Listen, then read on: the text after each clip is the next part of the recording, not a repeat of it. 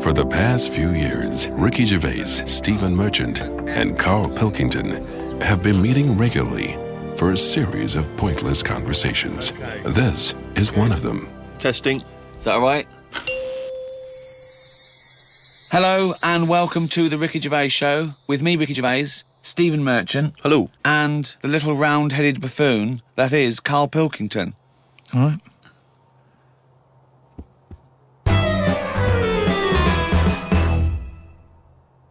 I think it's probably best, Rick, if we return to the very beginning of time, the dawn of man, because, of course, even in primitive, prehistoric ages, medicine was practiced in some ways from the research people have done, cave paintings and the like. Karl, I wonder if you would just give us your initial thoughts on, the medicine of the ancient world. You sound like you haven't studied it, or you're being... You're being modest. Never really thought about it. I know that Tutankhamun, he died of having a knee injury. So they didn't have that much medicine knocking about back then. Right, where do you get this information from? It sounds vague. He came off a chariot. They're dangerous things. He came off a chariot? Honestly. You're going to make yourself look daft here, because that's what happened. Imagine that. In a room with Karl Pilkington, we make ourselves look daft. That would be incredible. Shall we move on to the ancient world in terms of Egyptians, the Greeks, the Romans, of course, because they made huge advances, particularly the Romans, who understood, of course, the importance of sanitation. You know, famously, their streets were clean. Yeah.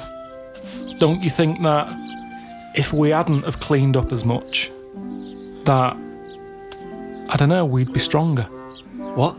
Well, I know what you mean. Yeah, they say let your kids eat dirt. Yeah, of course. Well, that's exactly what immunisation is, giving you a bit. Yeah, but of it's the gone disease. mental now. Whenever a baby's born, he's drugged out of his eyeballs. It's only about a week old. They're giving it all sorts of shots. Like what? Loads of stuff for whooping cough. Yeah, you don't want whooping cough. Tutankhamun could have died of whooping cough. No, but did you give it loads of stuff, and now it's like I don't know. It's making us weak. There's this big thing, like the superbug, where people took half the course of antibiotics. It was almost like an immunisation to the bacteria and virus against the antibiotics. That's what I mean. So, yeah, we need some germs, as you'd call them. But there are some that we have eradicated. I mean, I think it was in our lifetime that they eradicated smallpox from the world. There are rumours, of course, that both Russia and America still have the smallpox virus under lock and key, which they could theoretically breed and use in a chemical warfare situation. Well, there was a bit of a scandal a few years ago, I think 10 years ago, where in a university laboratory, someone came across a marked yogurt pot in deep freeze that had smallpox in it. When you say it was marked, was it like someone's put their name on it because they don't want someone to eat smallpox yogurt? No, I think they looked into it, and it was the deep frozen smallpox virus. What I mean is, it's under lock and key or frozen at minus 200 degrees centigrade. Why? Under lock and key and all that. It's not good enough. Get rid of it. Why are they keeping a little tub of smallpox knocking about? Well, are they not meant to be? Well, that's what a lesson. Was he doing there in the first place? To me, that's like in James Bond, where they don't kill him when they have the chance. He's always that little thing of, let's play with danger, let's keep a bit. Yeah, well, it's probably next to AIDS in the Kiora bottle. I don't understand why you'd store that. Well, there's probably a presumption, it's probably an overhang from the Cold War, where people were thinking, well, listen, what if Russia's still got some smallpox? We better hang on to some smallpox. It's just clutter, though, as well, isn't it? You see, we're obsessed. We're keeping stuff. And it's the same with germs. We can't even say, get rid of that. We won't be needing it. Smallpox. We'll keep it just in case. Get rid of it. We've got this obsession thing again. It's saving everything. You say that, but of course, famously Alexander Fleming discovered what may be the most important breakthrough of the 20th century, which was the first antibiotic, I think, in 1928. And he discovered that because he left a bit of old bread out for a while and it went all mouldy in his kitchen.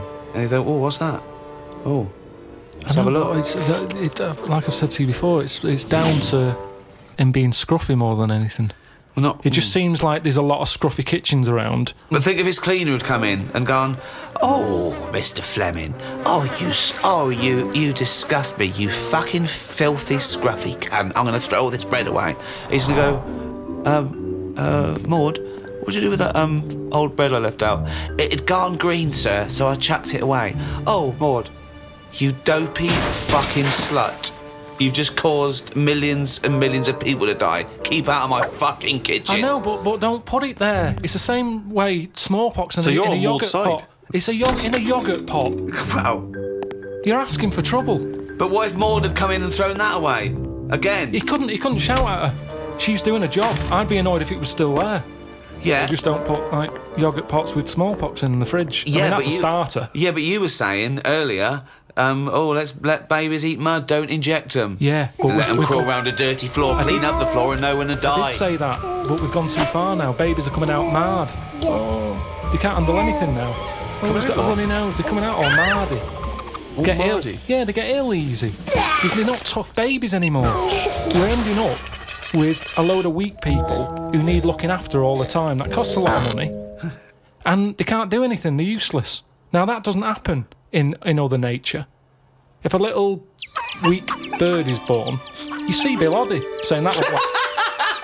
He says that won't last a week. And he's right. You watch it and he says, that third baby that came out, it died. And but what's your point, Karl? That modern medicine, which can help people live to the age of 75, 80, that it shouldn't be doing that?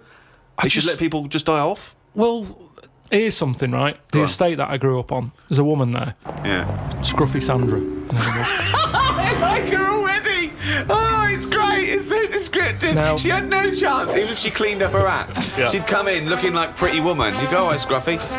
No, What's the point? What is the point? So the thing is, she used to always get on these buses called dialer rides that were sort of like posh taxis. You could call for one, it'd come round to your house, and it would pick you up and you'd pay like 50p. But it would pick up a bunch of other people as well. Yeah, on the way. So it would take ages to get to where you go. That is. No, it's good though. It's kind of a bit of a day out. Old people used to love it because you'd get to see things. Right. And you'd hear a call coming in on the radio that, Scruffy Sandra's being picked up. Oh, God.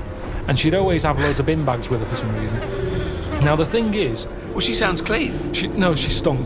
Well, she's taken out the bin bag, homeless? No, she wasn't homeless. No, she used to she just didn't bath and that. She just stunk. But the weird thing is... Why do they call her Stinky Sandra? She never was ill. Right. People didn't sit next to her. Yeah. Because she stunk. Yeah. Now, because of that, anyone who might have had a bit of flu or a cold never sat next to Scruffy Sandra. Right. Because she stunk. But that was good. That was like a protection thing for her, because she knew that because she stunk, no one wants to sit next to her, she wouldn't pick up the germ.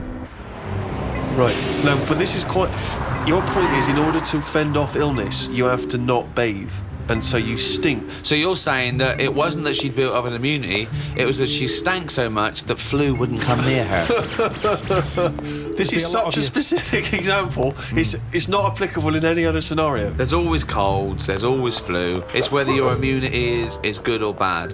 That's interesting, isn't it, that more sort of colds are spread through shaking hands than people, just taking in the air. That's why some sort of germaphobes don't even shake hands anymore. Yeah, well, that's going too far, because they're going to die or something. You can't be that paranoid. You've got to get on with your life. Loneliness. And it's good to feel ill, because when you feel better, you appreciate how good you feel. Doesn't make any sense at all. It's good to feel ill. Doesn't make any sense at all. No, it does afterwards. The other weekend, when I was ill, I don't know what was up with me, but I got something. Symptoms?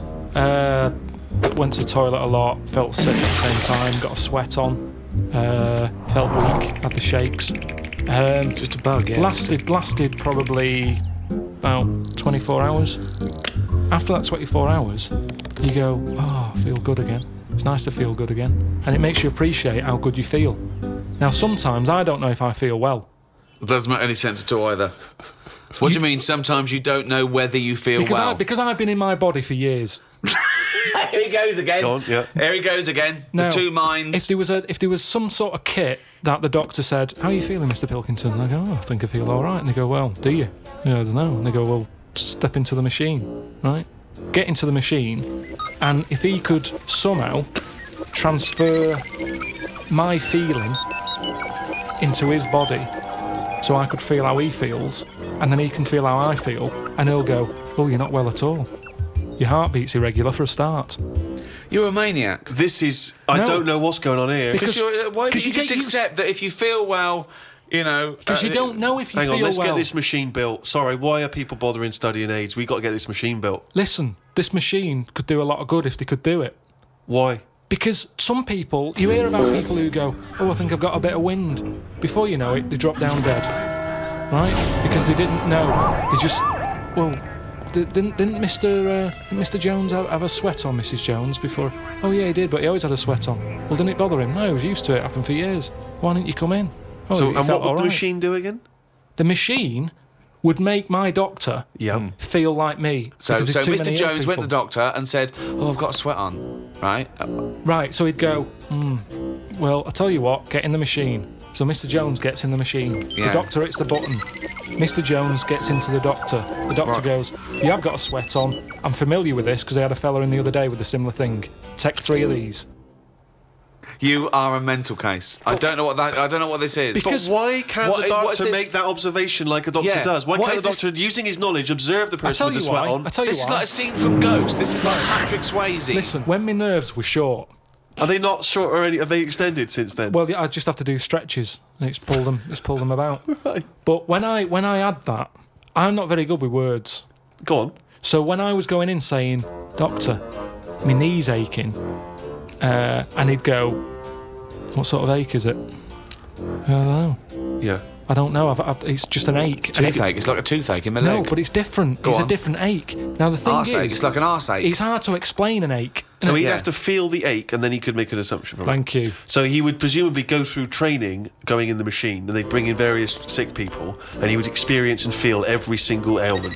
Great. Yeah, but over. Doctor, I'm going to let you know now what a swift kick in the bollocks feels like, just in case you ever have to diagnose that. Oh, you God! I can't remember that one. Yeah, but Doctor, now you're going to feel a spike up the arse. it's all about. It's, Oh, I can't remember that one. Okay. No, Doctor. couldn't I just wait until the man comes in with a spike up the arse? No, we got to tell you so you know But when I you reckon I feel could it. assess it if he's coming, he's got the spike up his arse. I'd You've be able got to to tell. experience everything before someone comes in and gets into your body like Ghost, and you'll know what it is. Hey, listen, let's not dismiss this idea out of hand, of course, because you'll famously remember, Rick, that Karl had the idea of a man who can grow backwards. So he's born as an old man, and when he dies, he's a young baby. and with all ideas comes something. Einstein said that. He said if an idea isn't. Go on. wait, Wait. Just what let did him Einstein finish. say? We've got an Einstein quote here. Yeah. This is a historic day. Karl, sorry, what were you saying? What did Albert Einstein say? He just said something along the lines of. Well, no. Give us the Come on, quote. do it. Give us the No, quote. it doesn't matter about how he worded it. It's the point in hand. Well, I think it is. I think a quote. I think like all, any sort of poetic content of anything is exactly how it's worded. So just what did Einstein It's say not, exactly? it's not. No, it is. Yeah. Well, he said something along the lines of Go on.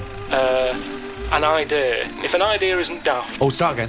No, come on, let's hear it. No, because he started. Because he he said if an idea isn't daft, it isn't worth thinking about. What?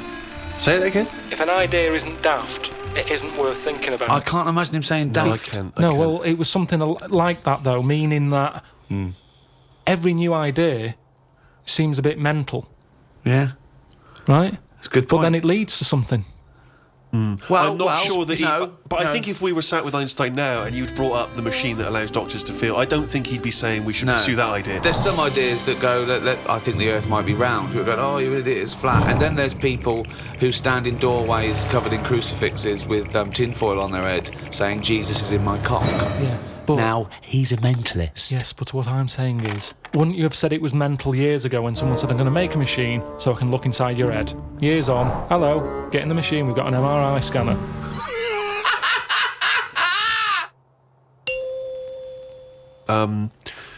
You may obviously be aware, Karl, that the first contraceptive diaphragms centuries ago were citrus rinds. Half an orange rind, for instance, would be used. I mean, more selfish men turned them inside out. I believe that's also still being used in parts of Manchester. For what? An orange. Just think of your head. And it worked. Well, we don't know at this juncture. I mean, maybe I don't It know, works for contraception because women went, fuck off, what are you coming to me with a fucking orange on your cock for, you don't cunt? But it could. I mean, again, it's that thing, innit, of we look at it now and we laugh. But look at what's happening. People now are always trying to get us to eat more fruit. I don't. Amazing. That's a way of getting. I thought for a minute he was going to say, okay, so they start with, then they went from the orange rind to, say, a coconut shell. Yeah. That was too big, that didn't work. Run! Here comes Coconut John! No, don't put half a pineapple on your cock. That's insane. Yeah, that's mental. And then somewhere down the line, they finally got to contraception as we understand it. Is that? I thought that's where you're going, but no. Something about eating oranges is healthy for you. What I'm saying is, if you go into any well-known supermarket and you look at, say, some young kid who's had a kid, and you look at stuff in their shopping basket, they're not buying fruit. They're buying, burgers and chips. Turkey Twizzlers, crisps and all that. No, but they love having it away. Get some fruit in. So they definitely have fruit in the house, which at the moment, a lot of kids don't have fruit in their house. That's why they're eating Turkey Twizzlers. But the mum loves having it away. So she would have loads of fruit in. So everyone's happy. If the she kids was are using eating an fruit. orange for contraception, she would also be giving the kids half. Well, you wouldn't waste so half it. the orange she'd give to the kids, and half the orange she'd stick up her fanny. Yeah, a treat for everyone. Have a bit of fruit, and she's got what she wants. Whereas at the moment, what happens? A burger's not coming in helpful for anyone.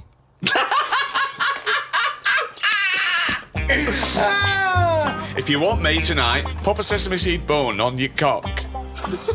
Take out the fucking pickle. No one likes the fucking pickle up the fanny.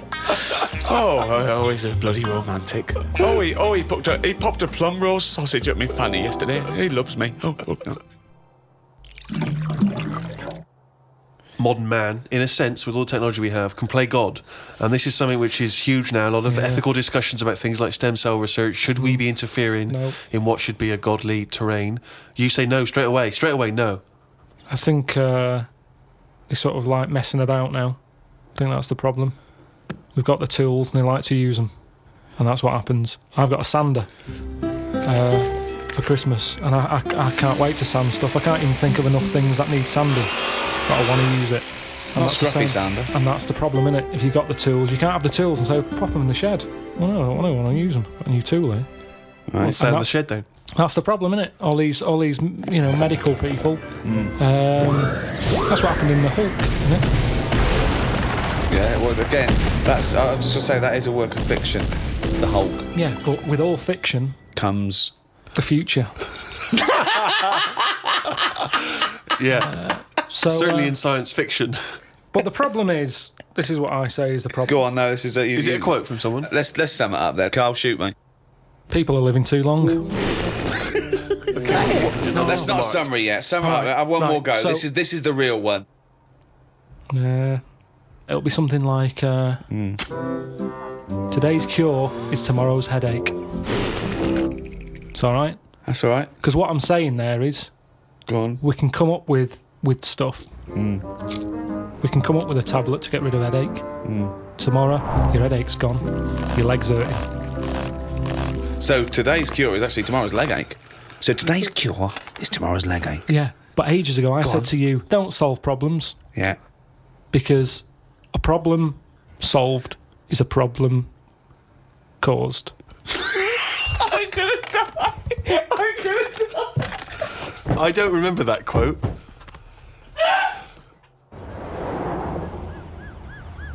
Medicine is the art or science of healing. And that doesn't always have to be a drug or a surgery. We mustn't just forget that some people don't need medicine, they just need help. For example, there are people that help disabled people have intercourse. There's someone that actually helps the man put in his penis to the woman's vagina. They leave the room. What?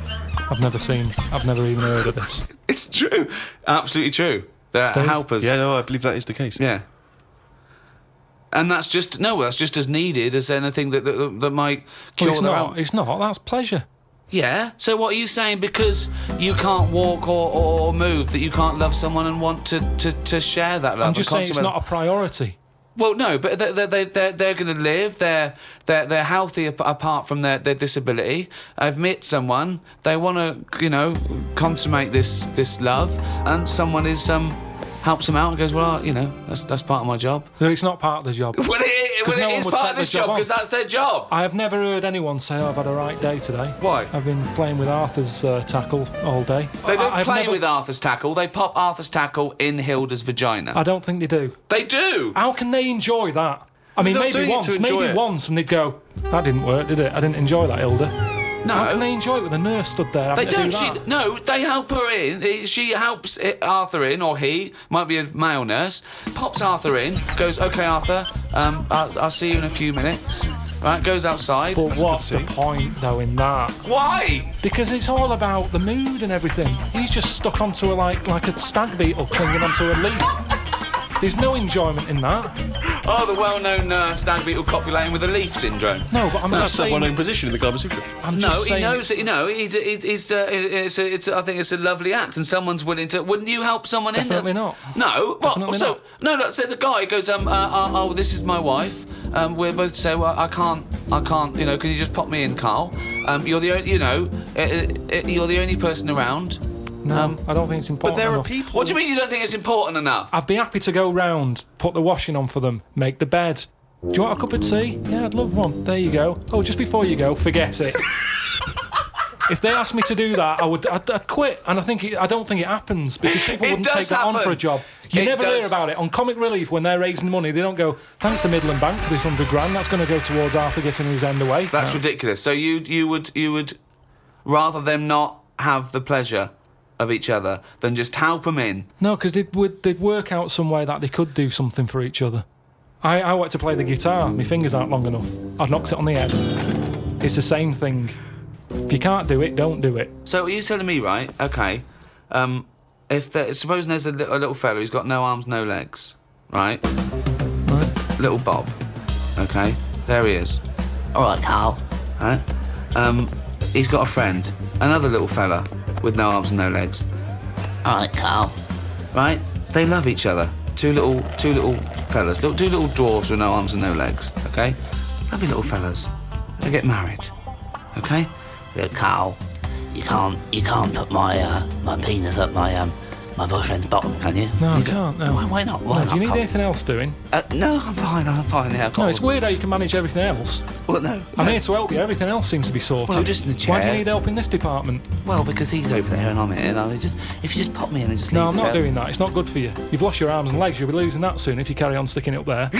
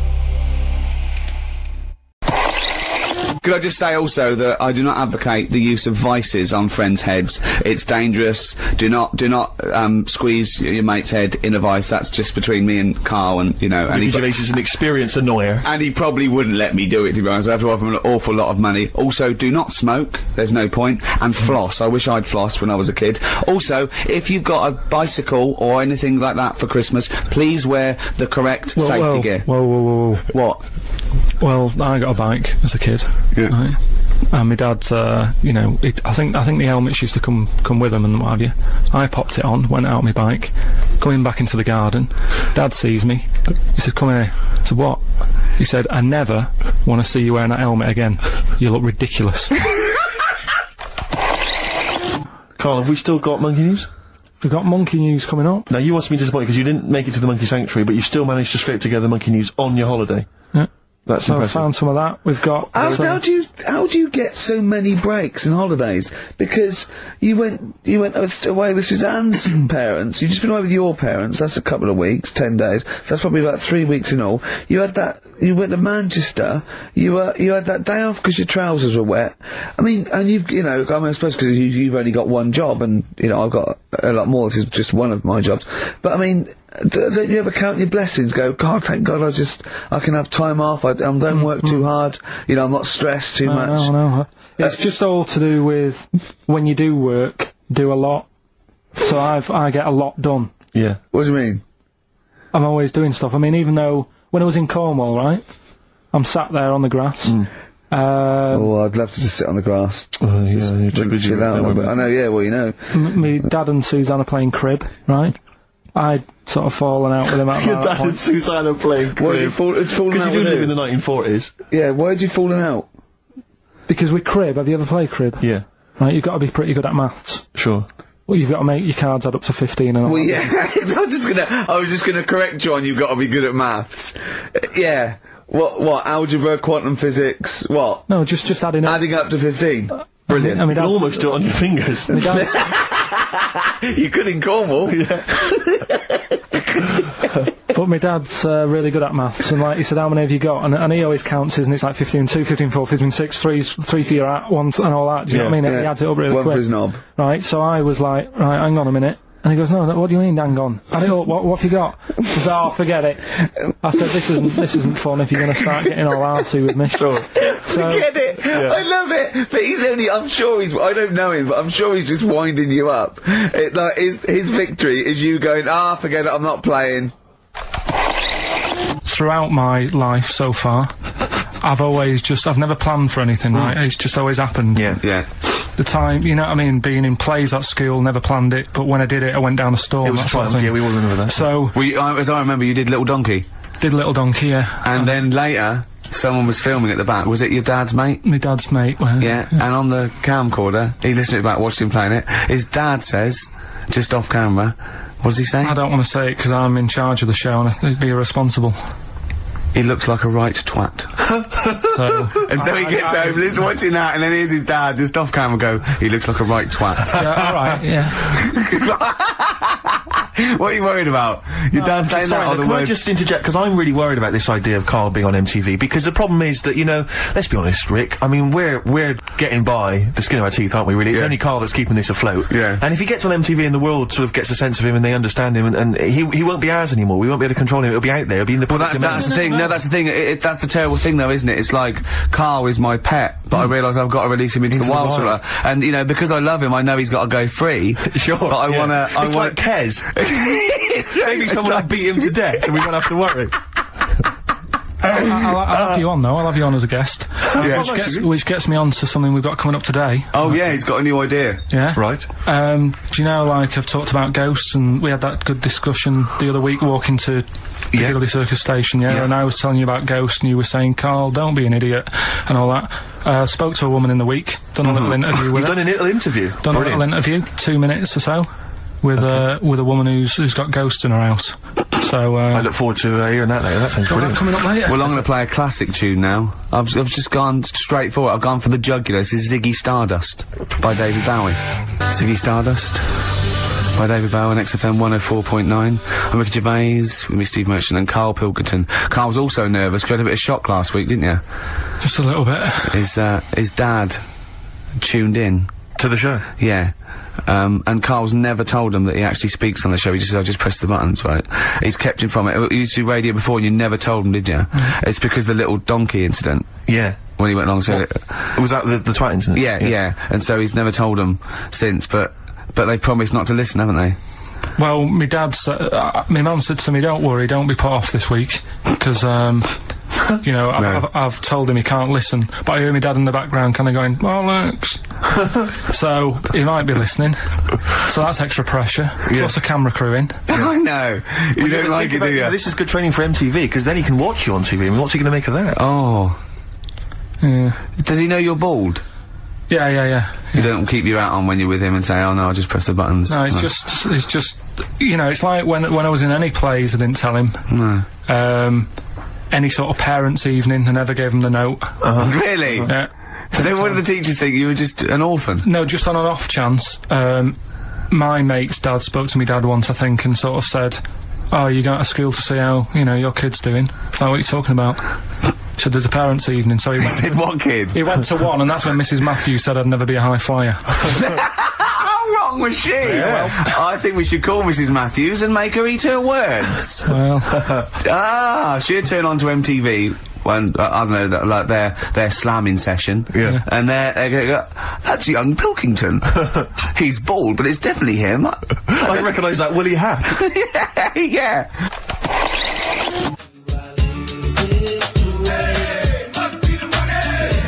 Nelly, Ride With Me.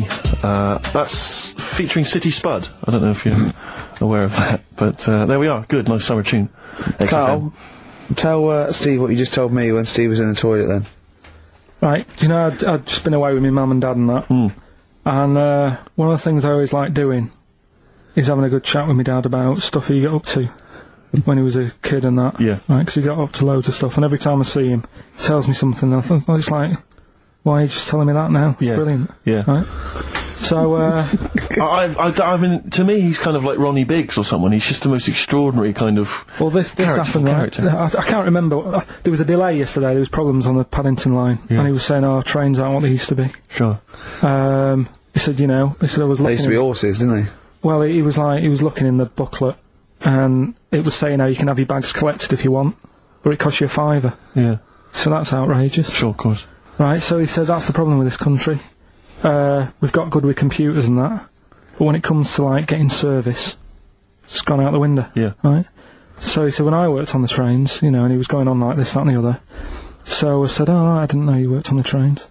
He said, yeah, when I was 18, right, it was his job to get the coal, right, and chuck it in the engine, right, and one day he's in Grand Central Station in Manchester, which is now the GMX Centre. Right. Right? And that was like the main station. And he was in there. The fella who should have been sort of driving the train, Yeah. right? He said, "Oh, I'm just nipping to the pub. Sure. So you just stay here, keep the engine topped up and stuff." Yeah. So he's like, "Yeah, all right." For a quick getaway. Yeah. So the fella goes in the pub, and my dad's in there, putting the coal on. He did his bacon and eggs on a little shovel. Yeah. Yeah. And anyway, fella comes up. He says, "Right, can you move the train forward now?" Oh, blimey. So he was like, "Oh." So he didn't want to say, "Oh, the fella's in the pub," because he'd know we'd say, "What's he doing in the pub? He should be working, Of course. right?" So he said, "Yeah, no problem. I'll sort it out." Right. So he puts it into gear or whatever you do on them trains. Sure, right? puts it into first, yeah. Starts going forward.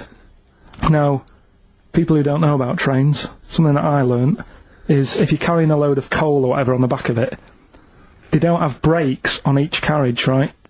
It's only the engine that has brakes on it.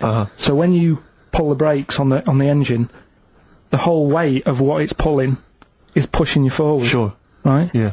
So he doesn't realise this though, because he's just used to cooking bacon and eggs and chucking coal in. Of course, thing, yeah. right? So you've got to slam the brakes on sooner than you would normally. Yeah. Well, you have to anticipate it, I suppose. Yeah. But he didn't know that, course so he didn't, he's pulling in, he's thinking, right, Well, he's put the a brakes, Pilkington. I'll put the brakes on now, Yeah. right? Puts the brakes on, the train just keeps going, he's going, "Oh god, it's not stopping." Sure. It ploughs right through the signal box. Right? Loads The of baboon damage. pulling the single to know what to do. Yeah. Loads of damage done. Apparently, if it was today's money, Yeah. it'd be about £3 to £4 million worth of damage. It shut the station off for 4 weeks. But he didn't lose his job. The fella had lost his job, the one who was in the pub. Yeah. He said the funny thing was, he said like £4 million worth of damage. He did his ankle, his wrist in. He had 3 weeks off sick and got paid. So it's brilliant. So I love your family. It's extraordinary. The Pilkington gene. weird, isn't it? I'd like to see a documentary following you and your family. You'd have to get the family involved. No, the sort of stuff my dad goes on about. They'd never put it on telly.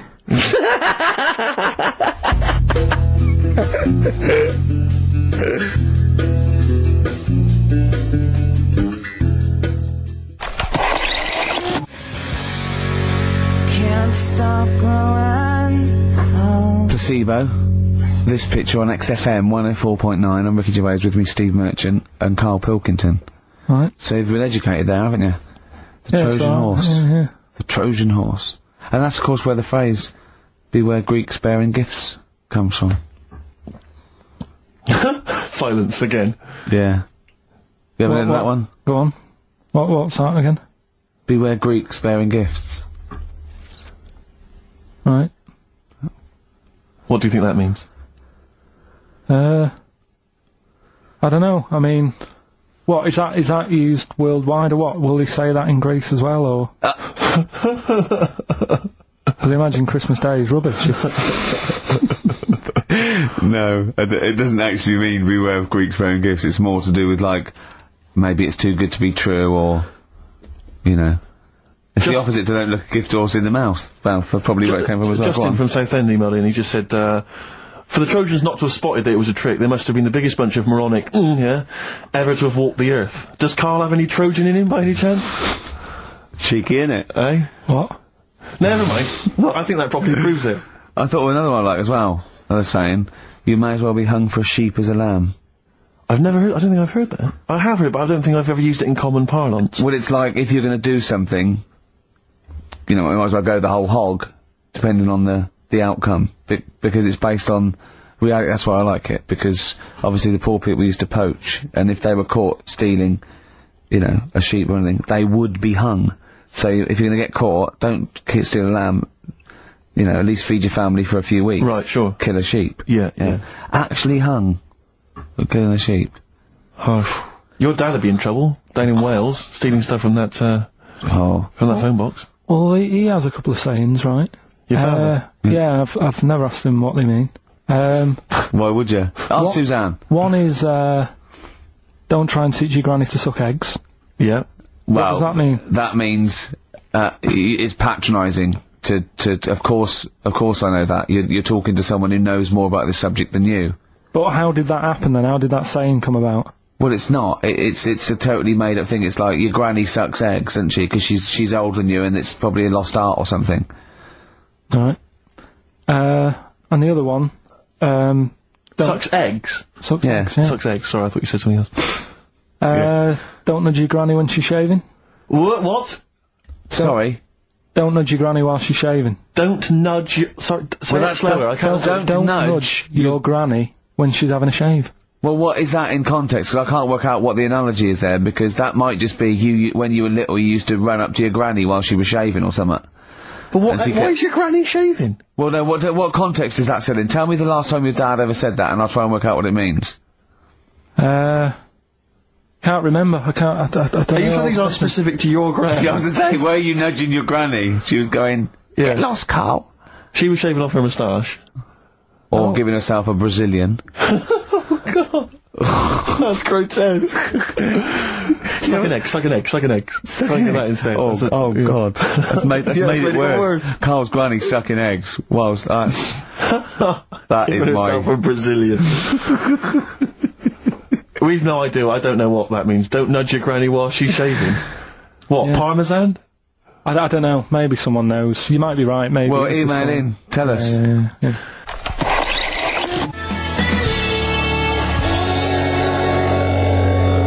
Cardigans. You're the Storm on XFM 104.9. Well, nearly the end of the show, but we wouldn't let them down, would we? You know what it is now, don't you? Oh, chimpanzee that monkey news. Right. Now, whilst I was in Cornwall, I wasn't online. Right? I didn't have the internet, so it was like, oh, what am I going to do? And I didn't come back till yesterday. And I thought there's loads going on that I don't know about in the monkey world and stuff. I was hoping to get some from the zoo that I was meant to be going to. Of course, that didn't happen. So I said to my dad, do you know anything about monkeys? Or have you got any stories with monkeys? Brilliant. This is what Trevor McDonald does. Turned out... 9:45, he goes, oh, got nothing. Dad, anything happen? You got anything politics? Anything politics, Dad? This isn't monkey news, I'm just giving you this free. Yeah. Oh, brilliant. Turned out one of his mates used to have a chimp. Right. What do you mean one of his mates used to have a chimp? Well, two of his mates Mind you, Oh, one sorry, wasn't yeah, his mate, one wasn't his mate. I was thinking it sounds a bit far-fetched living in Manchester, like. But if there was two of them... He had a chimp, had to thump it in the head. For doing what? Answering back? Oh, God! Tried it on with his wife. Had to thump it in the head for trying it on with his wife! I love it. It's a proper fist fight in a pub in Manchester. Oh. I'd call him up, but he's one of them who, like, swears all the time. Oh. I mean, it'd be good to get him on and Let's interview him. Can we not interview him pre-record? We can bleep out the swear. I'd love to hear his do story. a lot of work, that. Yeah, well, we're not scared of work, are No, we, I mean, Steve? I'll get myself if you can't be bothered. Yeah, Oh, I'll have a word, I'll sort it out. Yeah, try and sort that out. yeah, next you week. sort that out, yeah. Well, don't tell us the rest of the story then. Let's let him say it in his own No, words. but there was another one as well. Some When you fella- say you can get him on, but he swears a lot, you mean the monkey? I'm assuming he's more coherent than your dad's mate. But there's him, and there's some other fella he knows who had a funny name. I'll have to find out, 'cause you'll love his name. But he was a drag artist. Yeah. And, I think he said my dad went round one day, I don't know why, right? Went around there, knocked on the door, chimp answered. Carl, I don't know what you're doing, mate. I don't know where this place you live. Next door, there's an horse in the front room. There's chimps Mad, running mate. round. Mad. Anyway, Chimpanzees! Is that it? Is that the end of the story? There's a chimpanzee in the door and that's the end. You sure it wasn't a drag artist before he'd shaved?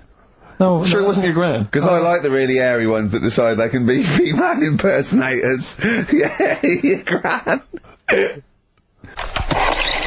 You and your father have probably come across this sort of dilemma in the past, and I'd be interested to know what your take is on it. Let me see, this is from Lee Matthews by the look of it. He says, he lives in a suburban area where the local teenagers also live on the same road, and they're running riot. They're smashing wing mirrors off the cars, they're crashing into parked cars on their skateboards, they're just generally making mayhem, night and day. What can he do to stop this going on? The parents of the kids don't seem to give a damn. Anyone who complains to them, they just say, "Oh, piss off." The police are useless because they never catch them in the actual act of violence, which is what they got to do to apparently convict them. So they don't know who to turn to, really. It's rather like when a little old lady went and got the A-team, It's a and he was dressed as an elderly Chinaman. Exactly. She knew who he was. Colonel Decker didn't have a clue. Yeah. You see, it's weird, because now it has got out of hand. Do you know what I mean? Like, years ago when I was growing up on the estate, yeah, you had problems, but not like you have now. Do you know what I mean? Summers were nicer as well, weren't they? Well, it did seem that way, didn't it? Yeah. Right, and... Police are getting shorter and But you yourself kind of admitted in the past that you were something of a tearaway. You didn't do anything but like never- these kids I mean, here, the thing is, I was scared that if I got caught doing it, my dad would go mad. Yes. And I remember smashing a car window by accident and legging it in the lounge and sort of pretending to go asleep on the settee. Right. Genius. And I heard a knock at the door. and I chloroformed thought- himself just to be unconscious when his dad came home. And there was a knock on the door, and I thought, oh god, this is a fella who saw me. I was chucking a stone in the air, seeing how high I could throw it. Of course you were. Did it keep landing on your head? That would explain a lot. And it came down. Chucking a stone in the air, love it. See how far I could It's throw. brilliant. So, I wasn't bothering anyone. Did you by invent that game? that, right? Did you get the stone for your birthday? Go and play with your stone. He gave one to Suzanne. Carl, go and play with your stone. The thing is, right, and it came down at a funny angle, and it, Of course it did. It ate the back of this car, and the back window is the most expensive because it has that heating thing in it. Yeah. In case you got a frosty window. Yeah. So I thought, oh god. So I legged it in, got on the settee, went to sleep, knocked at the door. Genius. It's a brilliant plan. It's a brilliant plan. I couldn't be guilty. I'm asleep. So I love the idea. So the thing is, our lounge used to sort of you could see in from the door, right? So this family who saw me do it saw me asleep on the settee, and my mum said, "Go and get the door," and I sort of went, "What?" as if I'd been asleep, and went to the door like rubbing my eyes, and the fella said, "What did you run off for? I saw you." I was like, "Oh no." And I didn't see my dad. I went out. It was when he was working sort of evenings, so I went out so I didn't have to see my dad. And then the next day I came home from school, and my dad said, 45 quid. Ooh. That's all he said. all When he he said. looked at me. And then you fell asleep when he went, wake up. You know what I said? No, 45 quid. Now the thing, Carl. he didn't have to do anything. £45, Carl. Now I know you were saving up for a brick, but you can't have it. Yeah. But do you know what I mean? It's like, I knew I did wrong. and I was scared that my dad was going to belt me. Yeah. So I was like, I'll be more careful next time. But that was clearly good parenting on the part of your father, because these young tykes, clearly they don't have the what do you do? The father's I don't even. I don't know if you were living in that street. Very quickly, what would you do? What would your approach be? If you were living in his street. What if they'd come on, right, and they just vandalised all your pebbles, right, that you've been saving over the years, and just threw your gravel away? What would you do if they just? I'd probably clout one of them. So you'd use violence? I think it's the only way sometimes. Sometimes the only way. And I don't mean, really bad, but I'd show them that I'm not putting up with this. Right. And then the problem is you've got their family coming round, and they're probably quite... Go to sleep. If you hit a kid and the dad comes down, just go to sleep. Yeah. Just... equally, if you're doing a bigger crime, a bank job or a murder... Remember to take the stocking off your head, because if they wake you up and go, why have you got a stocking on your head? Just go, I had a weird dream. It won't work. What do you mean? If Tony Blair came to you and he went, Karl, listen, I'm having a bit of trouble here. I don't know what to do. I've tried everything. I've tried spin. I've tried being tough. I've tried backing down. I've tried getting other countries involved. They don't want to know. What do I do? What do I do? You don't know? Tricky one. It's a tricky one, yeah. I don't worry about it. If it's going to happen, it's going to happen, isn't it? Yeah. Do you know what I mean? Yeah. Just get in the bath, put a mattress on top of you. That's it. Sorry, why are you doing that? Ooh, slow down. Why are you doing that? That's what they say you do, isn't it? If it kicks off. If what kicks off? If there's a war and that, you get in the bath, put a mattress on top. Right. Did they do that in the Second World War for 6 years? Was that making bunk beds? That's what I read somewhere. Yeah. Is the bath full of water? No. That'd be daft. Okay. I think they were enamel baths then, though. I think they'd stop a bit of shrapnel. I think the plastic ones you get nowadays would probably melt on you. And the mattress, where your dad has cut it in half, all the foam would come out and the springs would get you in the eye. Oh, talking about my dad. Steve, you'll love this, right? Go on. My dad hates being ripped off, right? Yes, well, I can relate to that, that's important. Hates coming to London now. He always wants me to go and see them rather than come here, because he just thinks London is like a big rip-off. Last time he came, he got annoyed because I bought him a scone and a cup of tea for like 3 of us, and it was £14, and he just was livid. And then we had an argument about that, and then we went to the Millennium Wheel, and I said, do you fancy going on this? He said, oh, alright. And then he saw the price, and it was something like 20 quid or something. And he said, 20 quid to go up in the air to look at stuff that's on the ground. He said, I might as well stay on the ground. Brilliant. Right? Thought, good point. His logic is impeccable. So anyway, this is going on. Anyway, he spoke to me the other day. I said, how are things? Are they alright? And that? He said, being ripped off. I said, why? He said he ordered, do you know the place where he got a new bed from because he cut the other one in half, yeah. right? He got this bed out of a catalogue. So he sorted out a payment on the phone. He said, look, you're ripping me off a bit here on the interest thing, but well, let's do a deal. We'll sort out a new monthly payment that's different to what it says in the catalogue. And he said, yeah, we'll go along with that. Anyway, so he sorted that out. He was happy. The bed arrived. It's a nice bed. He said, that's great. So anyway, he got the bill for it, and it was the original price. Oh, I thought that might be the case, yeah. Right. So he called up and said, I'm not happy with this. He said, we said a deal. And oh, no, don't know what you're talking about. He said, right, don't send me your catalogues anymore. He said, I'm not buying anything from you. You're a rip-off merchant. Right? So anyway, a few weeks go by. Post comes. Only another catalogue in the post. He's livid. Right, so he was well annoyed. Yeah. So he looked on the back, and it said on it, this catalogue will always be property of, the company that does it. So you can't throw it away. If we request to have it back, we've got the permission to get it back off you. Right? So he thought, right, well, they're out of order. I told them not to send me one, and they have done, and they're saying I can't chuck it away. So he called them up and said, all right, Mr. Pilkington here, bought a bed off you, you conned me, and that. But, forget that. We've dealt with that. You sent me a catalogue, I told you not to. It says on the back here that this will always be yours. Yeah? So, in a way, you're using my house as a warehouse. I'll be charging you 26 pence or something a day. Brilliant.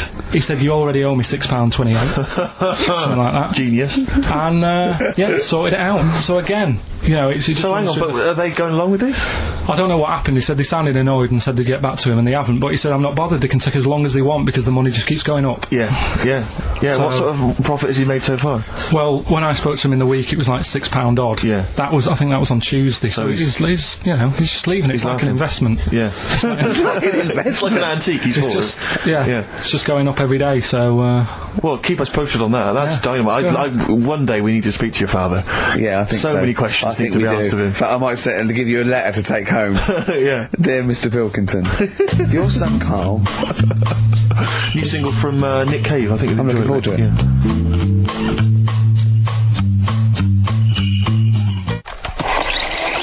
Steve. Yes. I think Karl's going to put most people to shame. We were talking about generosity earlier, because Karl is a nice, generous bloke when it really comes to it.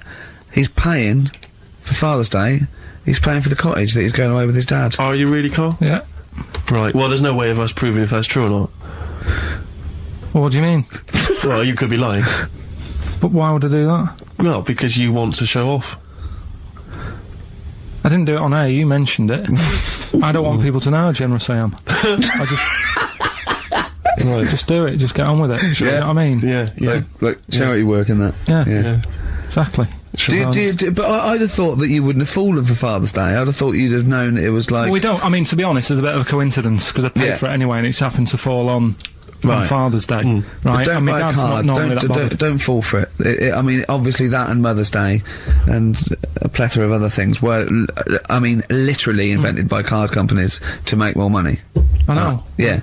That's I mean, my dad always says don't get him a card or anything. Because he hates it, with all these things that I'd like, rip-off times, really, just ripping people off. Yeah.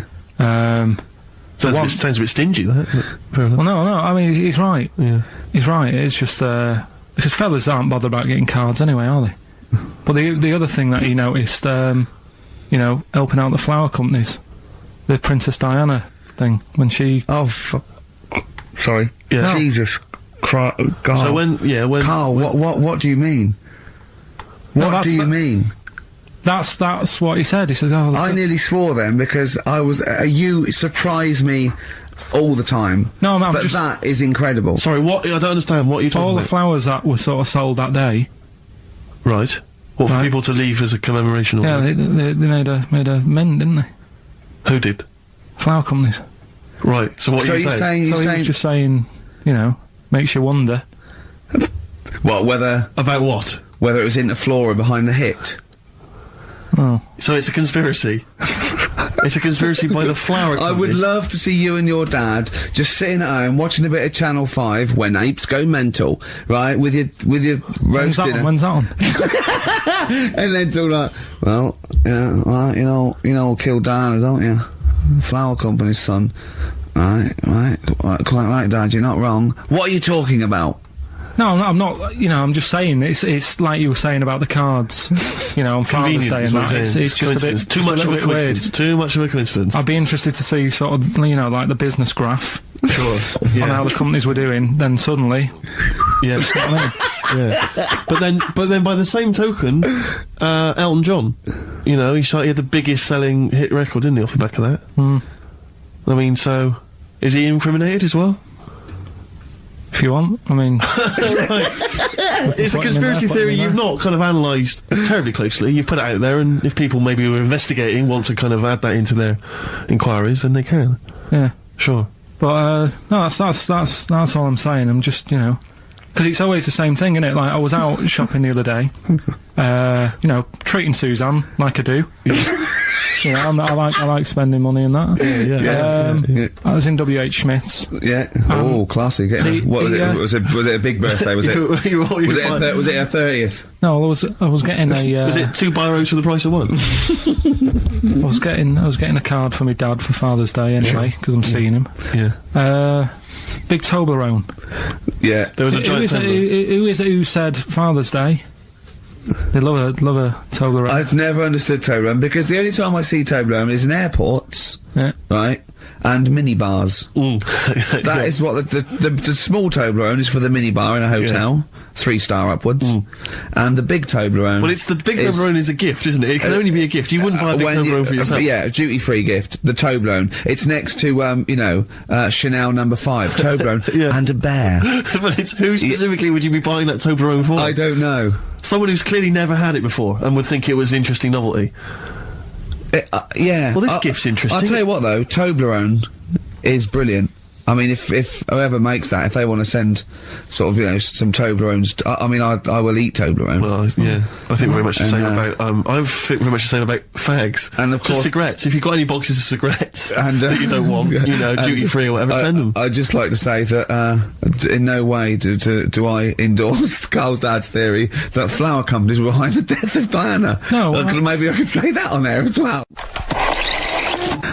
So these scientists, they're stuck away in the darkness. Let's tell them what they've been missing.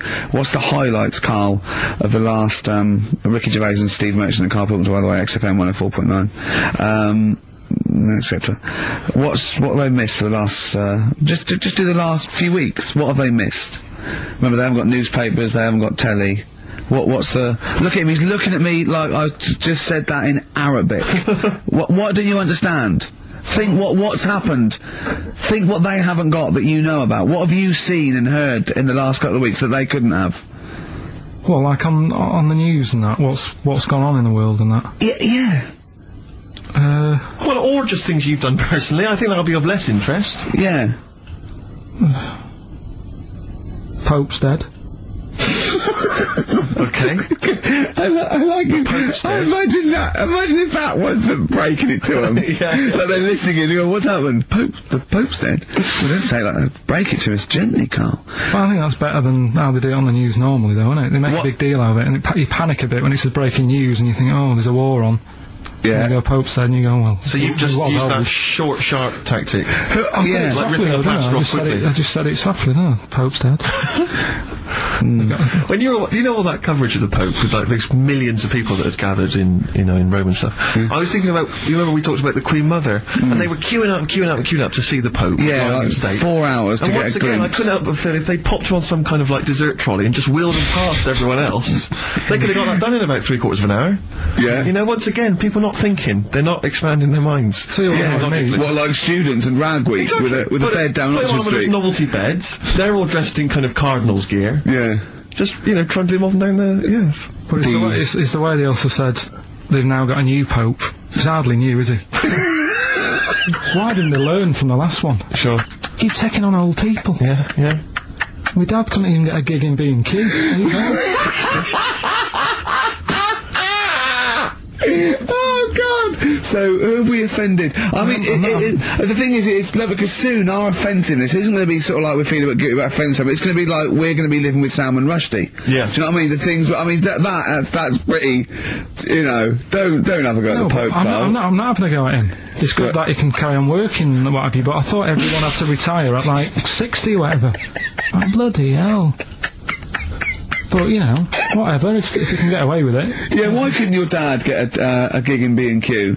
I mean, he goes there a lot, doesn't he? He goes there a lot! That's why, if you're just joining us for this one-off show because you're trapped in a bunker somewhere in the Antarctic, you should know this of Karl's dad. He's a thief. He steals things, and we've openly discussed this before. He steals this from other elderly ladies and elderly people. Perhaps he's not like Raffles, though. He doesn't go into their house. He's not a gentleman thief. No, what's it, its own people let's put this in context, you know, he's not a villain, but sometimes when people leave groceries lying around in a public telephone box... No, what it was, where they live now, they've retired, right? They've moved.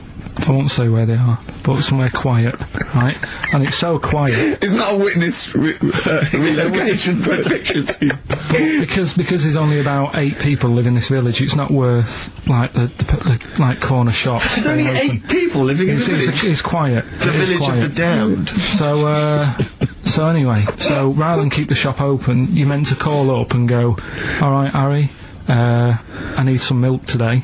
Right. And they stick it in a phone box outside in the shop, and my dad found that out. So when he's been out, just stop off at the phone box, have a look at what's left lying around. Yeah. But of the 8, I mean, there's 8 people in the village. My attention would be instantly drawn to the dodgy Manc fella. I mean, you know what I mean? It seems, in Manchester you can probably get away with this, there's a lot of scum up there, but down in this little village, you know, you got a little Miss Marple type and a little, you know, country policeman. He's stopped doing it now, has he? Stopped doing it, yeah. Cleaned up his act. Yeah. Good, alright, so with the Pope's dead, any other big news? There was that thing I told you about last week, the foot-long spider eats chicken. Go into my mum and dad's today. I'll cut to the chase, Rick. They basically, we got about 4 pages while they drive to his mum and dad's. Oh, Jesus I'll skip Christ. past that because it takes fucking forever. Got there, mum and dad, his mum made him some dinner. The old woman next door, brackets, whose man was a witch, just pop that in brackets. Just pop that in brackets. I think we've discussed that before, actually, the old woman whose man was a witch. Whose man was a witch. Yeah. Oh. The old woman next door has been worrying because she keeps seeing adverts on the telly about changing to digital TV. She's saying she doesn't want wires drilled into her walls because they'll make a mess. Me dad told her that it doesn't matter because it'll probably won't happen until 2012 and she'll be dead by then. He didn't say that to her, though, did No, he? he did. They've got, you know, she's old. It doesn't. She knows she's going to die. I mean, it's something we've all got in common. And he's right, isn't he? Why is she worrying about it? Maybe that's sorted it out. Put it into perspective for her. You will be dead when this happens. Don't be worrying about it. But everybody worries, don't they? You've got that little sort of hole in your head that you fill with worries. You know, everyone's got to fill that little worry hole with worries, and that's it. Worry hole. Everyone's got to fill the worry hole with We've got to worry. assume that there's a worry hole. A worry hole. Don't be filled with worries. I love the fact that, you know, doctors in a million years would dig this up and go, humans used to have a worry hole. Went to bed around midnight. Suzanne and I decided to sleep tops and tails, because it made me get a bit more room. Me dad had cut a bit off the mattress to fit it between 2 cupboards. It's amazing how much of a difference it makes just sawing off a bit of the mattress. You sort of roll to the edge, but the weight of the blankets keeps you in. This is like something from a Roald Dahl book. No, it's just, you know, you think anything, you can sort of trim anything, can't you? And it normally works. But with a mattress, I mean, he only took off, I don't know how long that is, but he's sawn off about that much on the mattress and then has stapled it back together again. Amazing. And it just makes so much difference. Of course it does, because a mattress is a very carefully designed object. Yeah, you wouldn't think so, though, would you? Well, you just would think if you had a it's full of fucking brain in sponge. your nut. Someone took his brain out of his worry hole? Oh, God. He sawed a mattress in half. So we decided to sleep tops and tails. It just gets stranger. So strange. Why? He did it to make the room nicer with the cupboards on either side. So he sawed a mattress in half. Well, not in half. Can you imagine how much harder it must be to saw a mattress in half? What did he use? What, a big electric saw? Well, it must have been, yeah, because there's a lot of springs and stuff in there. Jesus. So what happens to the springs? They just spring out the Well, sides. some sort of stick out a little bit, but you're not lying on top, are you? They come out the side. So he's just got a bit of gaffer tape and a staple gun. Unbelievable. Hey, man alive. It's like... Does he run it as a hotel? That's unbelievable. There are squats with better bedding arrangements. Well, we've had a bit of a bad thing in our house about mattresses and that, because when we first bought our first flat in Salford, you know what it's like when you buy somewhere, you sort of, you haven't got any money, have you, to buy extra stuff that you need. So we'd bought a bed, right, but there's that rip-off thing with beds where you buy a bed but a mattress doesn't come with it, which I've never understood that, because it's not a bed, is it? Without that mattress it's not a bed, it's a car without an engine. You wouldn't go, there you go, oh, that seems cheap, well, there's no engine in it. So we bought this like, you know, flat and what have you, and we bought the bed, and then we haven't got a mattress. So my dad got one from Uncle Alf. No, well, from that Uncle Alf fella, because he had one in his van that he used to use now and again if he was, like, travelling round. He'd just keep in the back on this mattress. Amazing. A bloke who drove around in a van with a mattress in the back. So How Uncle terrifying. Alf, right? Well, tell me about Uncle Alf. Well, you know about him, he's the one who slept in a dinghy. He's the one who... Because his mattress was in his car. Yeah, why didn't he go, oh, well, Alf, where's the bed? Left it in the car again. Oh, blow up the dinghy. Blow up the dinghy. I'm not going to go out and get it. Not at this time of night. So anyway, my dad got me his mattress, and it just stunk of diesel. And Suzanne was like, "Oh, I'm not happy with this," and I think she realised sort of what sort of family She got herself and into. stuff. Wow, she landed on her feet when she got you. So now she's always a bit touchy about, you know, mattresses and things. Unbelievable. Uncle Alf, of course, sadly passed away when he couldn't escape from his sinking ship. The fire engines were too late. No one got out of the way because they were laughing so much.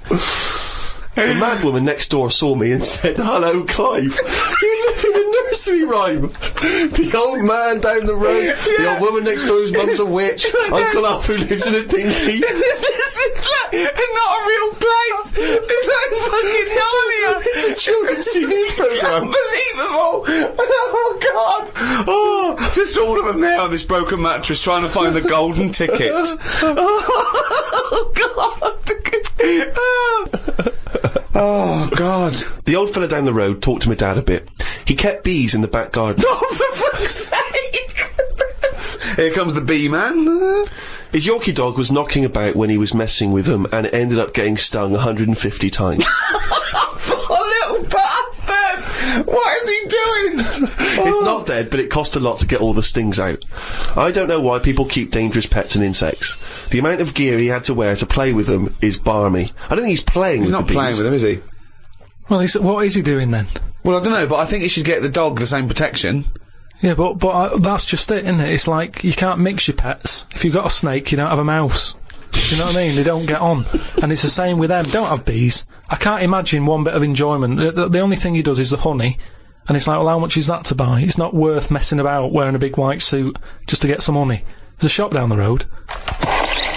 Because your dad was a cabbie, wasn't he? Yeah, he was, yeah. Couldn't stand it, but it's good money. He was he wasn't like a chancer, though. What was he doing when he put that little Forrest Gump in a wheelie bin? That was part of the cab company thing. They had to do like a charity event once a year, and he did it one year. Never asked him again. Tell us the story again. No, I'd rather not, because we got a few sort of complaints about it. Why? Why did you get complaints about it? Because he put a kid in a bin, and it's not the thing to do. So. But we could use it as a sort of sobering lesson for people. Yeah, tell it like a, you know, you shouldn't do it. No, yeah, but that's how I did it last time, but people still didn't like it. All the stuff I tell you, we don't take the mickey out of people on purpose. No. It's real life, innit? And that goes on in life. Yeah. My dad was saying that in hospital, though. Do you know how he was in hospital? Yeah. You know, he did some jokes about old people and that, and he said at the end of the day, if something makes you laugh, it's funny. And if it makes you laugh, you can't help laughing, can you? Do you know what I mean? So, what are you meant to do? And laughing's good for you. Yeah. So... But being laughed at isn't as good for you, is it? No, but there's probably more people laughing at one person, so if you balance it out, there's only one person who's upset and there's a bunch of people laughing. So, it's... Genius! Give me an example of that, give me an example. Well, for instance, Karl Pilkington as he talks and the people listening. No, give me an example of, like, so, you know...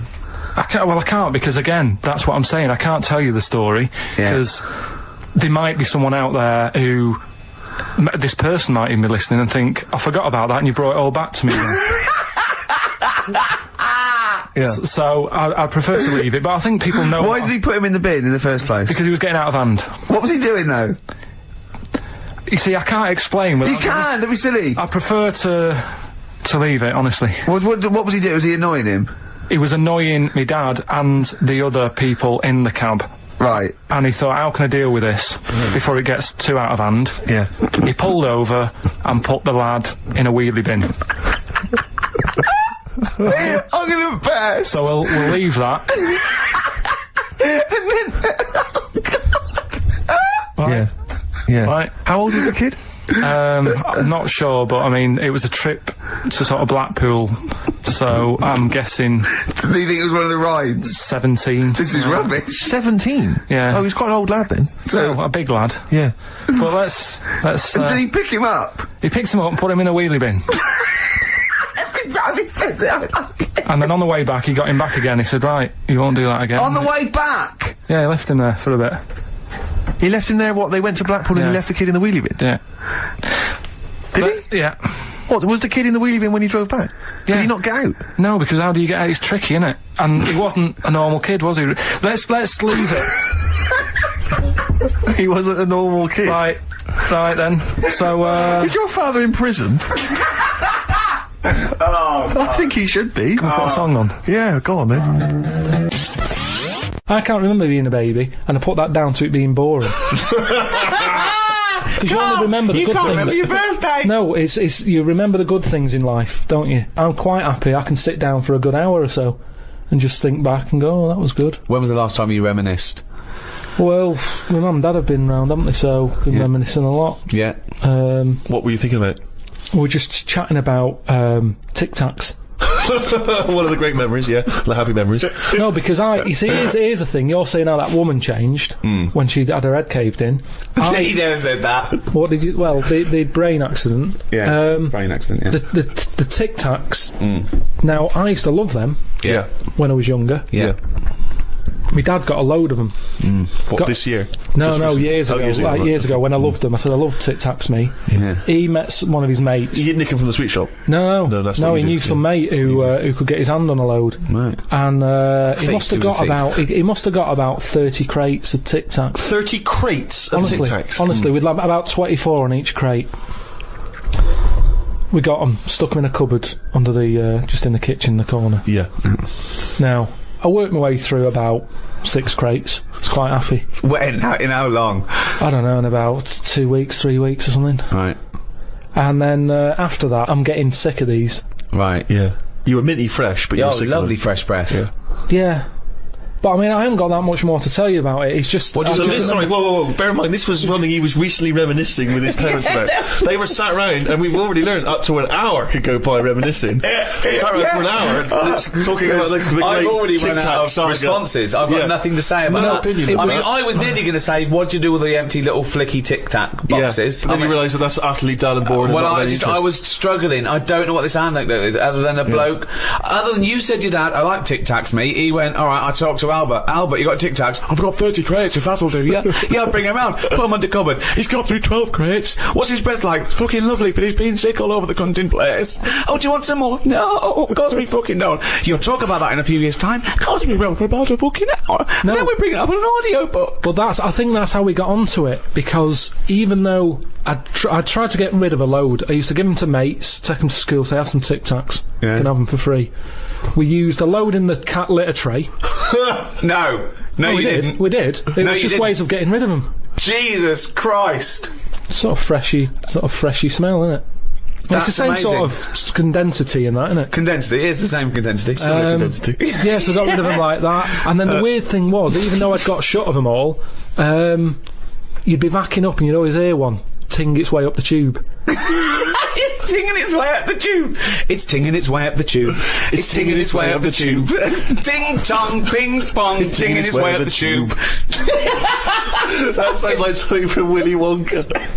Oh God! No, it's just I'm just demonstrating that because that's how many of them there were around the house. You'd drop them, they'd go in every corner and that, like Pac-Man or something.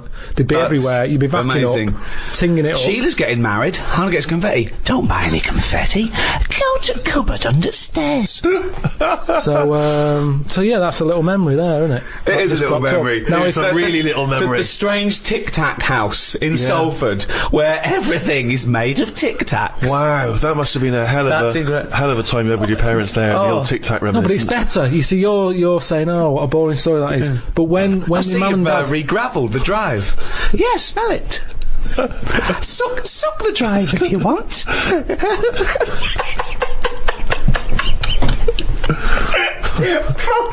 no, but it's different. When my mum and dad are there and they can remember that, and they're going, oh yeah, the Tic Tac incidents and stuff. What's known as the Tic Tac incident? The Tic Tac incident. Let us never speak of the Tic Tac incident. Yeah, I just imagine the clock ticking. There, it's Christmas Day. I go, what are you smiling at?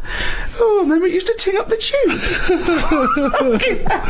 You should think about selling this to Hollywood. Listen, what do you remember then? What do I you remember? That's Wow. an amazing thing to That's say. a difficult question to answer. Yeah, I don't. Nothing at all. Why, out of interest though, and this will sound naive, why don't we remember the very early moments of our lives? Why is it? Is it because it would be too harrowing to remember the point at which we sort of born? Because I don't really remember anything from those first few years. Why is it? Is it just because the brain's not fully formed at that moment? I don't know. The memory's not sufficiently developed? I honestly, It's got to be trauma, hasn't it? It's the things. Again, we were talking about me being younger, and the youngest I could remember back to was 1978. How old were you then? When were you born? 72. What? was You summer holidays. you couldn't remember earlier than 6. You can remember back to about 2 or 3. Most people. What? No way. My mum and dad don't even remember me then. Because you're not doing anything. This is what I'm saying. Mum and Dad don't even remember me then.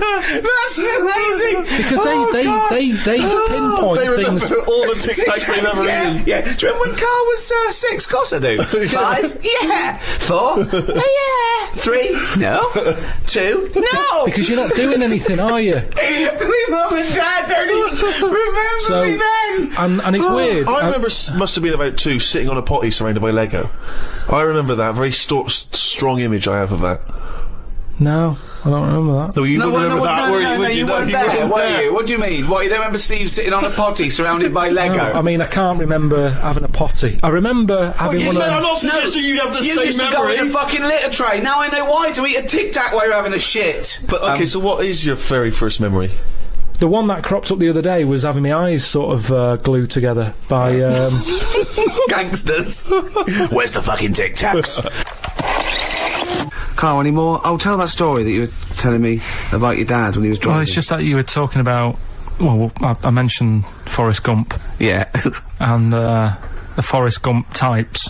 When my dad was when he was a taxi driver. Yeah.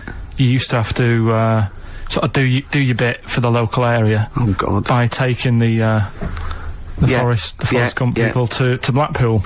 Yeah. Is that what they're called now, the Forrest Gump people? Is that what the organisations that support them ask for them to be referred to a minibus with Life is a Box of Chocolates.com. Well, Forrest Gump types. It must have been, so you worked with these people? The people with learning difficulties. And they used to get five. Coming home must have been a busman's holiday. So he got 5 of them in the cab. Yeah. And they had to go to Blackpool, and 4 of them were really good, you know, behaving themselves, didn't mess about, weren't fighting and stuff, but there was one who was just causing loads of trouble and they couldn't control him. Oh, and what you've got to be able to do with people like that, you don't want them to get stressed out because it's not good for them. It stresses them out, and you could end up with a bit. Thanks, Dr. Karl. You could end up with a bit of a riot on your hands. So he thought, I'll nip this one in the bud right now. And he pulled up just on the outskirts of Blackpool, and he took the one out that was causing problems and put it in a wheelie bin. Oh, no. Oh, I'm sorry. I apologise. He did what? Oh, he did it for the good of the others. He put it in a wheelie bin. He was having a good time. He thought it was one of the rides. Can you stop saying it? Him. Yeah. He you know, he was having a good time, and once he calmed down, my dad went back and picked him up, and he was fine. He had a good time. What, he left him in there the whole time the others were in Blackpool? No, he left him there, not the whole day, probably about an hour and a half. In a wheelie bin? In a wheelie bin. Why couldn't he get out? Because, like, his arms were trapped on the thing. One of those one... What, he tied him up? No, do you know, like, because he was a big fella, and, like, he managed to get him in so his arms were down the side like that, so he was a bit trapped. Wasn't he screaming and crying and stuff? He was making a bit of noise, but, do you know what I mean? What, you feel served him right? Well, but anyway, I didn't really want to talk about it. He just brought it up because of Forrest Gump. Did his, family know about this? Is this the first time they'd have heard about this? He didn't get asked to do it again. Because he had another problem similar to it where he had a little minibus, and it was his job to take a load of old women to the bingo hole, and it was miles away, and he took them there. There was no problem. About 10 old women in a minibus. One of them was causing trouble, so he pulled over it.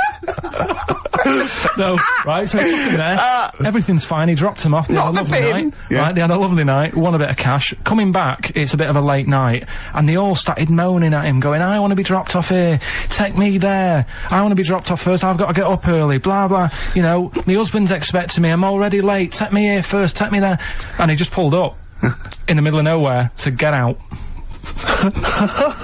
And he made them get out, and they all called for taxis. They charged that company who was meant to be taking him home in the minibus, and he got the sack.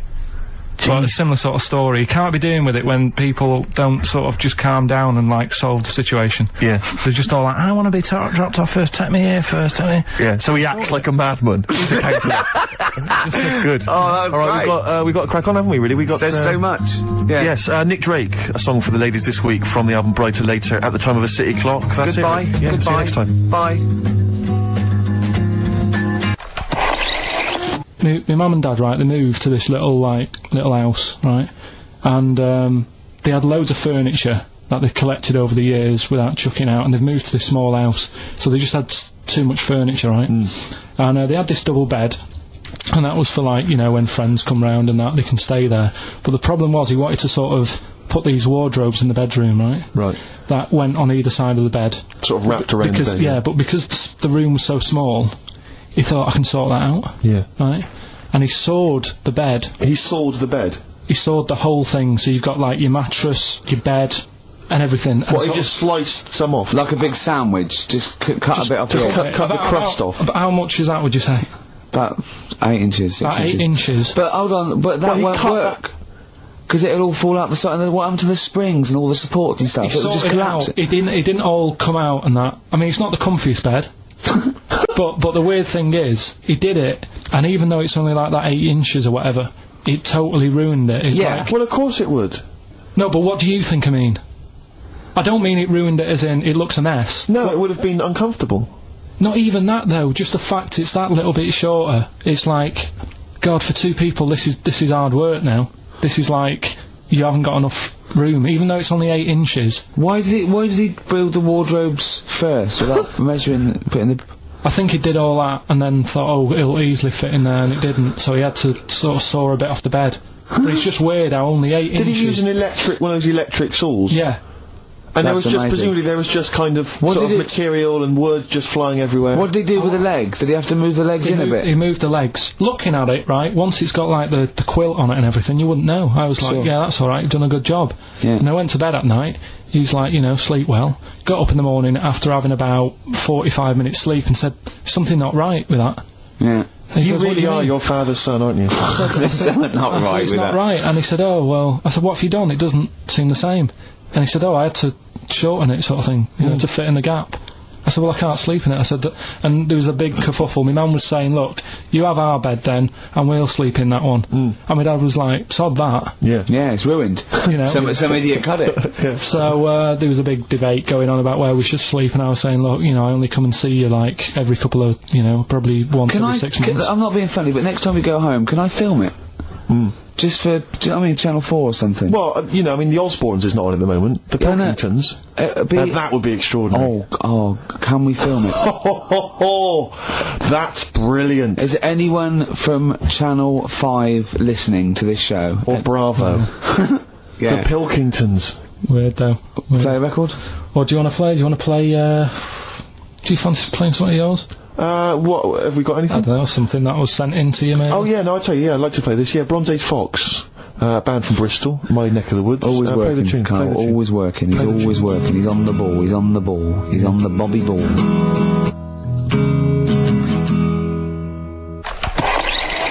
Anne Robinson putting the Welsh into room 101. What, because she didn't like him and that? Yeah, she just said, well, they're going in the, She said it slightly more eloquently than that. yeah. I can the people or the place? I don't know. I think it was the place and therefore the people. Yeah. What do you mean, yeah? No, well, my mum and dad have sort of moved from Manchester. They reside now in Wales. Oh, yeah. And it is, Look at his face, turning his nose up. no, but it is pretty depressing. Do you know what I mean? It's just one of them places that... it's like you go back in time and that when you go there. I mean, maybe the major cities there, maybe Cardiff is alright. What, even coming from Manchester, it's like going back in time? It's just... it's like one of them places that it feels like every day is Sunday. Do you know what I mean? It's just depressing and grey and slate Lots of everywhere. bickers walking around going, I'm late. Well, yeah, it is the sort of attitude they have, right? This is true, because my mum and dad live there and that, right? And they love it, it's alright, it's an healthy place to go when you get older and that. But, this is why they don't move on in Wales. Well, I'd just like to make another... No. Sorry to any Welsh people listening, we're not saying you don't move on. Karl is. No, but... Sorry about the little Chinese shoes again The as thing well. is, it's good that, in a way, that they do that, and they don't want to be, like, rushing about everywhere, because the way London isn't that great either, is it? Because it's totally opposite here, right? Yeah. So I'm not having a go. It is a bit dull. I think even people who live there will agree with me, Okay. right? But like one of the shops that my mum and dad use, right? It's only a little sort of villagey type shop. They can't be bothered staying open for hours and hours, right? Because there's not enough people use the shop. Yeah. So what you do is they get used to what you buy, and leave it out. They put it in a phone box outside. They put it in a phone box? Yeah. So it doesn't get wet. So my dad's loving that. Well, Once he yeah. found that out, it was like, brilliant. But how is that a bad thing? That's brilliant. Well, it's not for other people, it is for my dad, because he's picking up all sorts of stuff. Oh, no, he's not! Oh, yeah. He's not nicking other people's shopping. Well, it's not like nicking, is it? Because it's not theirs yet. Oh! And you've stitched him up on radio. Well, of course, because they're going to think, who's that? Who is there in town with a Manc accent? Who hangs around a lot? Who keeps making phone calls? And he's getting fatter. Yeah. That's You stitched it I right love up that. there, I Karl. love that your dad was excited when he found out.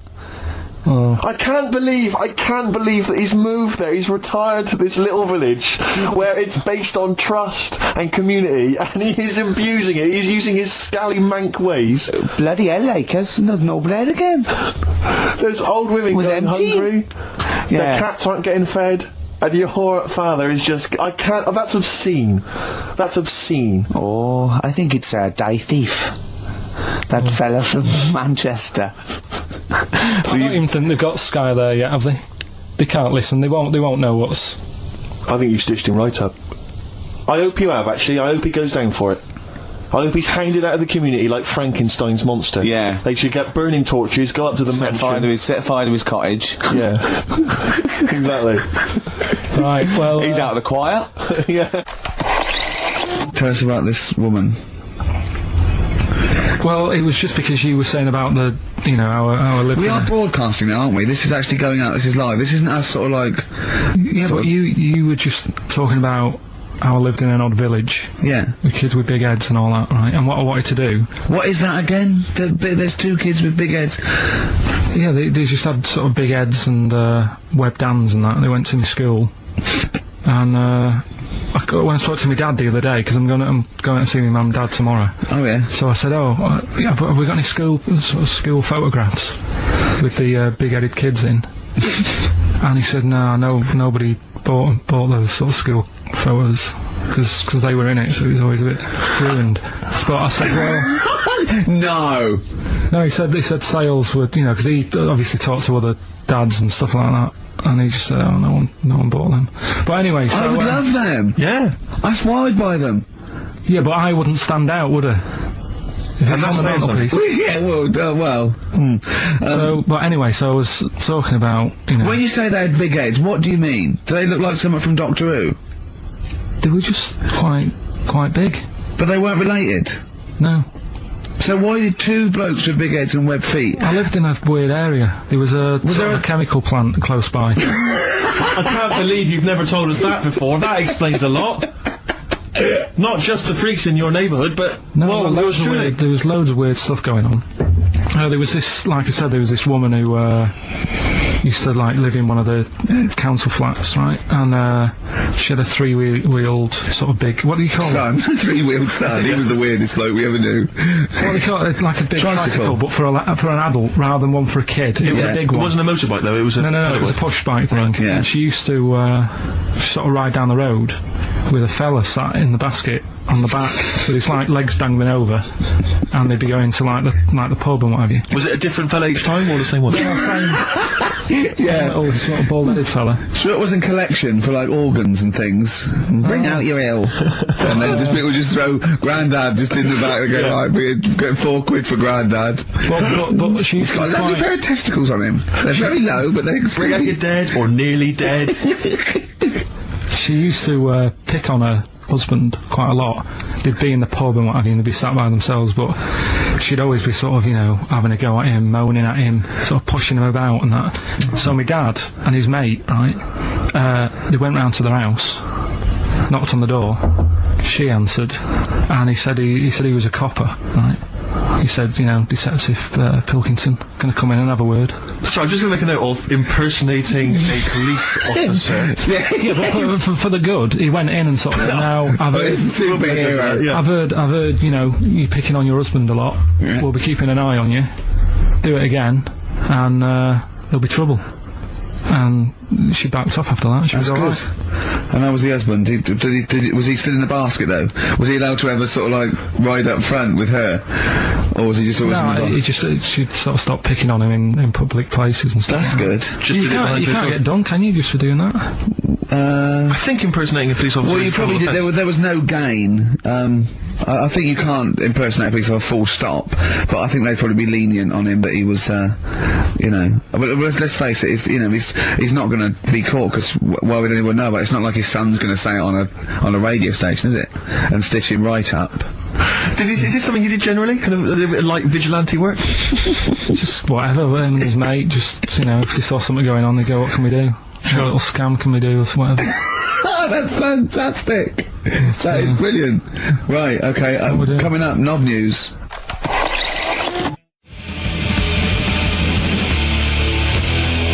Smashing Pumpkins, Cherub Rock. That, of course, Rick, is available on their greatest hits. Brilliant. If you want. I mean, that's how I rock, so Yeah. I know they, I'm very much the shape of a cherub as well. Well, indeed. Naked with a couple of... And a rosy big arse. And a trumpet. Yeah. Do they have trumpets? I don't know. I've just an email here, monkey news. Yeah. From a listener. Yeah. Monkey spotted holidaying in Cornwall. A chimp was spotted holidaying in Cornwall last week after befriending a family of 3. One onlooker said, "It was incredible. He dressed and behaved exactly like a human being. He even settled the hotel bill at the end of their stay. The only telltale sign was his lack of table manners and the incoherent babble when he opened his mouth." There we are. So, Well, we think of that, Karl. that's the listeners, Karl. That's Joanne. Amusing, articulate, accurate. She remembered exactly who's there and everything, setting in the bill. It's all there. So, I mean, even though people think that you're slightly simian, you know, slightly less than human on the evolutionary ladder, they do listen to you. So, I mean, I don't know who's more stupid in the end, you or the listeners. Well, you may recall, Rick, at the end of last week when Karl had to shoot off early, we issued a little request for listeners just to bombard Karl's email with just pointless emails that really weren't about anything, just to clog up his email for when he returned. Yeah. Rick, they sent them all to us. Brilliant. I mean, that's the kind of listeners that we've got. We've got reams here on our email of just junk. I mean, it's like a Marx Brothers plot, isn't it? I mean, just listen. Listen to what we say. I got one, about a shaved cat. Well, that's not pointless, I'll be reading that later. Oh, you're loving it, yeah. I'm happy. That'll keep me going for a couple of weeks. I'll be reading that later. Did you get to the monkey sanctuary? Because this was the big thing. You were going into Cornwall, you were going to visit the monkey sanctuary. I've never seen someone more excited. You had 2 days put aside for the monkey sanctuary. I know. How did it go, Monkey World? We were on our way, right? I found like a little, in the little cottage that we had, right? It's like a little folder, you know, with little leaflets in saying if you're into mountains, you want to go here. Yeah. If you're into castles and that. Little monkey on the leaflet, right? So I thought, I'll be needing that. I took that out, made sure that's safe and that, right? We get in the car, getting ready to go. My dad says, "Where is it?" I look on the back. It's in a place called Low or something like that, right? Yeah. So, we're on our way. Can't believe me luck. It's going to be a great day and all that. Yeah. And then, start looking at the leaflet, right? And, noticed didn't have any chimps there. Yeah, it's not Monkey World. It wasn't a monkey world. Well, what was it called then? Something like... Monkey Town. Yeah, it was just... It had, like, woolly monkeys in it. That's what... It had what? Woolly monkeys. What are woolly monkeys? Those things Johnny Vegas off the advert. Loads of them. They're dumped now since ITV Digital went under, so they just put them in a cage. I don't understand. They're woolly... They're like, they're sort of like little fluffy, little baboon type things, woolly monkeys. I mean, it's not your chimp. It's not your classic chimpanzee. So did the car screech to a halt? It was like Yeah. It was like the mission in Armageddon. As you said, abort. We're on the way back. So how far have you got before you bothered to read the leaflet? Probably about 5 miles away from where we were. So what did you do with yourself? You must have been distraught. They broke down and then they heard banjo music. No, we went to a sort of an amusement place. Arcade. I'd love to see you in that. What, with putting those coins in, so it has to roll down, and they go flat, and then an arm pushes them. It was one of them. Really? But I spent years on that when I was little. Well, there's a new one. I can't be bothered explaining it, but it's a con. We went to this place, right? My mum and dad had been there before, and they said, "You'll love it. It's brilliant. It's got like a war bit in it." A war bit, right? Yeah, like, because they know I'm into tanks and stuff. Yeah. So you'll be loving that. Sorry, I didn't know you were into tanks. No. Well, they're alright. Brilliant. It's gone from one of his childhood passions to, well, they're alright. I know, yeah. Go on. And but it was awful. I mean, my mum and dad had been there before, and he said, "No, you'll love it." But it was like a really miserable day. Sure. Right? All the rides and that were broke. Yeah. Broke! It just reminds you of Manchester. My dad just ended up, he was more interested, there was a really fat family there. Well, presumably he was breaking into the machines, trying to scoop off the cash. I like the fact that those poor fat family were going, why are those people looking at us? Yeah. Oh, do you want to ride one? No, but we're not a ride. They were massive, and he just like, look at the state of that. The whole family. Yeah. Just, fat. Bloaters, yeah. No, but because fat, there's no need for it, is there? And he was really like, oh god. And then he wanted to follow them into the House of Mirrors to see what they look like. But my mum had got bored. She went off to buy a little Snow White figure. She couldn't believe her luck. It was only $2.99. Yeah. She thought it was going to be really expensive. Sure, so she bought one of them.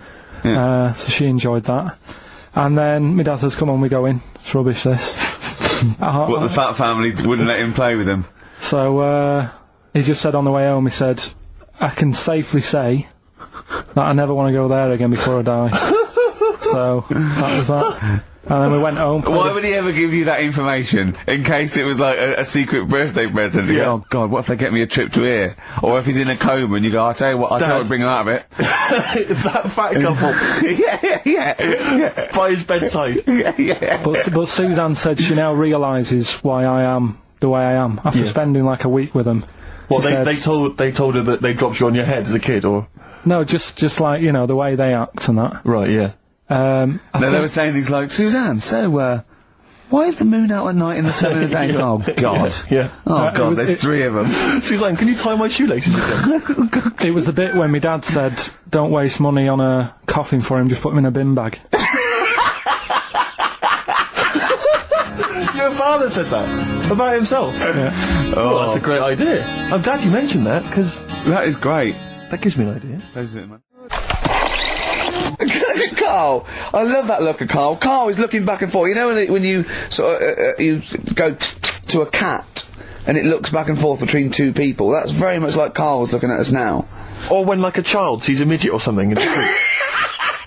They're just transfixed, aren't they? And the parents go, don't stare. When we were pushing Ash, as our producer's in a wheelchair, and we were pushing him He's through not the a midget, we should make No, he's not a little midget. He's not tall.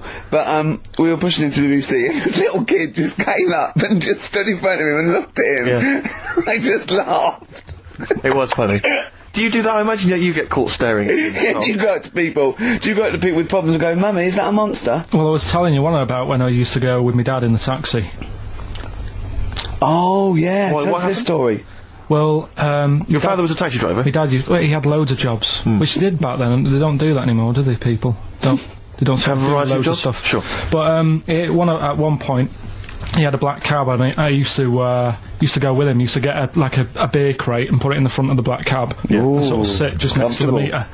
And anyway, we got this call, and like the guy on the end of the radio said, "Oh, you've got your son with you, haven't you?"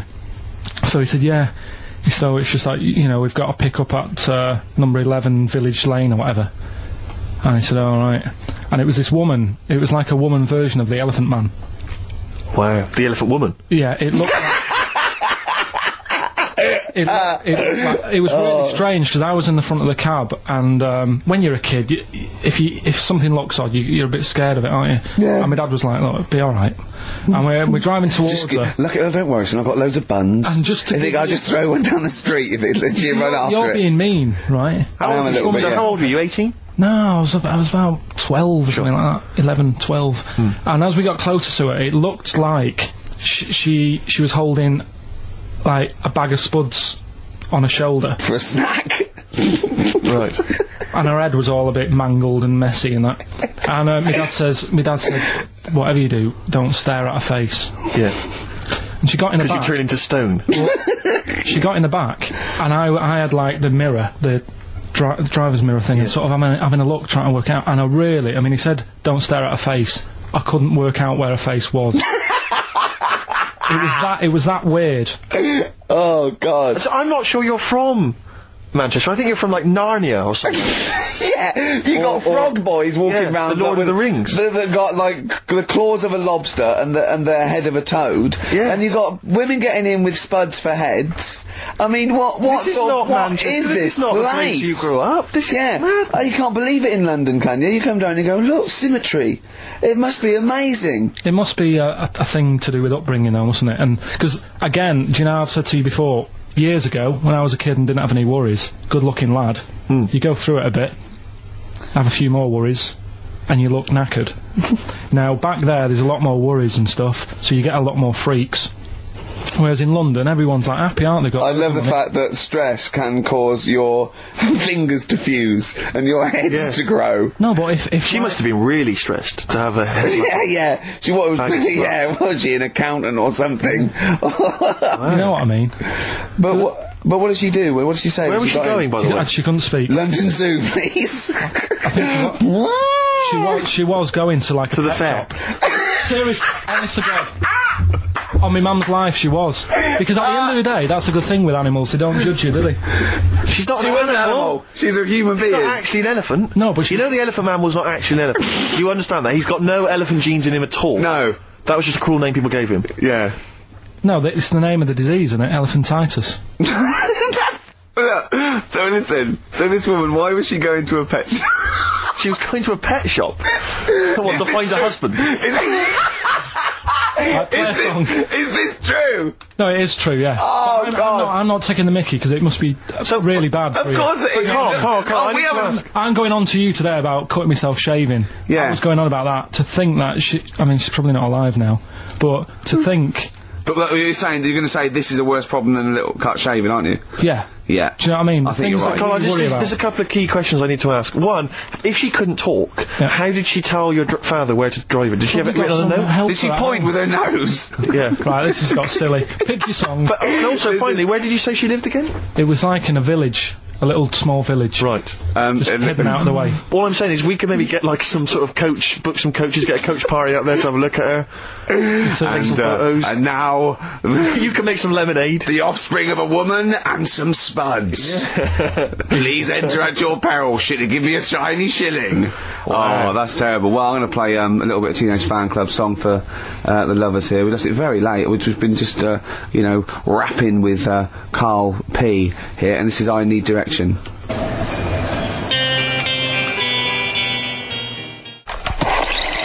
mean, my dad, right? He can, like, put windows in his house. Yeah. Do plumbing. He should. It's dark, isn't it? He's done that first of all. Right. So he can do what? He's got a multitude of different Yeah, jobs. he can do all sorts. Do you know what I mean? If there's a problem in my flat, I can call him up and say, this isn't working, what should I do? And he'll say, like... Is that our brain surgeon? He'll say, fix it. Sure. So what about Monsters Inc.? What do you make of it? It's alright. It is a kid's film. It sort of annoyed Is it? Okay. I was having, like... what gave that away, do you think?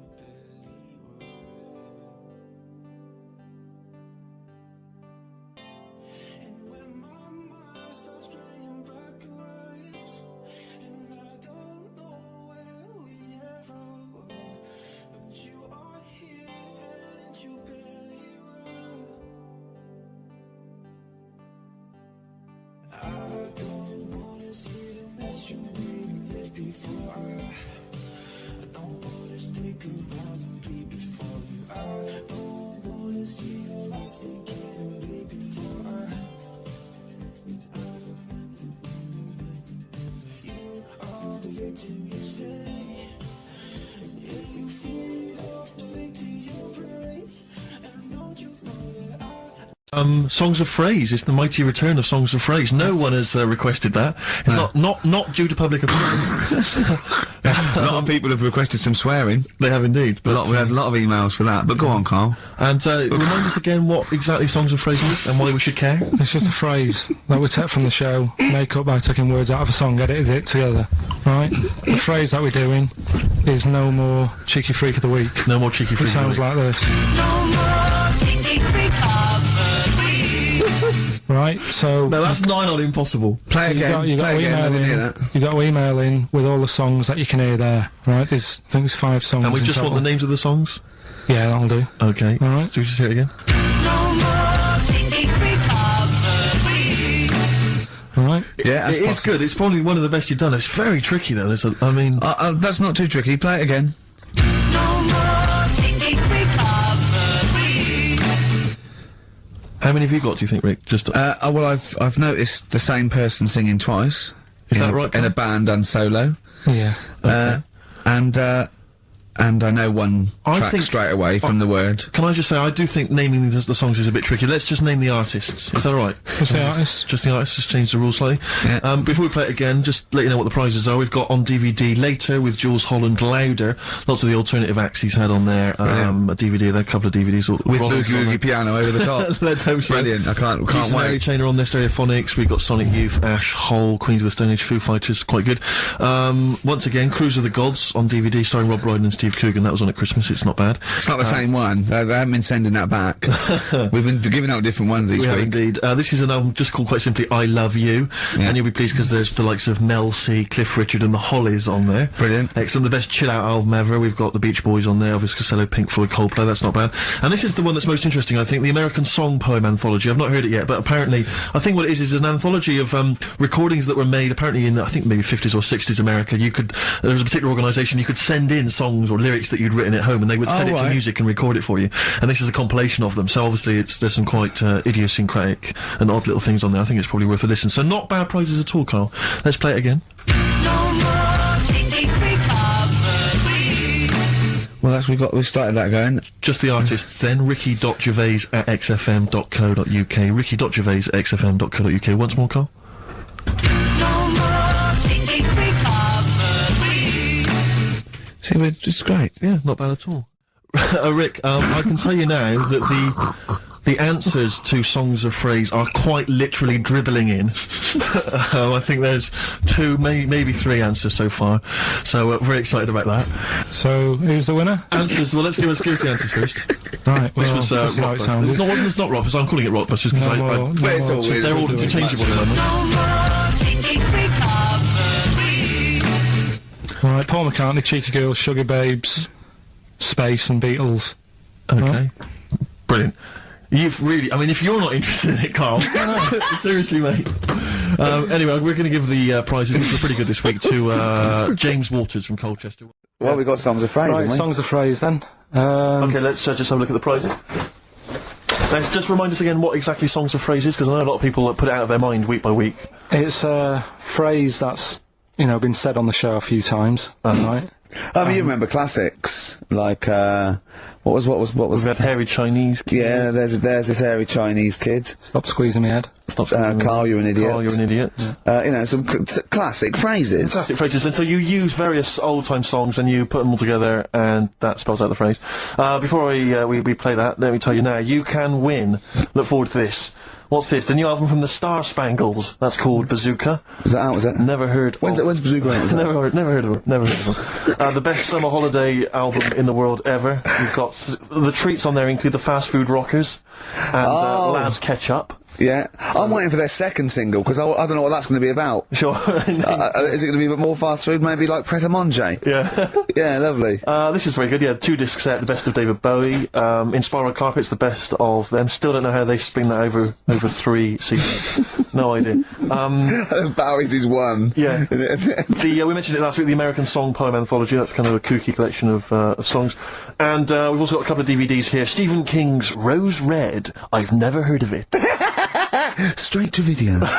Yeah, made for television. Yeah. Will never be seen at the cinema. And I'm sure there's a lot of nerdlingers listening, so they will be loving Richard Dean Anderson in Stargate SG-1. Free inside, there's a collector's card, plus you can win some exclusive memorabilia.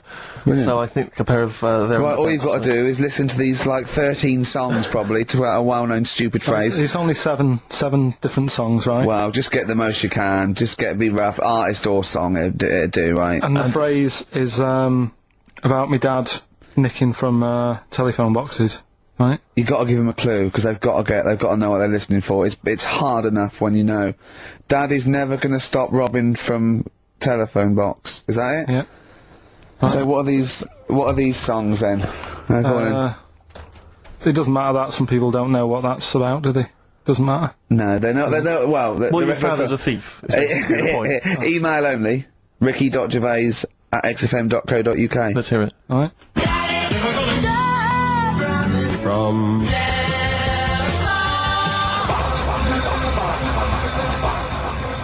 All right. Also not grammatically correct. No. So it's Daddy never gonna stop robbing from telephone box. Rubbish. Unbelievable. Play it again. I think we just need the song. That's all we're after. Yeah, Yeah. just the songs. Right. From...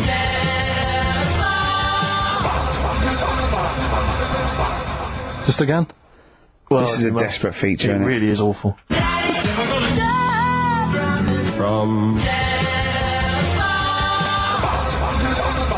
See, Rick, if we took more of an interest in this show, we'd have come in, listened to that, We'd and said said we're not no going to play way. it. We'd have said no way. I don't we're care doing how long that. you spent on it. We've got a reputation. Yeah. We've won awards. We've won major awards. We're not putting that tat out, but Yeah, no. you know, that's what. But we're happens. just giving the listener what they're used to. Exactly. So I think more fool them for listening. Ricky.gervais@xfm.co.uk.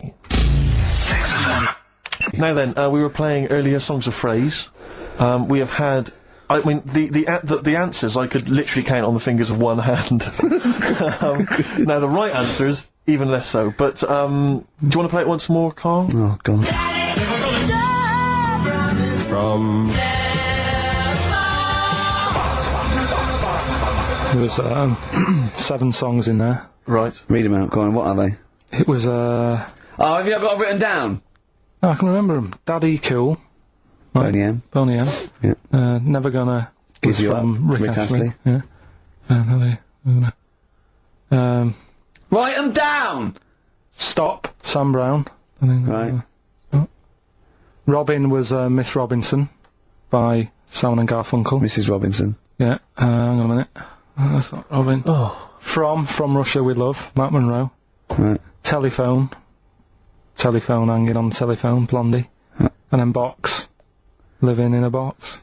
By living in a box. well, listen. No, I Brilliant. don't think anyone got them all right. No. If you did get them all right, I'm sorry, but I gave up checking the emails a long, long time ago. So I'm going to give it. I'm going to give it to Michelle Flower because she got a few of them right.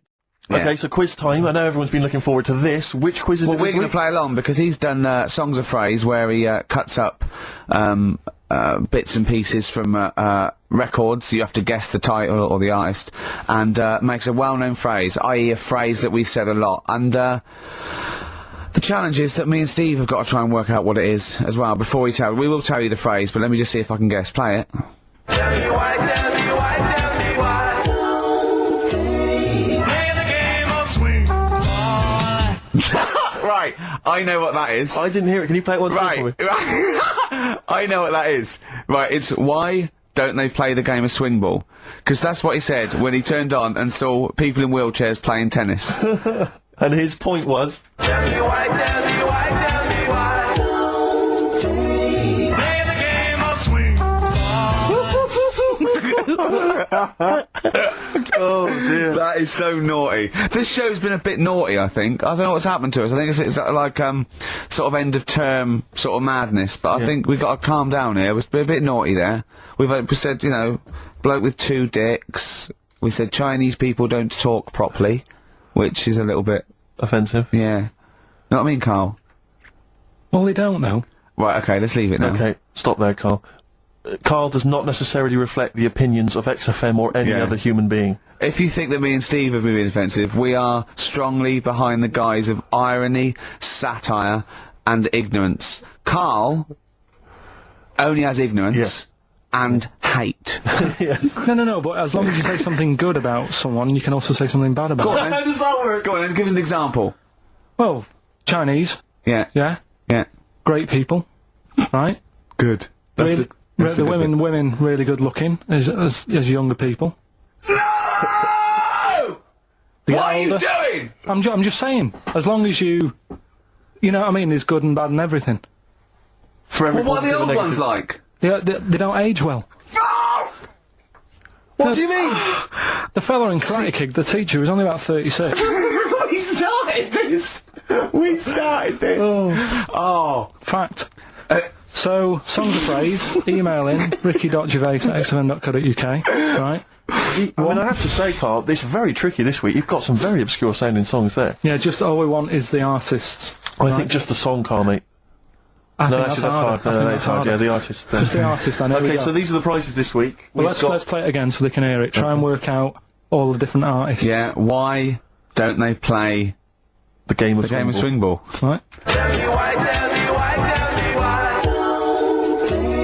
Play the game of swing. That's tricky. It is tricky. That is tricky. That is good. But there's some great prizes, including, Carl, I can't help but notice, torn from the current, well, I think today's issue of the Daily Mirror. What, he's giving away a giveaway? It's a free CD from the Daily Mirror, which you can buy it, you spend 30p on the Mirror, you can get this anyway. But it's still in the piece of plastic that it came in, I love just that. ripped. Anyway, there are some other treats in this one. Oh, you'll be loving getting that through the door. So there's the Jingly Jangly Sound of Summer, Good Vibes, a 2 CD set featuring music from Crowded House, R.E.M., Simon and Garfunkel and the Beach Boys. Well, I'll tell you what, I've thought of another game. We can put Carl's into theory, right? I can tell him a sort of like a person or, you know, a people or a place, right? Or a profession, and he's got to come up with a good and bad. A good and bad thing. That sounds great. It is dicing with death. Yeah. Are we ready to do this? Well, listen, if we're quitting in the next couple of weeks, then who cares? Okay. Good and bad, right? Well, hang You've on, got- whoa, let me just good and- we're on the prizes here. Alright, okay. So now 55. I know there's a Okay. lot of XFM listeners who are going to be looking forward to the likes of S Club 8 and the Fast Food Rockers. They're all on there. I can't wait. What is their second single going to be about? The Smashing Pumpkins. This is quite a good little compilation of sort of B-sides and live performances and stuff like that, which is not bad. The best summer holiday album in the world ever. I think we've given that away in the past. All sorts of stuff on there. Plus the director's cut of True Romance on DVD, the Tarantino scripted. Oh, it's a great film. Tony Scott That's some directed movie. oh. So there's some quite good prizes. Just play it once more. Carl. So, email in, ricky.gervais@xfm.co.uk. Why don't they play the game of swing ball? Just the artist, yeah? That's all we're after. Yeah. Right, Tell me why, tell me why, tell me why. Play the game of swing. Very tricky. Brilliant. Very, That very is tricky. brilliant. Right, bung the song on. I'll bung the song on now. What? Let's put a song on. Bit of, Farrell Williams. Yes. Good and bad. Good and bad. Old people.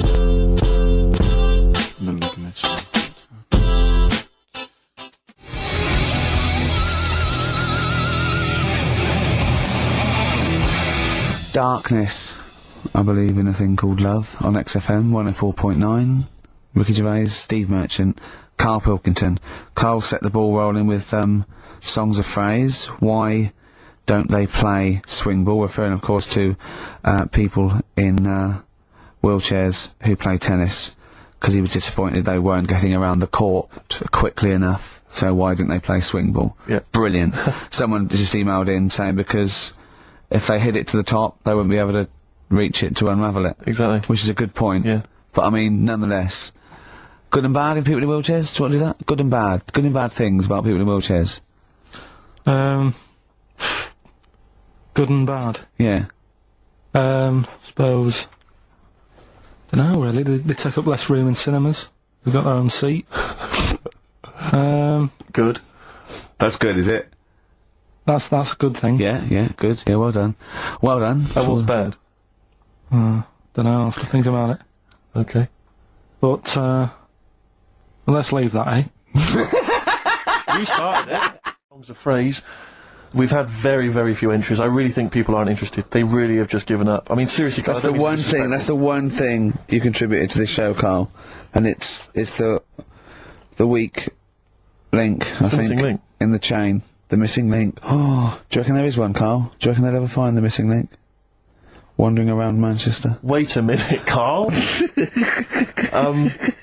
The stats then. Let's have the answers, if we can. Right, it was, Well, let's specials. play it once more. Alright. Tell me why, tell me why, tell me why. Yep. Jermaine Play Jackson. the game of swing. Right, it was, Play the Game of Love.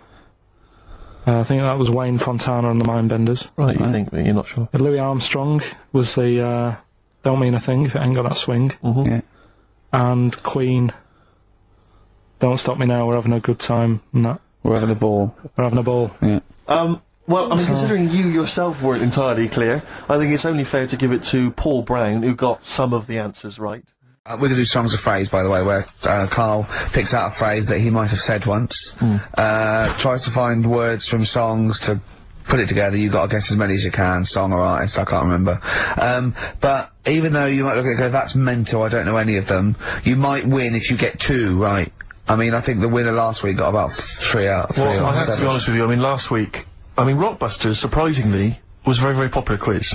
Yeah. It just happened to be awful. Yeah. This one is pitiful. I mean, it's truly atrocious. Yeah. And it really doesn't even have a fan base. I mean, there's no one championing this one, Karl. Last week, seriously, mate, I got about Karl's face. 7 or 8 replies. Oh god, that's terrible.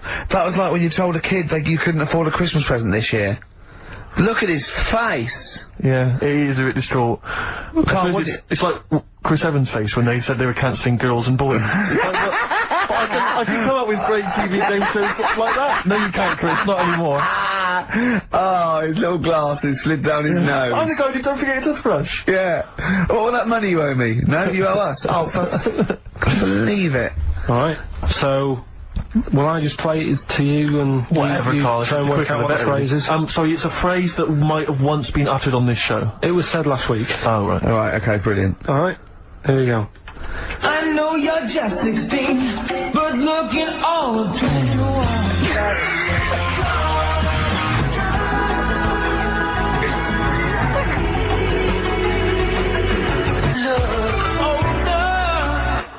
Right, I can't hear it. I know what that is. That's ridiculous. What was Right? it? What it is it's something like, right, you're only 16, but you look 26, and the Chinese look older than they are or something, because he said that, the Chinese don't age well. That is mental, Karl. It's the most convoluted, ridiculous, racist piece of material ever to be uttered on radio. Play it again. I know you're just 16, but looking all of 21. That's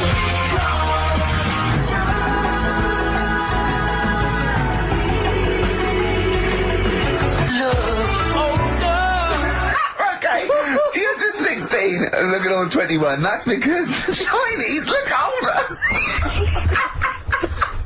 Carl, you've gone mental. Alright. Oh, that is amazing. So, there you go, the well-known phrase, you're 16, looking all of 21, that's because the Chinese look older. Well-known phrase there, sweeping the nation. That'll be up there with "was up," and "shut that door." If they do a poll. Right. Okay, play it once more. We're after the artists. Just the artists. Yeah. I know you're just 16, but looking all of 21. That's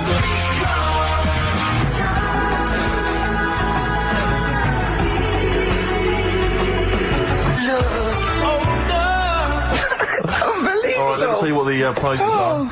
We've got, I assume this is the new album from Mower.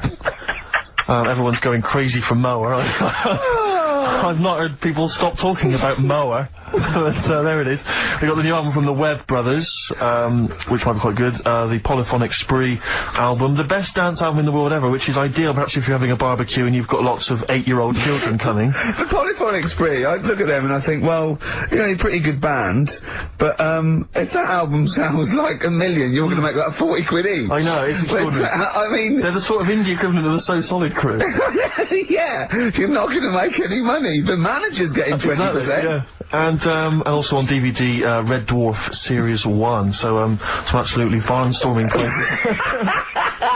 And if you can identify what artist to use in this well-known racist phrase, that's because the Chinese look older. Play it once more, Phil. One more time. I know you're just 16, but looking all of 21.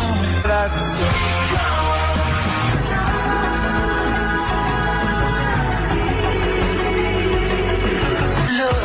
Oh, God! Ricky.Gervais at XFM.co.uk. Play a record. This is Radio. Just Just a couple of emails just to update you on what's coming in here. Go on. Natasha has emailed us. She says that she's of Chinese origin, and at 27 she often got mistaken for 24. So your notion that Chinese people don't age well is obviously factually incorrect. Yeah, well, we didn't need... thank you for saying, but I mean, honestly, trust us, Natasha, we didn't need you to tell us that. We know Karl is talking absolute nonsense. Wait till you get to 30. Oh dear, no, this is quite a nice email from Paul. He says, let Karl know that I have a Chinese friend called Oi. Imagine the confusing and amusing situations we get into. We're out and about in busy Soho. Is his surname come here? Lightning wit from Karl. Wait till you're 30. Yeah, I know. Brilliant. But no, actually, we've had a surprising response to Songs of Phrase this week, despite the fact everyone has agreed that it's racialist. They've nevertheless had a go, so keep your answers coming in, because we may as well. You're a hit, Karl. Right, play it again and give the answers. Here we go. Songs of Phrase. Songs of Phrase. Name the artist. Name the artist. I know you're just 16, but looking old. Hue and Cry. That's Hang on. Well, that's Philip Bailey again. That's too little. Right, it was... That was Roxette. The Look. Yeah. Right, we had, Hue and Cry started it off. Yeah. 16. That was Dean Martin. Because Jane's Addiction. Yeah. That's Cars. Yeah. Chinese Philip Bailey. Philip Bailey, that's second outing he's had. Last one we used him for Chinese, with as a hairy Chinese kid. He's never got so many royalties being used in racist game shows. Brilliant. Then Roxette and finishing with George Michael. Oh dear. So brilliant. Who's the winner? Well, the winner, actually, it looks to me like he's got all of them here, from Bognor Regis. It's Stuart Burke. Listen, do you want to set up Songs of Phrase? Yeah. Oh, God. If you've not heard the show before... I thought we weren't doing this week. I thought we weren't. No, we'll do it once, right? And then next week's the last one, so we'll do Rockbusters. That might be the last one ever, depending on whether Karl decides to come back in October or not. Exactly. I'm bored of it. I told you I'm bored of it. Why are you bored with it? I get bored quick with stuff. Yeah. I told Suzanne the other night how lucky she was. I haven't got rid of her yet. She's... Do you know what I mean? Things... You put on a soft music, though, first, didn't you? You didn't just, like, start getting that around you know you're a very lucky girl. Sorry? Well, I usually get bored with you and that. Yeah. Oh, dude. You're lucky you haven't pissed off. Yeah. Do you want all the champagne or what? Well, she was annoyed the other night. What's that on your ear?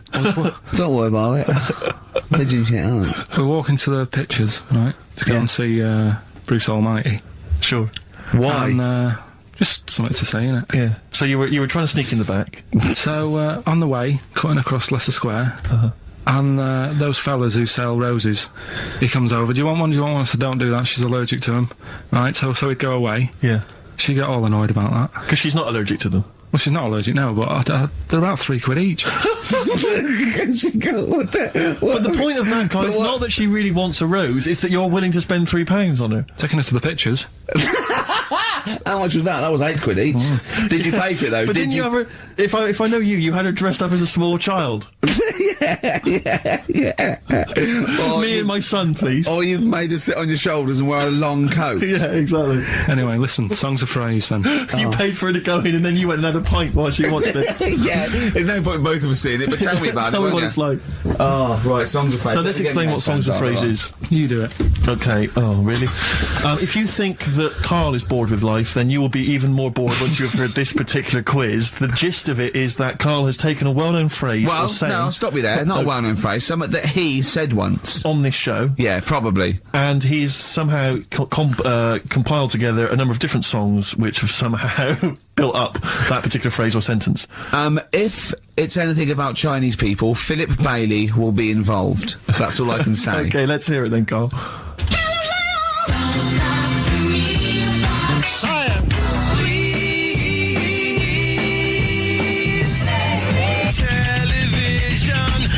Right. Alright, I don't know what that is. I don't know what that was. This is appalling. I don't know This is what appalling. that is. Karl, I do not know what that is. What is the phrase? I just was saying last week about everyone's raving about Galileo. No, they're not. No, they're not. raving about Galileo. No, they're not. No, That sounds they're like not. a sort of B-side from the Buggles. Everyone's raving about Beyonce and Robbie Williams. Yeah. They're not. People going, pop what, idol. What are you into? Galileo's good. Forget it. We were doing songs of phrase. Oh yeah, I forgot about that. Yeah. Oh god. So what is this phrase? What is the phrase, Karl? Last week we were talking about Galileo, Right. and I just was saying years ago. I can't remember now. When was it? When was he doing his thing? End of the 16th century, I think. Right. And he was messing about trying to find out about speed of light or something. Is it? No, he did lots of stuff, Galileo. All I was saying is, Gravity, back then, yeah, surely yeah. everyone was saying, stop messing with that, make us a telly. You know what I mean? There was other things that people would have been happier with. Sure. Back then. Like they didn't So have. the phrase exactly is what? The well-known phrase is what? Galileo. Well, it goes like this, doesn't it?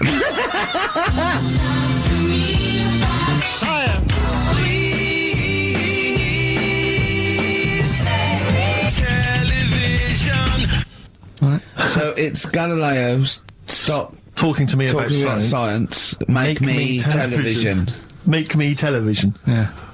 So you email in with the bands and that. Brilliant. Right, let's... That is rock bottom.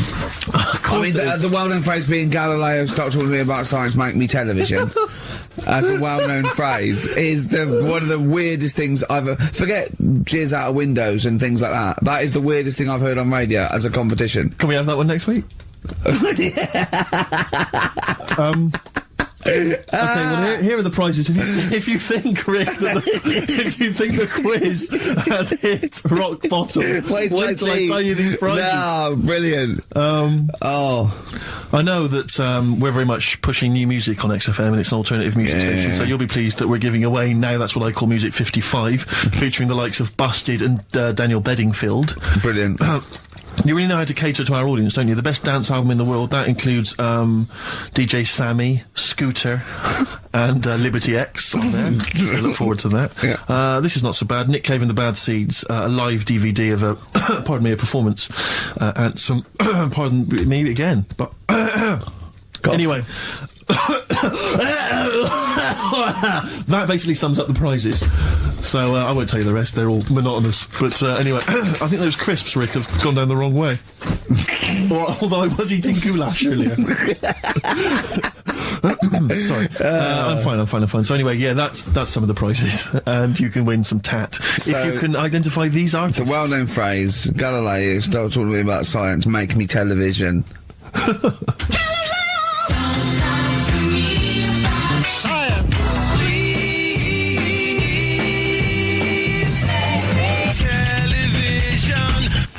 I just email appalling. Bit easy this week, I think. Those, yeah. Play a record, Karl. I mean, it's ridiculous. Ricky.gervais@xfm.co.uk. The pictures. Answers rushing in, we should point out, for the quiz. Most of them agreeing that it's pointless. Some people have called it... It's songs of phrase, of course. Some people are referring to it now as songs of arse. Which is more than appropriate. But you'll be pleased to know that it's ending this week, and next week we've got the return of the even more pitiful Rockbusters. For the last one. That's back for the last one. We'd perhaps also need your petitions to Karl. If you want us to stay on the air, then you need to petition Karl, giving good reasons why he should stay, why this show isn't boring, or rather why he shouldn't be bored by it. I mean, you're bound to be bored as listeners, but obviously he's running out of steam now.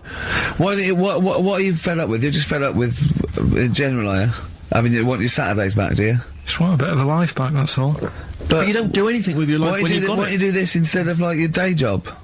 Can't. It's more important than my day job, innit? That's what earns the company money and that. You know what I mean? Well... So... Why don't you do a regular show then? Sack someone who's, you know, quite frankly, not putting their weight. I've done that. I did that years ago. What do you mean? Done it. Told you, I've done a lot of stuff. Boxing, done. Tick. Dancing, done. No, you turned up, the place was shut. Yeah, but... Dancing? When did you do dancing? That's when he went and said, I want to do dancing, and he went along to the place, and it was shut, and that was it. And he said, I didn't do it anymore. That's not doing it, is it? Boxing, he had a fight with one lad, then the lad beat him up, and he didn't go again. Oh dear, it's pathetic. Well, anyway, yeah. So this is basically our penultimate show. Next week's the final, and we're all looking forward to that enormously. Yeah. But that may be it forever then. And this you know, all for one, all you know, one for all for one. The Three Musketeers gone forever. Yeah. I for one will be pleased.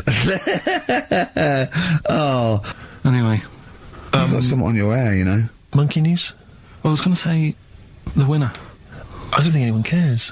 Oh, come on, someone got all of them, didn't they? Well, okay, play it again then. This was Songs of Phrase. You did this The earlier. well-known phrase is Galileo, stop talking about science, make me television.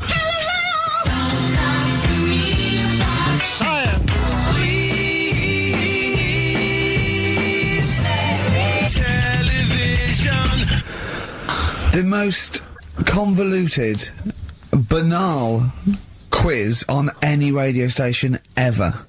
I mean, I'm including Moyles, Chris Evans, do you know what I mean? Simon Bates. That's worse than anything they ever did. Apparently, Channel 5 have bought the rights. Anyway, what were the answers, Carl? We had Queen in there, Altered Images, Thomas Dolby, Yeah. Beatles, Aretha Franklin, and Red Hot Chili Peppers. Well, extraordinarily, Tracy and John Burton from Colchester and Essex got all of those right. Why they would want the prizes, I've no idea, but... Right, are we... Competition then, come on then, what is it? Oh. Songs of Phrase. Remind us of this? We got the film one coming up later as well. But Songs of Phrase is the one where I take a popular phrase from the show. Well, no, it's not a popular phrase from the show. It's sometimes something you said once. There's this airy Chinese kid. Yeah.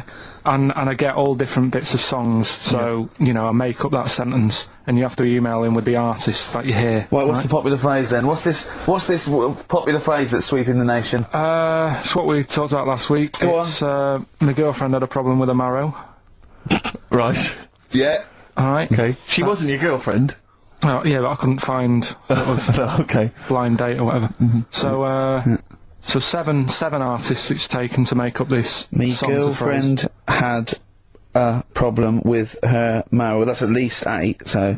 Well, maybe I not. think I've managed it in 7. Anyway, here we go. Oh, What are the artists? Well, listen, yeah, the names the of the artist. artists. Yeah, Get what- a pen and paper, make a note. What artists are you hearing here?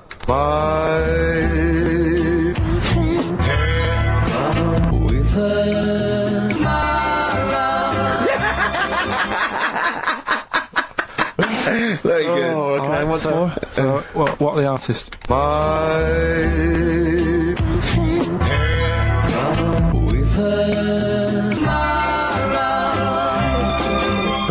Very My girlfriend had a problem with her marrow. We want the names of the artists. What can we win, Carl? Just can I just recap that story? The girl can't run a blind date, but when he found out that this girl had some sort of bone marrow problem, he said he didn't want to see her anymore. What's the point in getting to know someone that's going to die? Yeah. So just that's what you're dealing with. That is what you're dealing with Karl Pilkington. Would you buy a car with a Duff engine? It's a fair point. Ricky.Gervais at xfm.co.uk.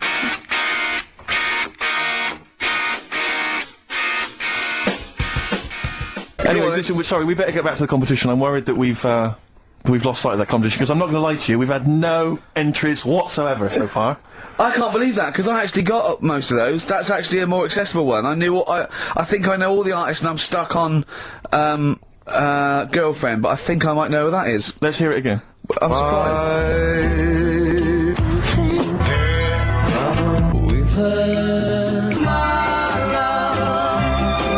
Now I think that's a pretty accessible one. An eh? accessible quiz? Yeah, so no one's... Is the email up or no one's listening? No, well, I think there's a little bit of that. But, I think we've accidentally closed down the texting. So if you're texting in... This don't is bother with that. rubbish. It really is awful, isn't it? Yeah. just play it again, hang on a minute.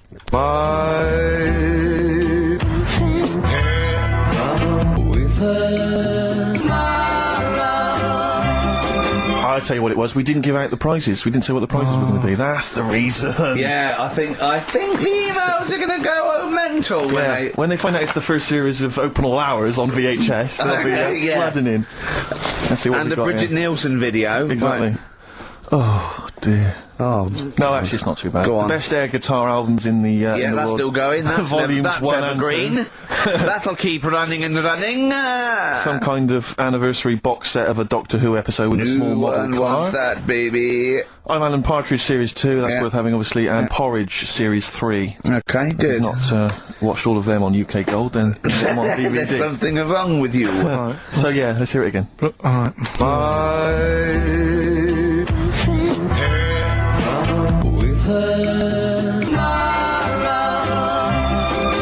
Just name the artist, that's all we want, just Yeah. the artist. Oh, have we got the results? Yeah. Go on then, what are they? Play it songs again, of let's play phrase. again then. Okay, songs This of was phrase. the phrase, these were the Fellas. songs.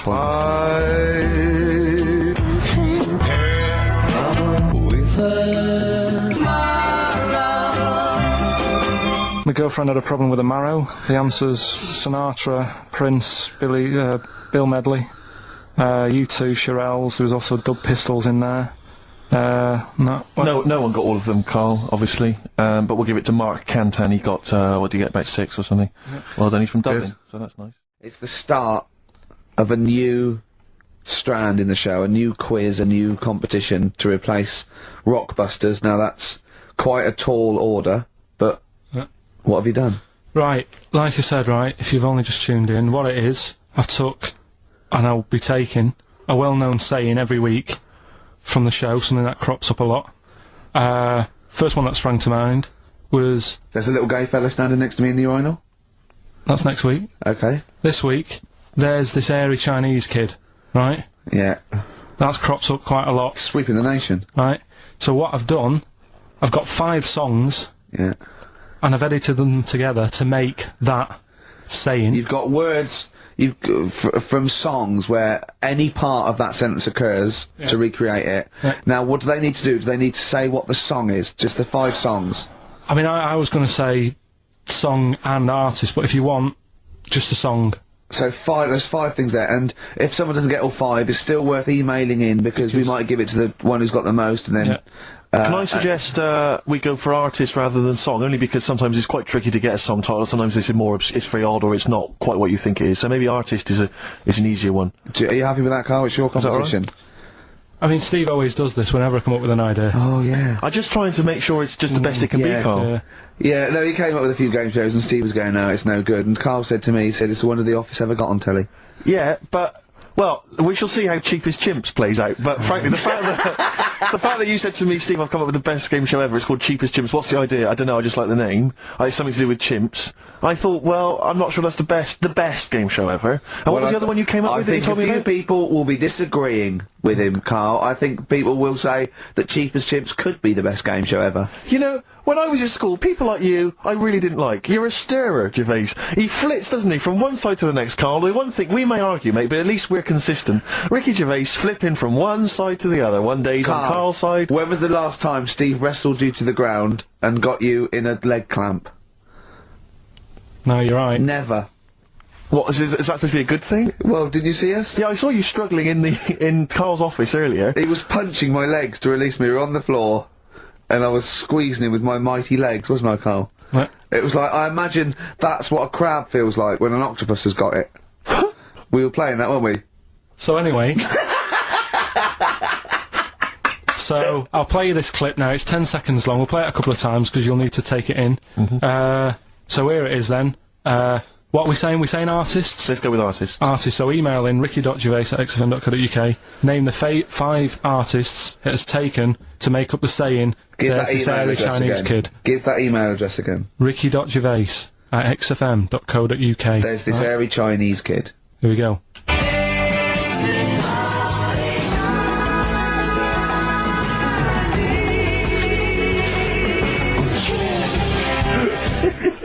Play it again. Play it again. Here we go.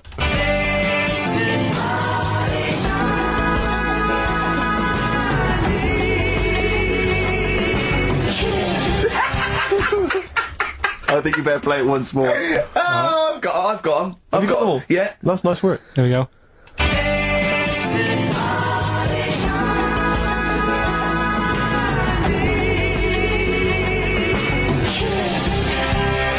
I can just remind you now that the prizes include a Red Dwarf DVD, Marion and Jeff, the first series of that on VHS, a Live Forever Britpop CD, and also the very best of Led Zeppelin. Let's play one of those actually while we're here.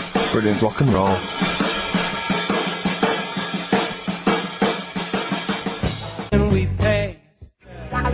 On your quiz, Karl, we've had people who've got you get a maximum when you put of 4. a duck in a microwave. Yeah. Bill Withers. Nice. All right. Cheers. So I'm not talking about Cheapest Chimps. That's safe. That's going to run and run. Yeah, that is going to run and run. That's really got legs. I'm going to check the press Monday. I can only assume it's a triumph. Exactly, another Pilkington triumph. Yeah. I'm going to give the prize, if you don't mind, Karl, to Karen and Jeff Gillian, because they're the only they were the only couple that got the second answer, which was very, very tricky. But they got 4 today. But they only got 4 right. 4 is the top answer, so should we give the answers play it, now? Karl, and then tell us who each one is. Right.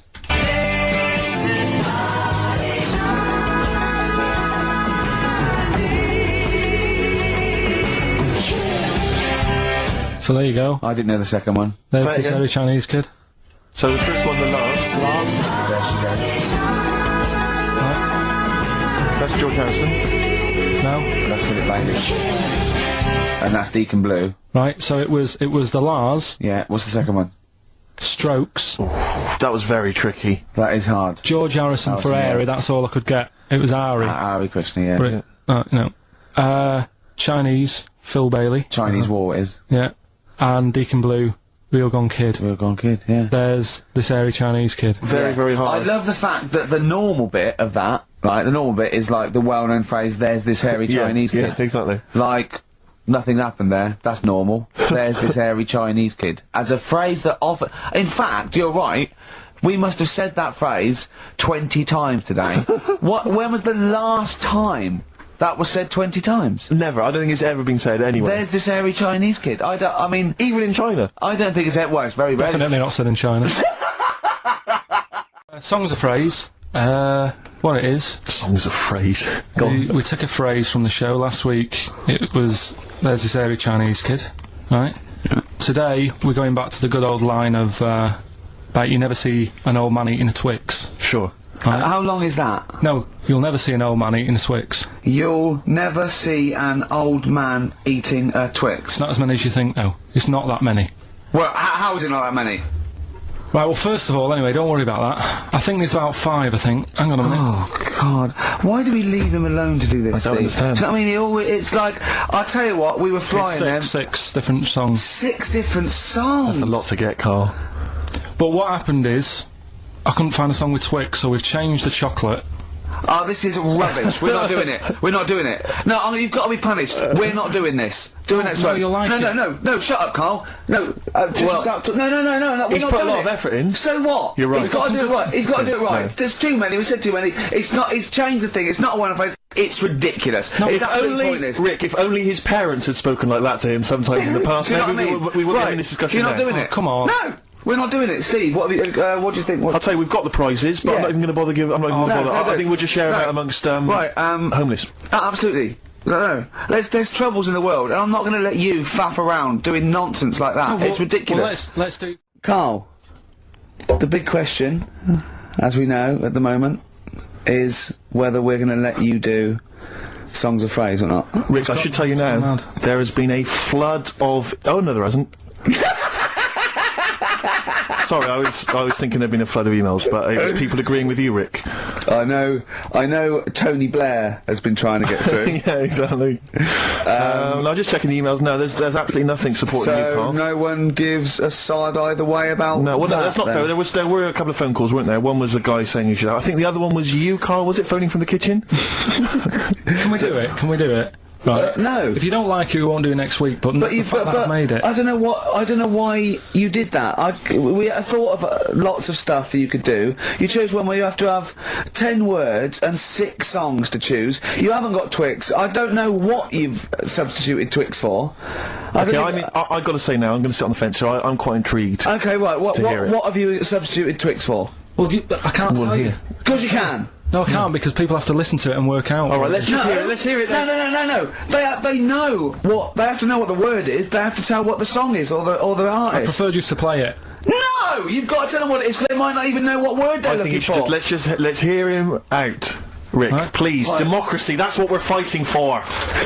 Come on. Right, have you turned them up? Right, okay, I've got the headphones on. Go on then. Okay, so, right, hang on, the phrase originally was... Is, you never see an old man eating a Twix. Right, and we're trying to identify a number of songs which you've used to make up that phrase. And you email in xfm.co.uk/Ricky with as many as you can get, and whoever gets the most right. It's so complicated. This is so not. complicated. Right, here we go. I'm baffled by the email address. I couldn't What figure was that the out. email address again? xfm.co.uk/Ricky. Right. Right? And there's some link on there, is there? Yeah, that you just press and it comes through. Or isn't that? Right, here we go then, right? And you'll never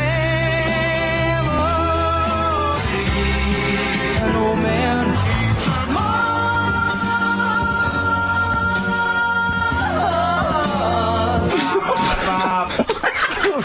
I missed a little bit at the end. Let's hear it again, Mars, ba, ba, ba. Let's hear it again. and you'll never see an old man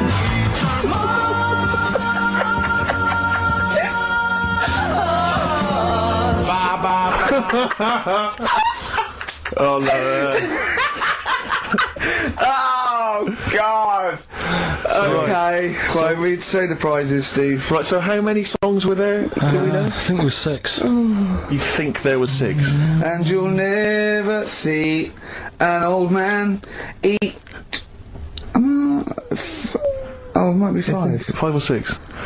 Yeah. Anyway, well, email in the answers and how many there were, and you might be in with a chance of winning on DVD the original series of Citizen Smith with Robert Lindsay. That was good. Paul Whitehouse's Happiness, the first series of that on DVD. We've also got a couple of CDs here. The Best of Britpop, Live Forever, Oasis, Blur, Radiohead, and all the rest of them on there. Right. Supergrass's current album as well. That's all I right. think it's a current album. Yeah, it is. And Okay. less convinced by this one.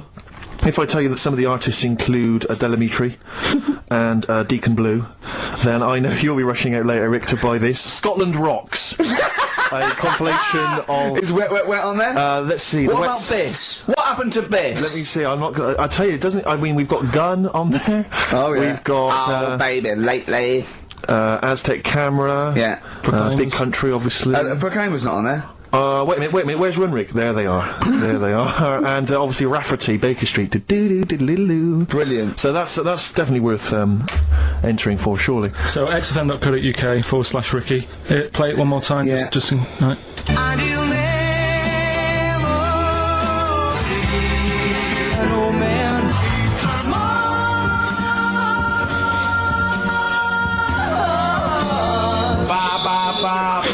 Class. Pure class. Well done. Okay. Yeah. All right, Very we'll give it to you.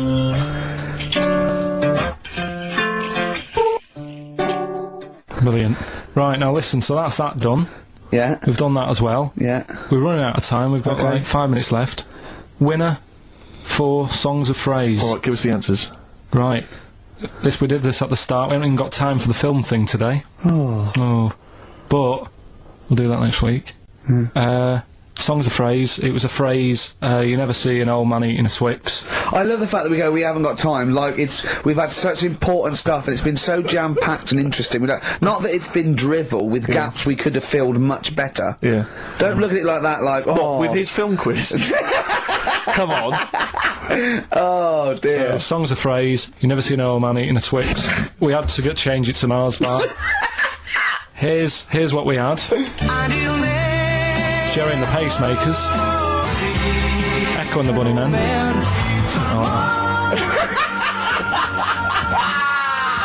David Bowie. David Bowie. And the Beach Boys finished it. Oh, what do you mean I thought that one was? What do you mean? Who's the winner? Oh, it doesn't matter. You've got to give the answer. Who was that one you didn't know it was us? It was Neil Young, wasn't it? Jim Crochet, is it? Old Oh, Man yeah. River, it's called. Jim Crochet. Old Man River? Yeah. Jim Crochet sang Old Man River? I don't think so. What was it? Who cares? Right. Well, people... I can't believe this. Old Man River, it was.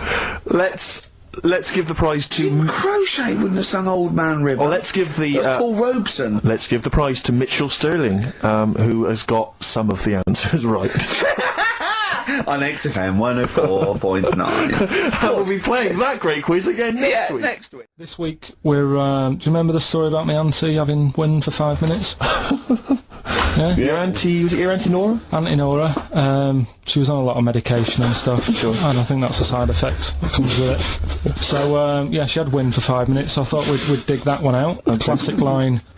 Me auntie had wind for 5 minutes. Okay. So I've got loads of songs here. How many is that? Me auntie had wind for 5 minutes. 7 tracks. Oh, that's tricky. Oh, why do you learn?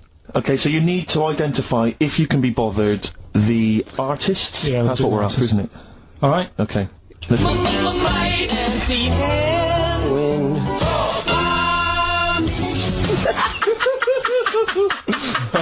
we'll play it a few times. Just remember, as many as you can get, because the winner would probably be, you know, who gets 5 or something. So don't worry if there's a couple you can't get, because you could still probably win. Here we go again.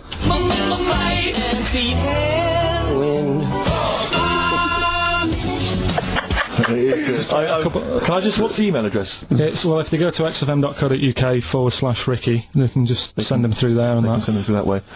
Which of these is the prize bag? Yeah, don't we get them mixed up?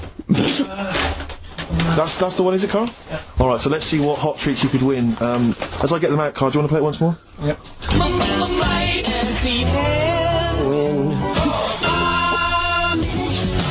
I recognise all of them except one.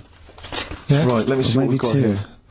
Once again, Karl, you excelled yourself with an arbitrary collection of DVDs. Just hanging around, were they? Just hanging around. Again, I'm always interested to know which of our XFM listeners has tastes as broad as this. Go on. We've got the recent BBC adaptation of The Hound of the Baskervilles. Brilliant.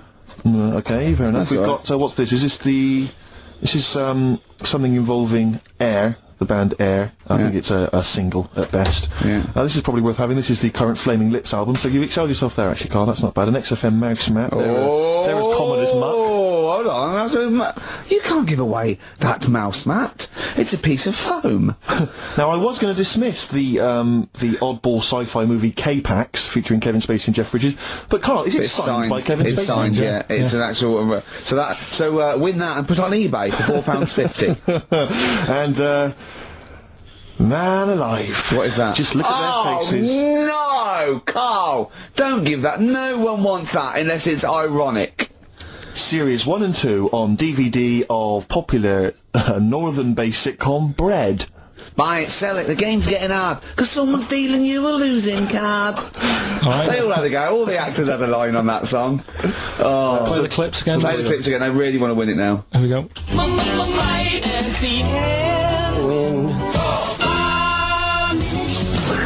I can't believe this hasn't been done before. The emails, I should point out, aren't flooding in on the No, but it competition. always takes time when they go through the website. Does it? Yeah.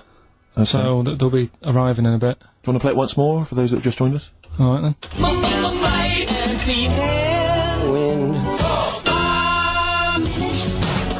There you go. Brilliant. My auntie had wind for 5 minutes. Brilliant.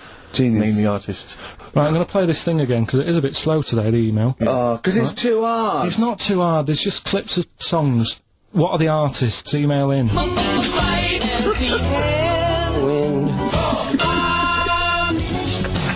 XFM.co.uk. He's getting annoyed because he put the work in and no one's... He's getting annoyed! Oh... Remember, I think Kevin Spacey and the signed K-Pax DVD is probably the only incentive to try and have a go at that one. Just think you could win by getting one of them. Exactly. They're coming in now, okay. This is electronic. Right, let's get the answers, let's get this out of the way. Songs of phrase. Songs of phrase, just in case you just tuned in, it's a new feature we've been doing. We take songs and chop them up and that, and it's a phrase that's cropped up on the show a few times. This week we were going back to the classic "Me Auntie Had Wind" for 5 minutes. Going back to the classic. And let's have a, These are the have a answers, listen. is it? Okay.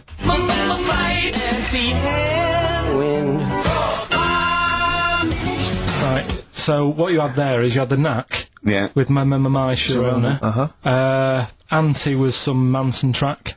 What? You don't even know what it was. Auntie Everything, I think it's called, some album track, right? Then you had Bill Medley, Jennifer Warnes. I've had The Time of My Life. You had Bob Dylan. Wind. Idiot wind. Blowing in the wind. Oh, blowing in the wind, was it? What was after that? 4. 4 was 2468 motorway. 2468 motorway. Yeah. Tom Robinson. Tom Robinson, yeah. That was the 4. Then you had the 5 from Manfred Man, 5, 4, 3, 2, 1. We wrapped it up with a bit of 5-star for minute, something about, Can't wait. yeah, can't wait another minute. Can't wait another minute. So, they're the answers. Yeah, We're well, looking for someone who, I don't think we got anyone who had them all right, but... Nobody got all 7, although in your little answer list then you only listed 6, because you got your numbers went out of sync in your own brain. Well done, once again. Smooth. I tell you what, Carl, why don't you next week at least write down the answers for yourself? Don't need to. Well, you clearly do, because you get to embarrass yourself. Don't need to. You've proved that you do. Right. Yeah, what is it this week? What's the phrase? We're, remember the story I told you ages ago about my neighbour having a horse in their house? Oh, yeah. Having a horse. What's happened with that? Lenny Henry doing it as a series? So, People nicking your ideas left, right and centre. well, that's the phrase we'll be using anyway. What? My neighbour had a horse in her house. How many words is that? 6. My neighbour had... So, there's no grammar either. My neighbour had horse in house. My neighbour had horse in house. What is the phrase? My neighbour had a horse in her house.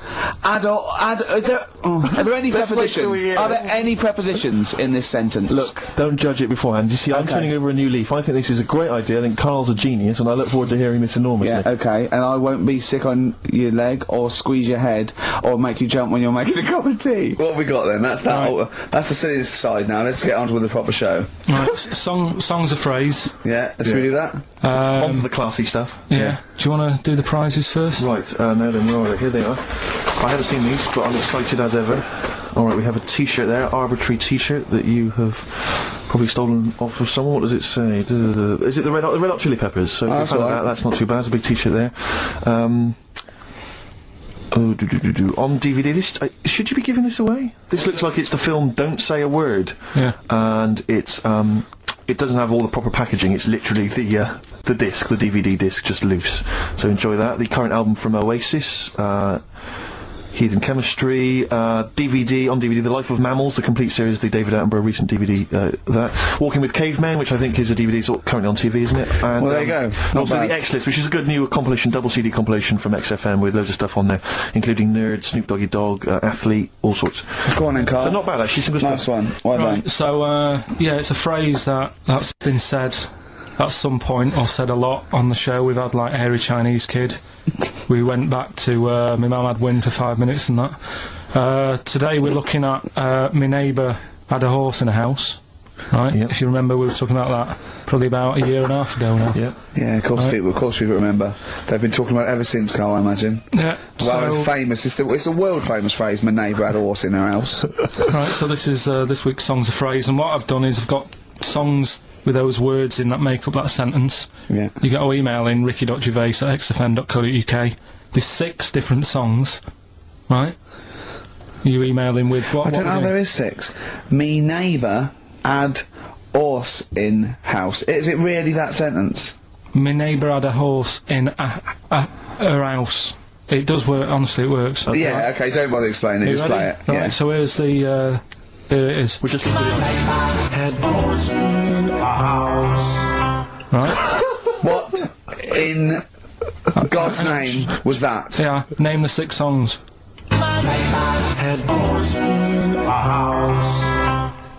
Huh? Are we naming the artists or the songs? Either. Artists. Anyone who gets anything can get a prize. What's jeez. more, Carl? Artists. Here we go.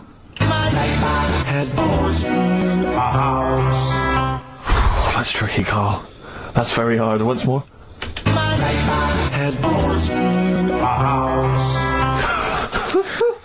Email in ricky.gervais@xfm.co.uk. I'll give it. Another letdown. Another letdown. It's brilliant. This. No. How can you just say that after I've just been stuffing grapes in my face and Well, that? you failed. You didn't get 1 burger in, right? Even when you tried to chop it up, there's 3, right? So that's it. Steve, out of the goodness of his heart, went to McDonald's. Okay, I got some grapes. At 62. That's got nothing to do with this, though. This is my game show here. Bob Holness didn't say, yeah, Blockbusters is good, but I never see him eating grapes. So this is a different thing, forget that. Right, here's the clips again, here's the clips.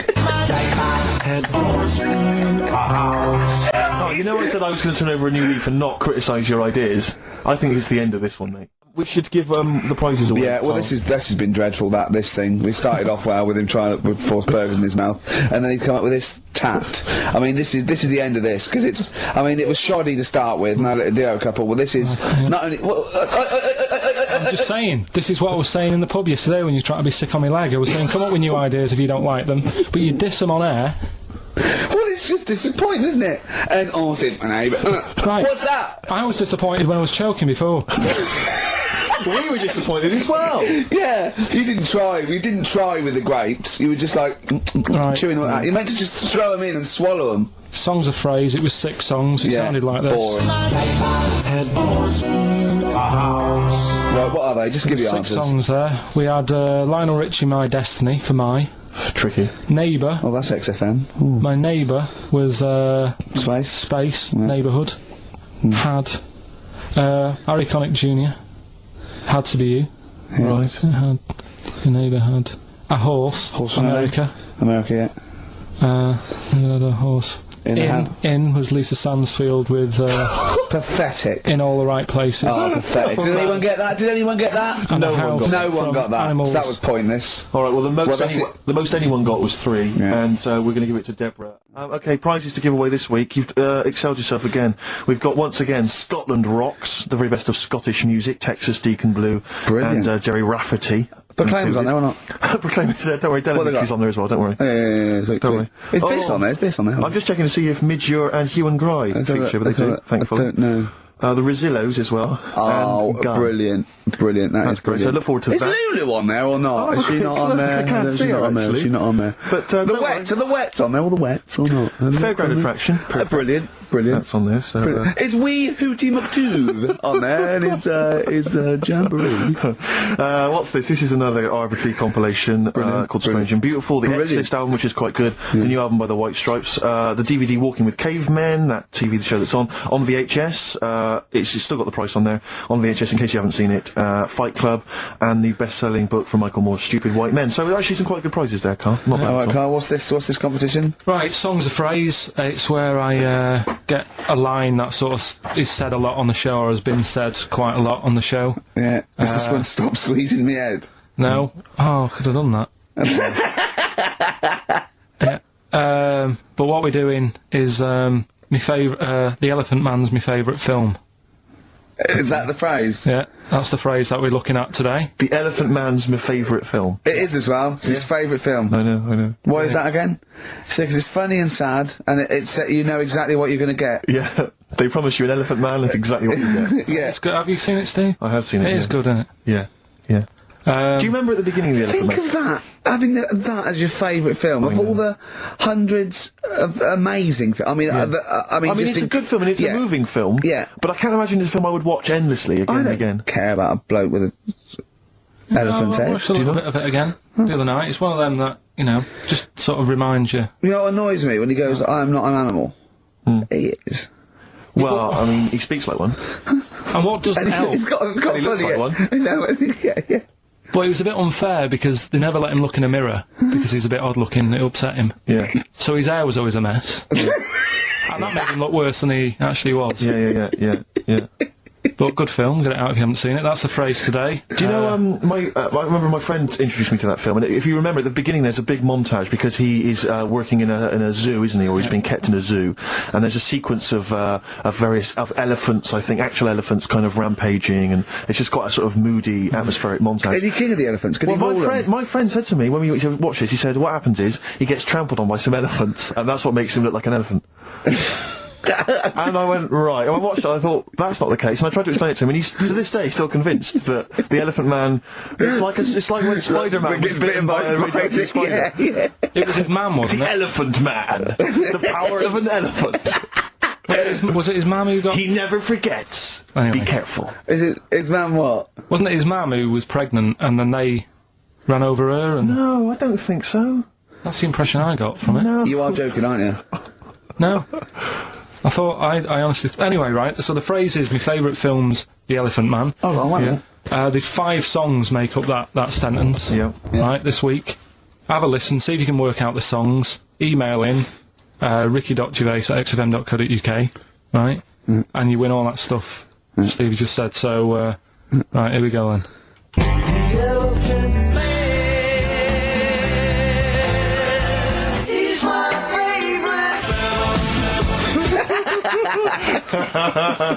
That was nicely done. Genius. Right. Let's hear it again. Here we go.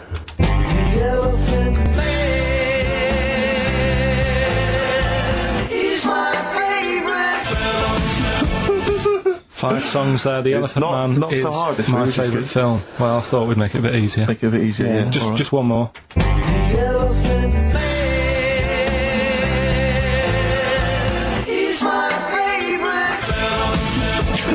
Email only, ricky.gervais@xfm.co.uk. Brilliant. We got the result of the quiz, Karl? Or? Yeah, I'll just play it one more time. It was Songs of Phrase. Is this the last time we're doing this? Oh, I thought so. I thought it worked better this week because it was actually doable. Yeah. I think that makes a difference, Carl. We haven't done Carl's an idiot yet. Carl, you're an idiot, have we? Oh, well, that's a reason to keep it.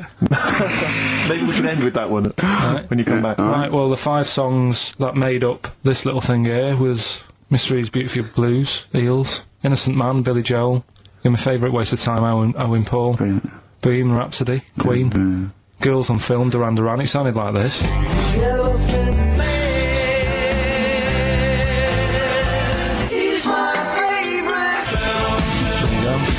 The Elephant Man is my favourite film.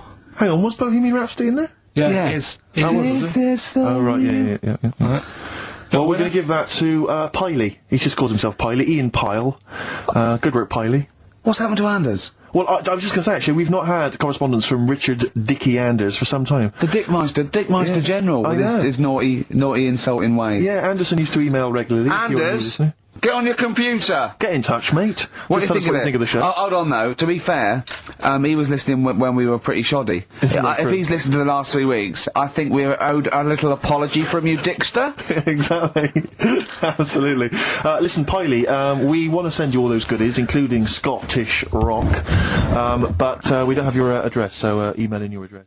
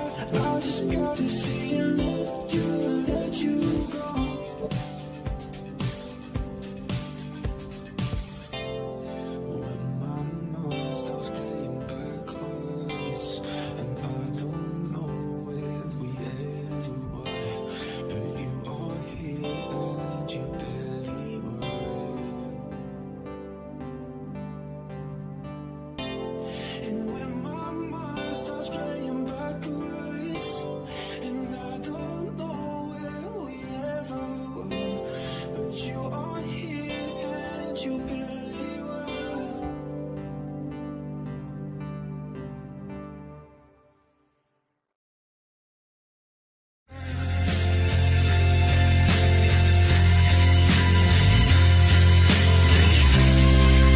Patrol and run on XFM 104.9. I'm Ricky Gervais. With me is Stephen Merchant and Karl Pilkington. Yeah. So that's 3 for 1. I don't know. All right. Exciting. News. Breaking news is that there's only 2 more weeks of us before we have to go away on a little extended break again. So, can't give any more details yet. We don't know when we can come back because, we don't know what we're doing. We're going to, America. We're doing the Golden Globes and then we're going to watch the Office pilot being filmed. Yes. And then we've got bits, I'm doing a bit of a tour. So it'll be sort of the summer times probably. Yeah. Yeah. I'm saying it like they care. Oh, they don't give a damn. Do you know what I mean? I sometimes think that because, you think, oh, you don't want to let down the people, you want to keep it consistent, you want to give, but really, I know I like doing this more than anyone listening. Definitely. Do you know what I mean? Definitely. I love coming in, I love squeezing Karl's head. Yeah. I love playing some records. You know, I like sort of sitting in the room with you. I know you love it. Oh. I can't wait. I can't think of anything else I'd rather be doing on a Saturday. Yeah. So, we got our Saturdays back though. Yeah, that'd be great. I mean, my alarm went off today and I was a bit tired because we had a couple of drinks last night, didn't we? Last night, yeah. We had, you know, we're party animals. I've been looking for an office this week, as you know, and it's so stressful. Just walking around, just talking to agents and, right, okay. So, my method is this, right? I walk round the area that I want to be an office in, because I don't want to hear anything else. I don't want to, you know what I mean? So I walk round, to be fair, it is about a square 500 yards. Yeah. Right? It's sort Your of house is in the centre. yeah. I walk, and, so I walk round and look at placards, I go, that's a nice office, and I phone them up. There's loads of different people I'm dealing with, right? And they went, oh, we got one in so-and-so street, I think it was 5th Street or something. I went, oh yeah, I went along to, I'll see you there in 20 minutes. I got there, you were there if you remember. I looked round and I said to Steve, it looks alright, there's no pawn shops or anything like that, right? And Steve went, well, it is next to a brothel.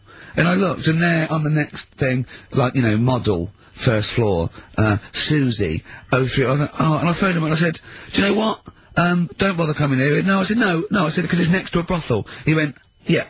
I went, right, okay. Just for future reference, I don't want an office literally next to a brothel, right?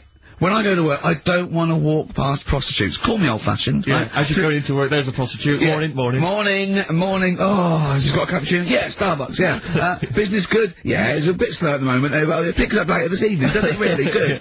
And, I said to him, I've got so my New Year's resolution is being like a little fascist when it comes to business.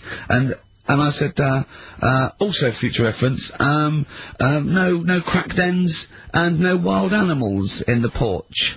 And, I just can't believe it. There's always something wrong. We went to one, right? It got there, right? And, a woman said, oh, I'm new here. She didn't know what keys she was using. And she went, it's the 3rd floor. And she went, there's no point, we won't both get in the lift. I went, right, will you get a desk in the lift?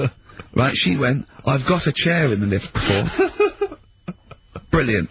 So, just find me an office, Rathbone Place, sort of Percy Street, Charlotte Street, Dean Street. Yeah. Yeah. 1st or 2nd floor. I'm worried we're going to get emails from estate agents, phone calls from them. You know what those people are like. But I don't look at the emails. True. Fair enough. So, play a record. Enough.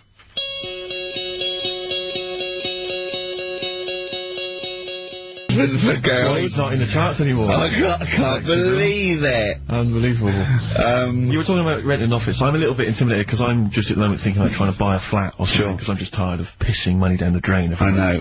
Yeah. And but I'm really petrified. I've put it off because I'm really gullible.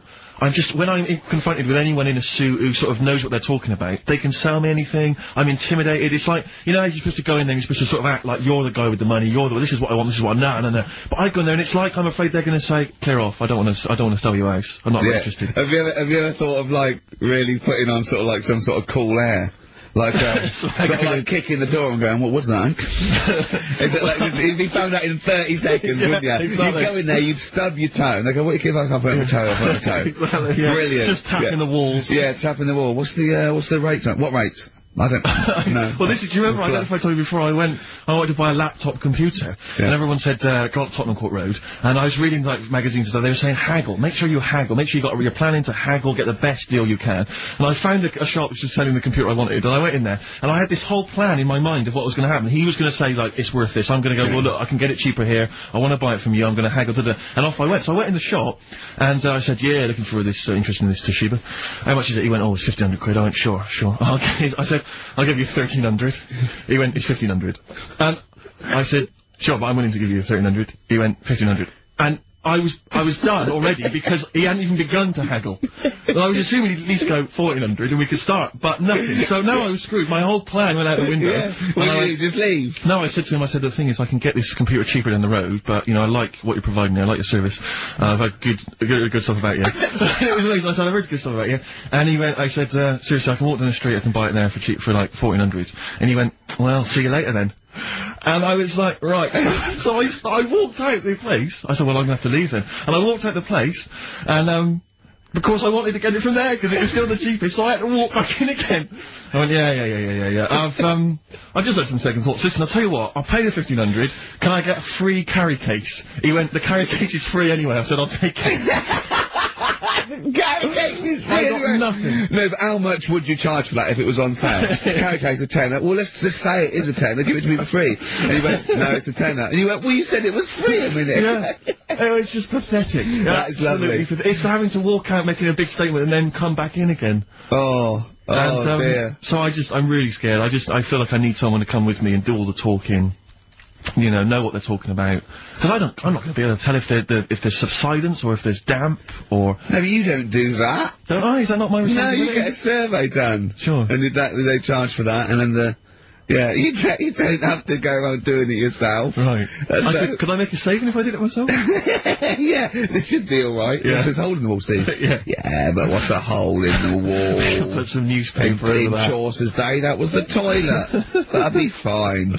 Karl, you're a second-time buyer, aren't you? But Yeah. Bought one in Manchester. Lost $7,000 on that one. well, don't buy in Manchester. No, it's a good flat. It's just it wasn't. I didn't buy it to sort of make money. I thought I was going to be living there like all my life, and then a job came up here, and it was like, oh. You bought your first flat in Manchester. You assumed you would be living there for the rest of your life. Well, I wasn't in a rush. Play record. You're an idiot. Hang on a minute. So have you got a property portfolio? Have you got the two houses now? No, I've got rid of that one. Oh, you sold that one? Got this flat. £7,000 Got loss. this flat. I'll tell you something that is interesting. Hold on, though. What? £7,000 lost. It's a flat in Manchester, but it could only cost about £8,000 anyway. Right, Steve, something they do now, right, they've got to do by law when you're buying, right? I was looking at one in London, right? It's haunted. They've got to tell you now. Right, don't talk shit. I'm telling you now. Record. I'm telling you now. Yeah. There's no such thing as ghosts. That is ridiculous if that appears on a legal document. Right, if there's anyone who sells flats and that, does that for a living. Yeah. Right, email in, because I'm telling you now, that is a fact. She sort of dropped it in. I said, oh, nice feel there. And she said, yeah, well, that'll be the ghost. Just dropped it in, that's all they've got to do. And then I was like, what? And they went, oh, yeah. That's what I've got to do, is it? So that's the legal thing. Did you drop it in? So in court you go, did you drop it in? Yeah, I dropped it in. Play a record, you're an idiot.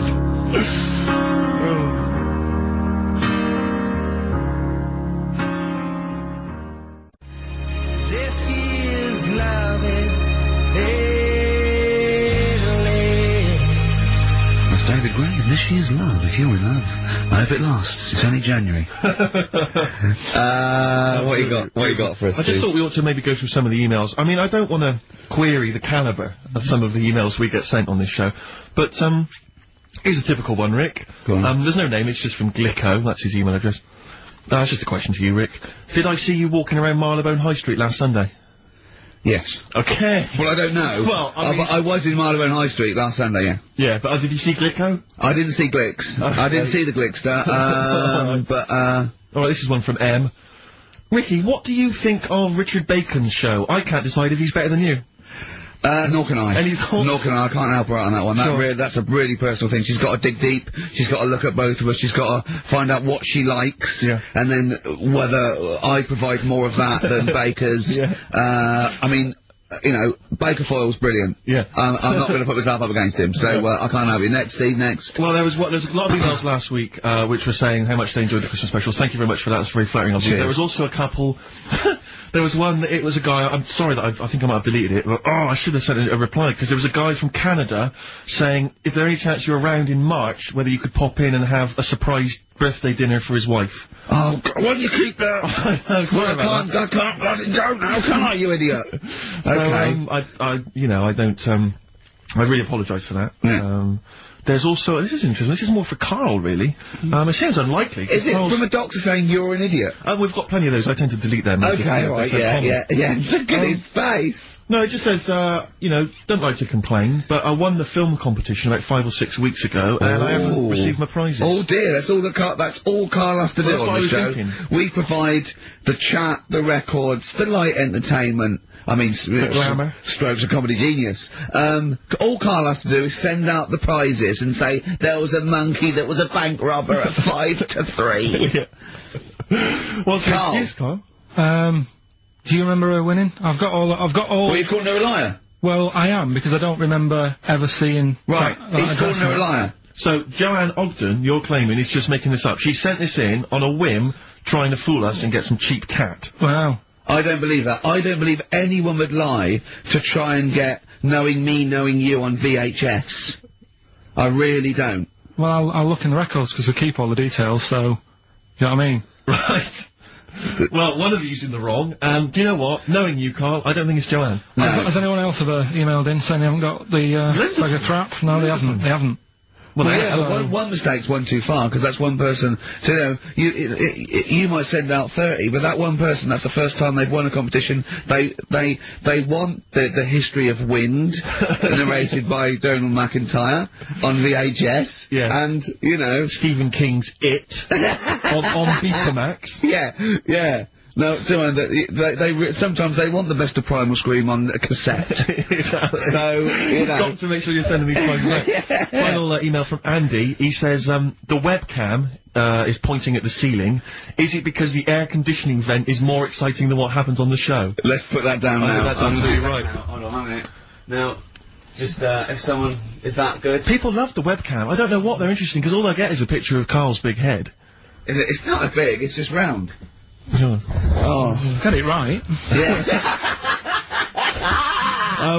Karl, I'd like you to play the next tune. I got sent a little cheeky, primer for the Cure's Join the Dots. It's B-sides and rarities, lots of stuff from them, from all over the ages.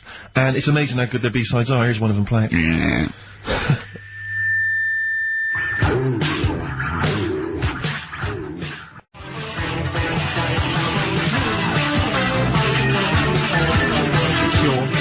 And that's called A Man Inside My Mouth, which was the B-side to Close to Me. There's nothing amusing about that, Rick. I don't know why you're laughing. Wow. It's called A Man Inside My Mouth. Yeah, I know. And that's fine. Yeah, it's like, the little man inside your head. Yeah. If a inside man wants to be inside anyone's mouth, that's good, good luck to him. Yeah. There's nothing wrong with that. But I agree. Yeah. Karl, do you agree with that? What man in your head? What does that mean? Brilliant. Yeah. Extraordinary. He doesn't even understand schoolboy carry-on innuendo. I know the fact that the play on words is too fouling. What does he mean unsightly erection? What? What do you mean dumplings? Huh? You're a fan of The Simpsons. You know that character in The Simpsons, the gap-toothed yokel? Yeah. If I look at Karl when he's Cletus. Cletus. Yeah. It's the kind of cliche comic book thing of having a mouth wide open to suggest formlessness. Oh. It's amazing. Or an accommodating come on. Yes. Absolutely. Karl. That little man inside your head, it's what, people use it as your conscience, don't they? Alright. Have you ever heard that before? Yeah. No? No. No? Okay. I was, Rick, I was watching Moonraker. It was on, I think it was last week. Yeah. I don't know how familiar you are with the James Bond films. I don't think I've ever watched a Bond film from beginning to end. Yeah. I've never watched one on DVD, and I've never gone to cinema to watch one, and I'm not usually in on Easter Saturday. Exactly. Honestly. The thing about James Bond, when I was younger, I thought he was amazing. I just thought he was the ultimate cool, sophisticated hero. Do you know what I mean? My dream as a kid, like when I say kid, I mean a teenager, was to come home, which invariably he did. He'd come back to his hotel suite, he'd open the door, there'd be a trail of clothes. And he'd follow her, he'd go into the bedroom, there'd be a beautiful woman in the bed, you know. You just said, clean up, man. What are you doing? You're messy. I'm going to get my mum to clean all this up now. Mum, she's got a bad back. There's a needy lady in my bed. And as I say, I used to think he was really cool and sophisticated, and it's only of late that I've sort of revisited these films, and I tell you what, it's his jokes. Oh! He is the most infuriating man ever. Absolutely. I mean, I don't know why people in the films consider him so... I mean, I think the reason that women in the films are always being seduced by him is because, if you notice, they've normally got English as a second language. Right. So they don't understand. So when he's making those jokes... So they don't know when he goes, just keeping the British end up. Yeah, I'm just attempting re-entry. Yeah. If that was a British woman, she'd be going, what? Yeah, what are you talking don't about? say that. That sounds awful, and it's a terrible it's pun, so Roger. lewd, what am I? Yeah, what am I? Yeah. And they just laugh politely. They just laugh coquettishly and then, you know, unzip their dress and all that. But some of the guys, there was one where he's being chased by a guy in a moped or something, and the guy plummets off a cliff and smashes through a van which is full of feathers, and he plummets to his death, and Bond just says, all those feathers, and he still couldn't fly. What are you talking about? What do you mean it's not a joke? It's just words. There's one where in Moonraker, he punches this guy, he's having a fight, he punches him through a plate glass window, and he lands on a piano, and Bond goes, play it again, Sam. And there's the one, I remember there's the one in one of the early films where he throws a guy in the bath and electrocutes him by throwing in a thing, and then he goes absolutely shocking. But I'm just thinking, you've just killed a man. I know. You're a psychopath. Yeah. And it's just so excruciating. If someone was doing those kind of jokes in the office, you would hate them. Do you know what I mean? You wouldn't want to talk to them. They'd be a bore. I know. Yeah. Everything's a little one-liner. I know, and everything's a pun. Yeah. But I'll tell you what, he's a bloody good secret agency. That's true. So, you know, they're not hired for their, wit and, stand-up ability. Exactly. So, you know, it swings and roundabouts. Yeah. I doubt Johnny Vegas could, save the world. That's true enough, yeah. So, think on. Different people, different needs.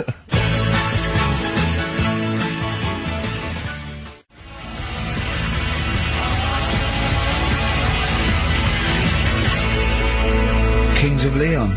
California Waiting on XFM 104.9. Do you know what, Steve? We get emails and, we got our posters up around this show and, people enjoy it.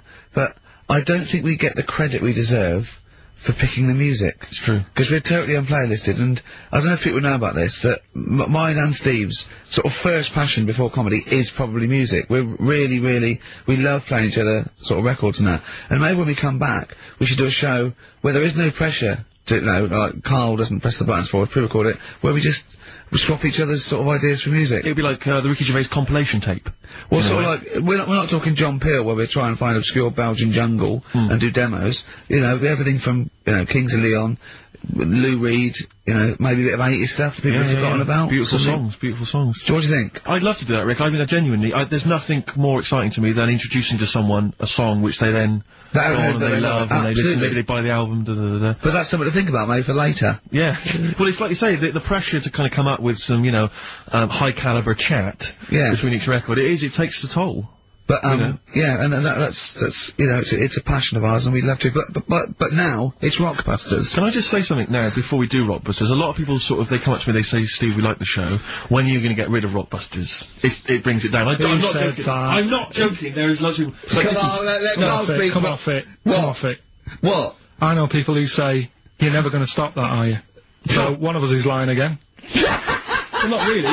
I'm talking about people who've listened to the show. You're talking about Suzanne, your girlfriend. Oh, Martin. He'll be at home now with a pad, getting ready to play. But I should just... Max Freeman did encourage Karl on a couple of occasions. He even tried to get him through with the answer egg when we were doing that naming animal round. Yes. So, but I should just say that people think that somehow Ricky and I are endorsing Rockbusters, that somehow by allowing it on the show, somehow we think it's good or we appreciate it. And I need to point out that it's more like when a child comes back from school and they've done a painting. Yeah. It's crap. Yeah. But of course you've got to stick it on the fridge. Bigger than the house. You've got to stick it on the fridge because otherwise the kid's going to get upset. In this next episode, you've got to remember the cat is bigger than the house.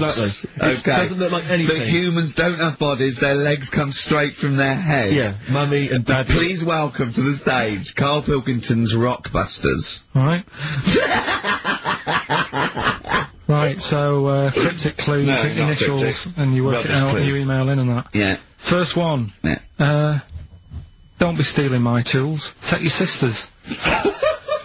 Alright, and the initials NK. Don't be stealing my tools. Take my sister's. Yeah, so that's like the cryptic clue, and the initials of the artist or band is NK, right? Second one. Buy it if you want, not bothered, think about it. Come back, right? Come back if you want. Start again, Carl! No, last halfway through! Right, start that second one again! Right, well, you can buy... It's different! Well, the first one was, buy it, well, no, this one was, yeah, well, write it down, buy it. Right, do it. If it's a cryptic clue, all the letters count. Do it. Buy it if you want, I'm not that bothered, you know. Think about it, come back, check some other places out first before you know... That was a crossword clue! In the Times! So we've got no time for other clues. Right. So that's SC. Right, do that clue again. Buy it if you want, I'm not fussed, do you know what I mean? Think about it. Fast has made an appearance! Fast wasn't there before! Do the clue again. Do the clue again! Initials SC for that one. Do the clue again. I don't want to do it again. You haven't finished it yet? I have, that's it. No, do the clue again. I can't do it again. Do the clue again. Buy it if you want, I'm not fussed, right? Shop around. Come back.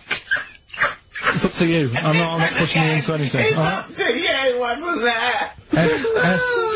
SC for that one, right? And the final one, that's good, I can play 10-pin bowling again.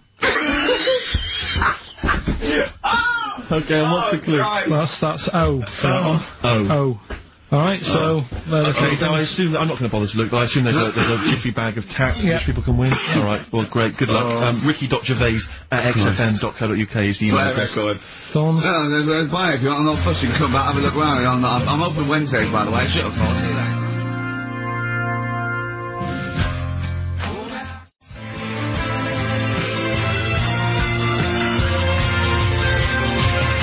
Thorns and No Blue Sky, off their album of last year, which is probably my favourite album of the year. I've started getting into that sort of like music, more serious thing in case we do it. I mean, I don't know, from that comment, maybe we should do some preparation. Pre-record it. Yeah. So we can sort of like cut all the ums and ahs and Like that sentence me there. sort of like eating a sandwich while it's on, Yeah. singing along, tapping a little bit. Yeah. I won't lay down like this either. We'll get me a chair that I can sort of be upright so I can enunciate. You weren't in the room, were you, when Karl was singing along to Oliver's Army? No. It was a joy. Checkpoint Charlie. Oliver's Army. No idea. Oh, bless him. No, it was Rockbusters, well on the way. Any right answers yet, Carl? Let's just check. Let's see, we got one email. One email? No. No, because they probably don't make sense. Yeah, no responses whatsoever. There's still on the text and that. Really? 83 XFM if you want to do it on the old, Speak up, Carl. Not just We're on the radio. Steve, no, we're on the radio, we're live. Just letting you know, do it on the text if you want. Send it in on the text. Well, what is it? Say it! 83 XFM, Right. right? What's the email address again? ricky.gervais@xfm.co.uk. Are you tired today, Carl? Are you just bored, or...? No, I'm alright, I'm good. Yeah? Yeah. Steve? Yeah, well, no, I just wanted to mention to you, I went to a pub near my house recently. I found out that there was a pool hall. Oh, yeah. Like a pool club there. And I love pool. I like to think of myself as looking a little bit like Paul Newman in The Hustler Yeah. when I'm shooting pool. Yeah. And I went down there and I went with my flatmate, and it's quite a seedy pub in many respects. There's a lot of weird people in there, like alcoholics, and... Why did they go there? Strange, isn't it? Weird, isn't it? Yeah. Go on. And, very, very odd people. And, so he's a little bit nervous, and he says, I'm a bit worried, because there's a lot of kind of, there's people from the estate, the nearby council estate, Yeah, yeah. For want of a better word, scum. And, so he's a bit edgy. And, bizarrely, because I so wanted people, I said to him, he went, I'm a bit scared about going in. I went, don't worry, you're with me. Yeah. I don't know why. I don't know what that means. They're going to think, oh, wait a minute, the 6-foot guy with the lanky guy with the glasses, Yeah. I'm not going to mess with him. You go there, they take your glasses off and you go, I've lost. Exactly. That's it, I'm out of here. This is why I've never got into a fight, because if my glasses are gone, I'm screwed. That's the first Are thing you do. really, really are short-sighted, aren't you? I'd be absolutely done for. And are you nervous are you sort of like nervous Yes. without them? You know, What, 'cause whenever You know, whenever you see like a kind of action film or whatever, or maybe like a horror film, The nerd where loses nerd loses glasses, and he's travelling around on the floor is that whilst you, the is it? killer coming behind him. That's me. Really? Yeah, done for. Absolutely done for. What did you do when you were at school, when you had to play tennis or football or rugby or something? Kept him on. That's dangerous, Well, of isn't course it is. That's why I was never, you know, as good at rugby as I probably could have been.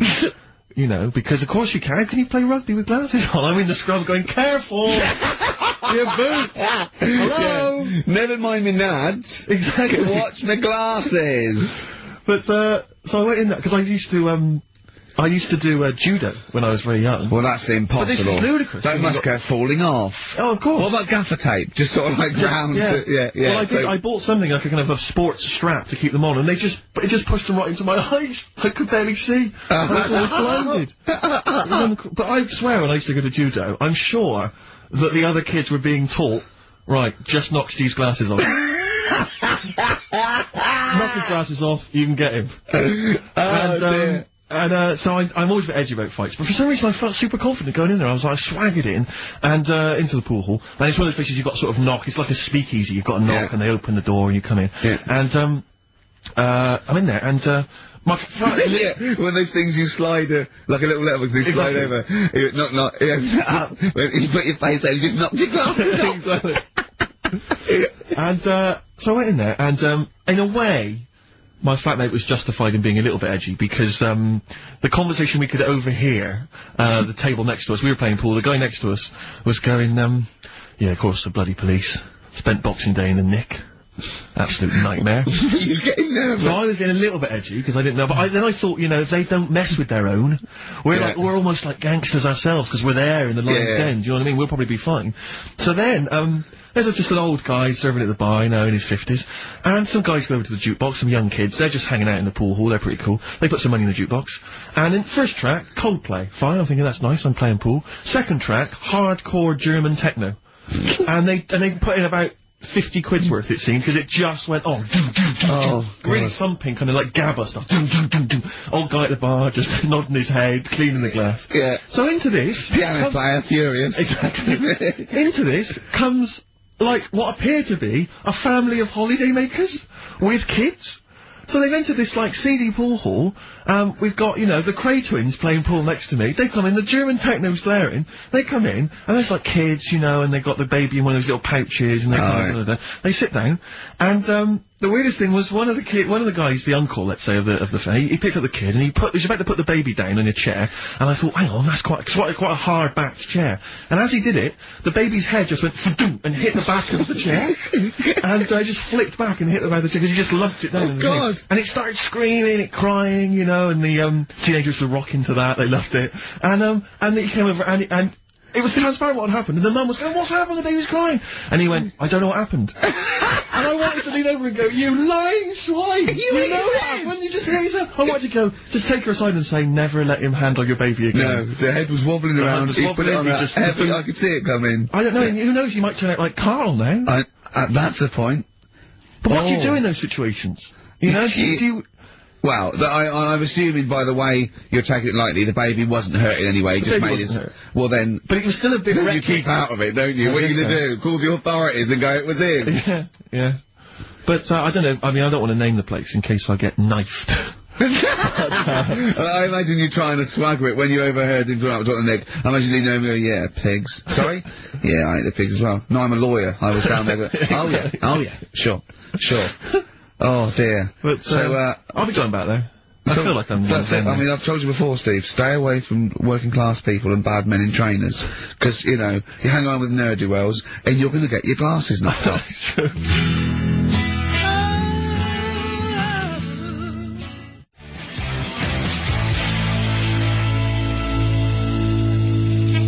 Jet. Roll over DJ on XFM 104.9. Karl, you promised me that you were going to reintroduce Educating Ricky. Yeah, we can do that. Have you got it? Have you got something that will, that's something that I won't know that's correct and that will interest me?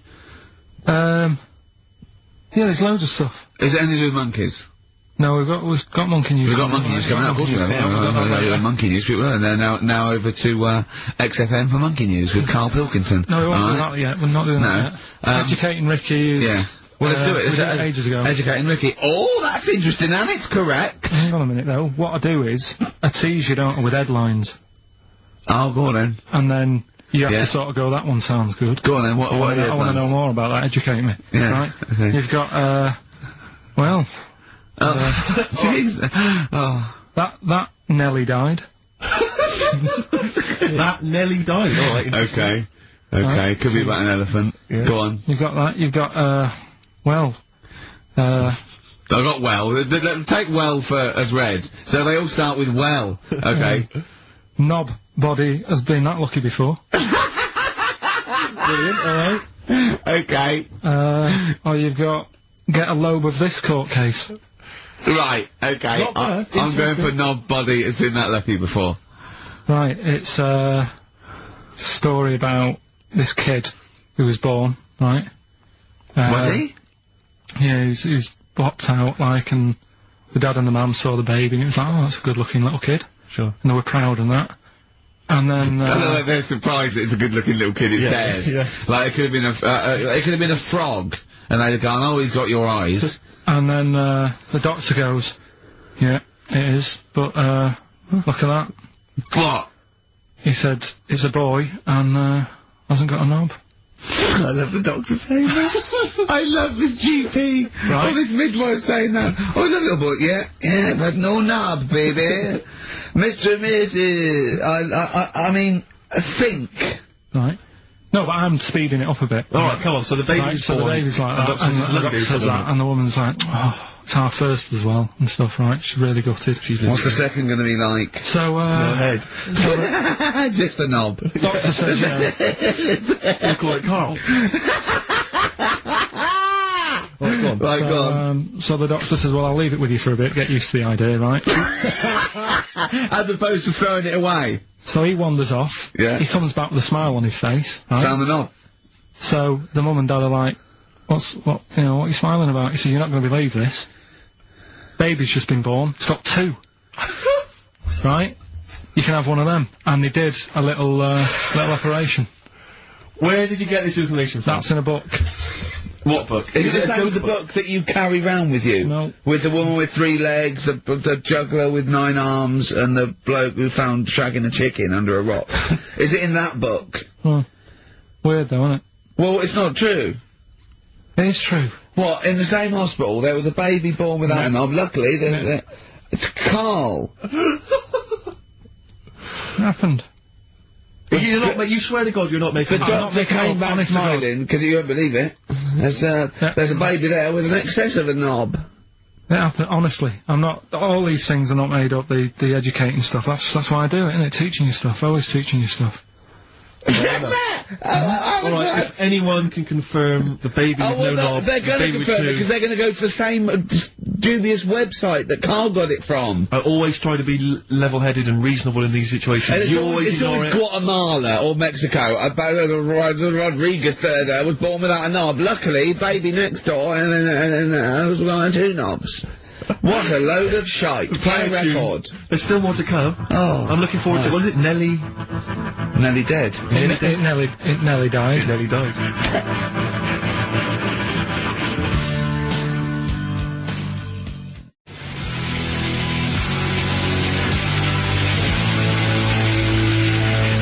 Bones.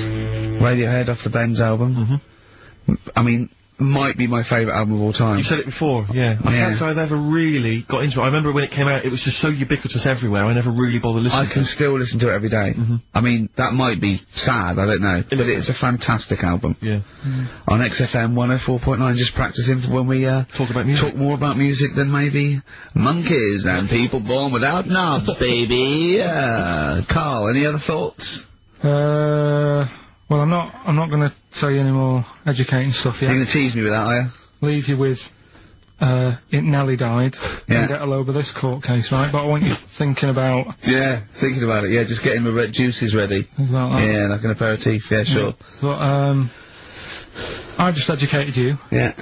right? And I watched, the Office Christmas stuff on last Sunday. Did you enjoy it?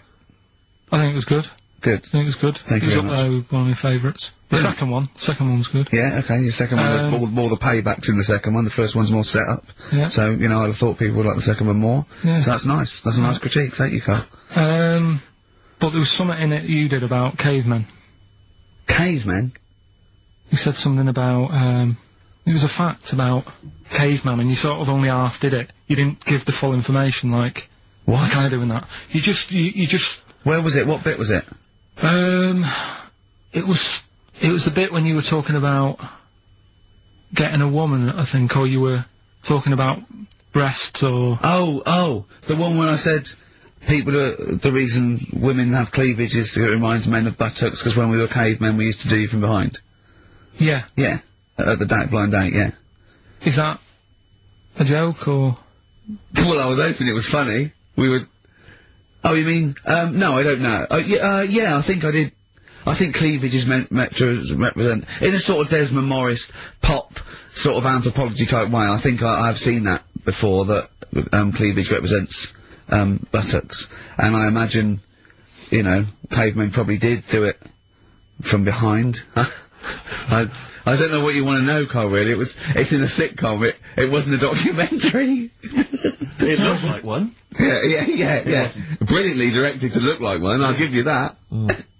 No, but what you're saying, so blokes like... Yeah, I think cleavage is represented like buttocks, because obviously buttocks were much more of a sexual organ. Evolutionary speaking, breasts were to actually bring up to suckle young, but and were a sign of sexual maturity, so you're ready to mate. But whereas Karl, I'm not an anthropologist, mate. I'm struggling here. What do you need to know? But yeah, I imagine that the cleavage reminds you of an arse. Right. Well, if it's all about arse, why don't gays like a little bit of tit? No, do you know what I mean? You've done me! So the question put to us today on XFM 104.9, please call me $, is, if it's all about arse, then why don't gays like a little bit of tit? I was worried. If it's all about arse, why don't gays like tit? If it's all about arse, why don't gays like tits? Just call in with your... Thanks very much for tuning in. This has been Children's TV. If it's all about arse, why don't gays like tit? It's been an hour and a quarter before we got round to gays, so it's good to see they made an appearance. If it's all about arse, why don't gays like a bit of tit? Is the question. What a brilliant question. Well, if you're an anthropologist or a psychologist, a doctor, a gay, please call in. If it's all about arse, this is the question. I'm not convinced by this whole, cleavage looks like an arse, that's no, why not Steve, nor am I. It's a bit of mock anthropology. I didn't think it would be under scrutiny. I think it's more likely that the reason men find cleavage attractive is because they know there's a lovely pair of Bristols down there. Yes, they look at cleavage, they go, here we are. if that's what's on show... Exactly, imagine what's down below. If that's in the front window, right, yeah, what's he got in the back of the shop? Oh, dear! Oh.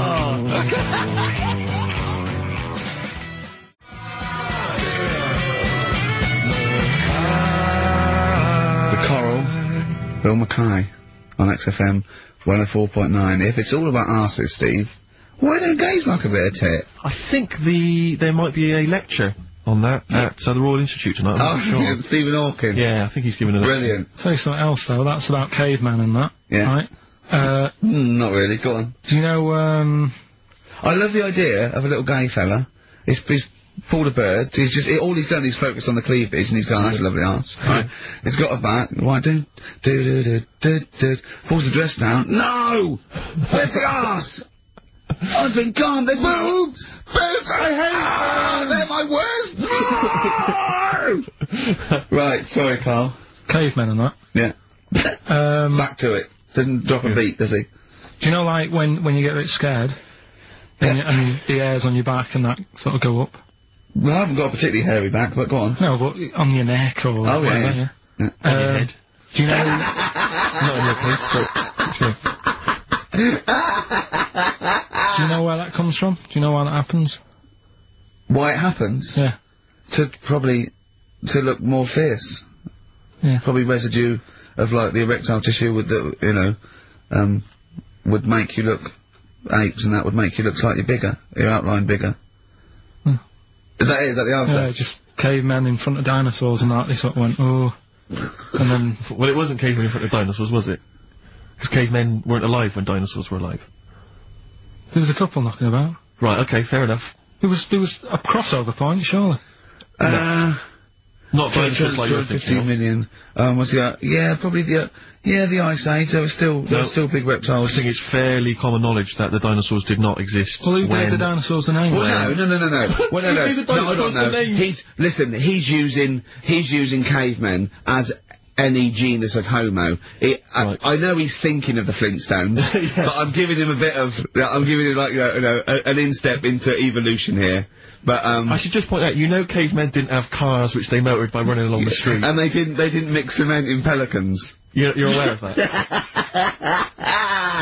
Go on, Karl. Should we have the Rockbusters answers? Yeah, You've got to get I'd that out of the way. I'd love to. Number 1 was, don't be stealing my tools, take your sister's. The initials were NK. That was Nick Ershaw, right? Nick Ershaw? Nick Ershaw, 80s. I don't know. Oh, no, I've never heard of that band. Nick Kershaw. Nick Kershaw, yeah. Nick. Sorry, what? I don't understand it. Nick. How does Nick Kershaw? Second one. No, don't move on. Nick Ershaw. What's Nick Ershaw? Jesus. All right. It doesn't count. It's not a clue. So let's just leave it behind us, all right? Second one was bite if you want. I'm not bothered. You can think about it, come back, have a look around, think it over. I'm not fussed. The initials were SC. That was soft cell, right? That works. Yeah. Well done. That works. Right. And that's good. I can play 10-pin bowling again. That's O. That's outcast. All right. What does that mean? Outcast? You're out. You broke your arm, right? Got the cast that's off ridiculous. That's ludicrous. I mean, that's ridiculous. You broke your arm, you were in a cast, you got rid of the cast, you're outcast. Did anyone get that? Yeah. I mean, I am stunned. I think, to be fair, that was because how many bands begin with O? Yeah. I think that's why people got it. Exactly. But they were guesses, yeah. I could probably make Oasis work if I tried hard enough. We've done that. Oh, pardon me. So, outcast. That's ridiculous. Why is it ridiculous? But We've it's had worse than that. ridiculous. We've had worse than that. Leap to We've had bowling. worse than that! No, Imagine that! I remember when I did my wrist in, then it fixed, I went 10-pin bowling. Why did you do your So it's what you did. Brilliant. So next week's quiz is what am I thinking? You're an idiot, Karl. Play a Who's the record. winner? Why did you do your wristing? Crash. A what? Crash. Had a crash. You had a crash? Yeah. That sounds like a story we've not explored. Not much to it. I just went on a free sort of rally day. Got in this car. I'd been working all night, right? So I wasn't the best condition to be whizzing around a track in a car. Sure. Like a Formula 1 type car. Yeah. Spun out of control, hit some mud, smashed it all in, wrote it off, and I didn't realise I'd done a load of damage until... Well, you landed on your head, but you were fine. Yeah. Who's the winner? Mike Godley. I'm in love with the girl that I'm talking of.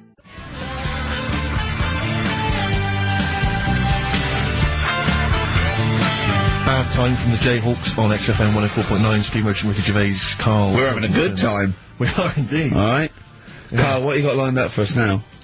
Right, well, you got a choice. Nearly dead? You can have a bit of educating. Yeah, let's have educating. Come on. Educating Ricky. Can we just clarify what this is? I think a lot of new listeners perhaps aren't familiar with this. It's when Karl looks on the internet and finds a weird story about, the double knob, fun, and tells me about it, and it's usually not true. Okay. If it is true, I know it already. Go on then, Karl.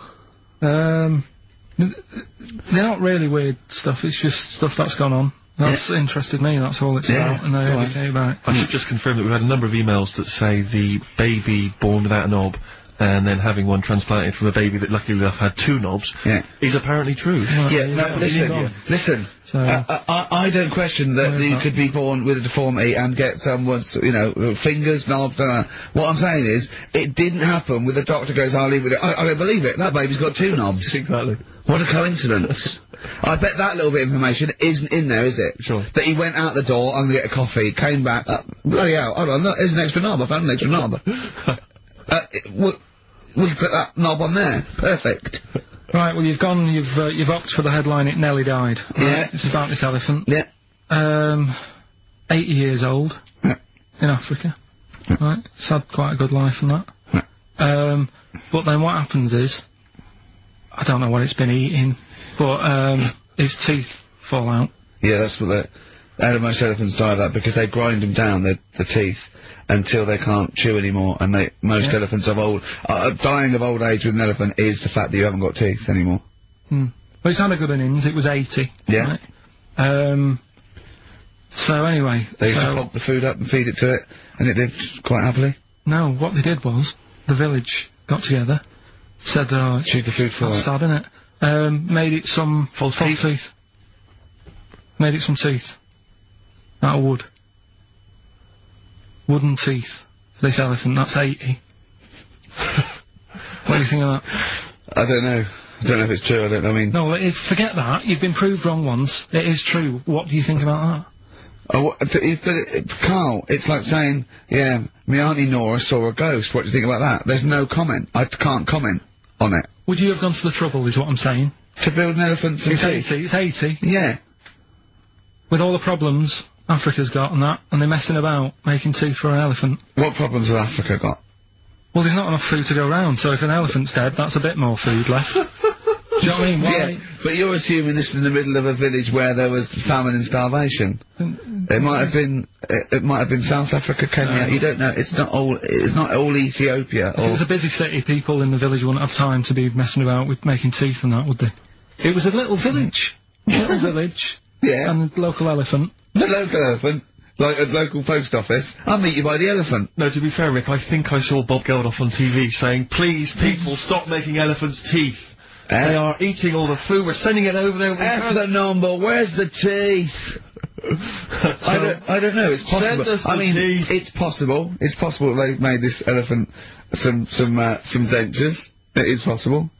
Wouldn't it have been easier to just... Pulp it. Exactly. I'd have Fresh thought- it up, serve it some soup or whatever. Yeah, I think if you're making its teeth, you know, it's a village. So I'd have thought I wouldn't have thought it would work for very long, and I wouldn't have thought the elephant would understand that it was teeth, so I wouldn't have been able to thought that the villagers could do it. I mean, top veterinary surgeons could have done something, but I think they made it all goodwill, but I don't want to thought it worked, so they probably end up dying or pulping it like I suggested. But, you know, thanks very much, play a record.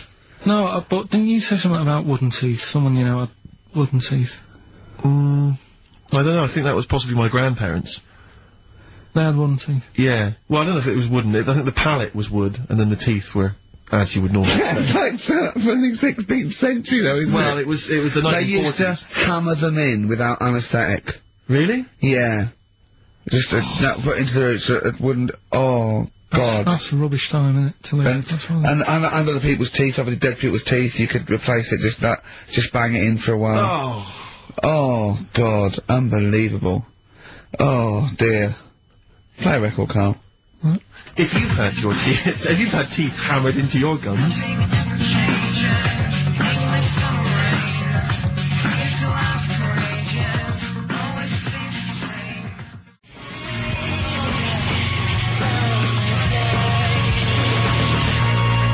Placebo, English Summer Rain on XFM 104.9.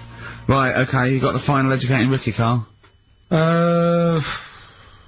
a load of this court case. Yeah. What happened was, right, Allegedly. Fella's in court for something that he shouldn't have done, right? Yeah. You got all the detail then at your fingertips? And the jury says, he's guilty, right? And the judge went, what, he's not guilty, off you go then, right? He misheard it.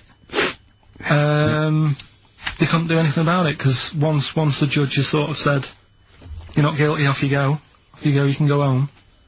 And the jury were like, what are you doing? They said he's guilty. And he's like... What do you think of the Thorns album?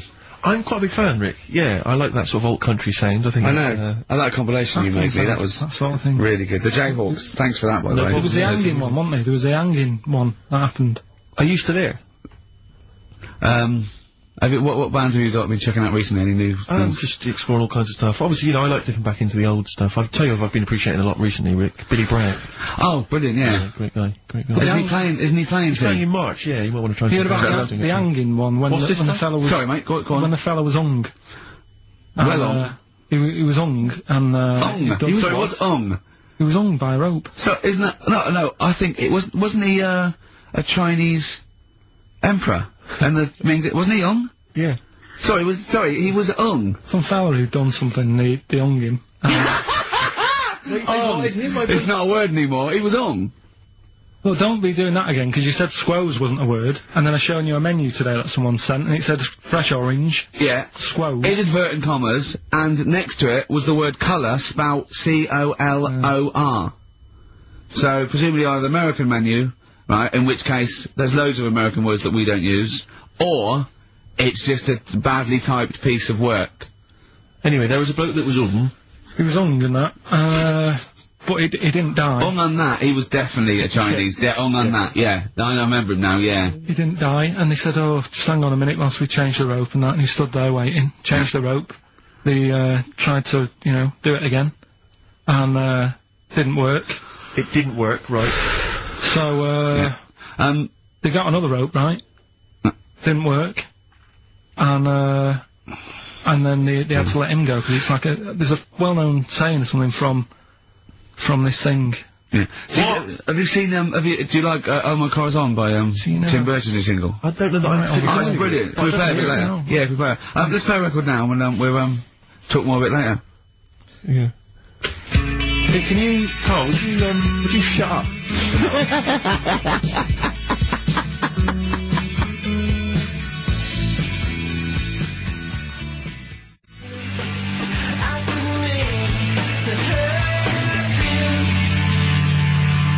Oh My Car's On. Tim Burgess. Brilliant. XFM 104.9. Right. Well, we're running out of time here. Yeah. We had Karl in a little film, but I think we've only got time for Monkey News, Yeah. What are you thinking, Karl?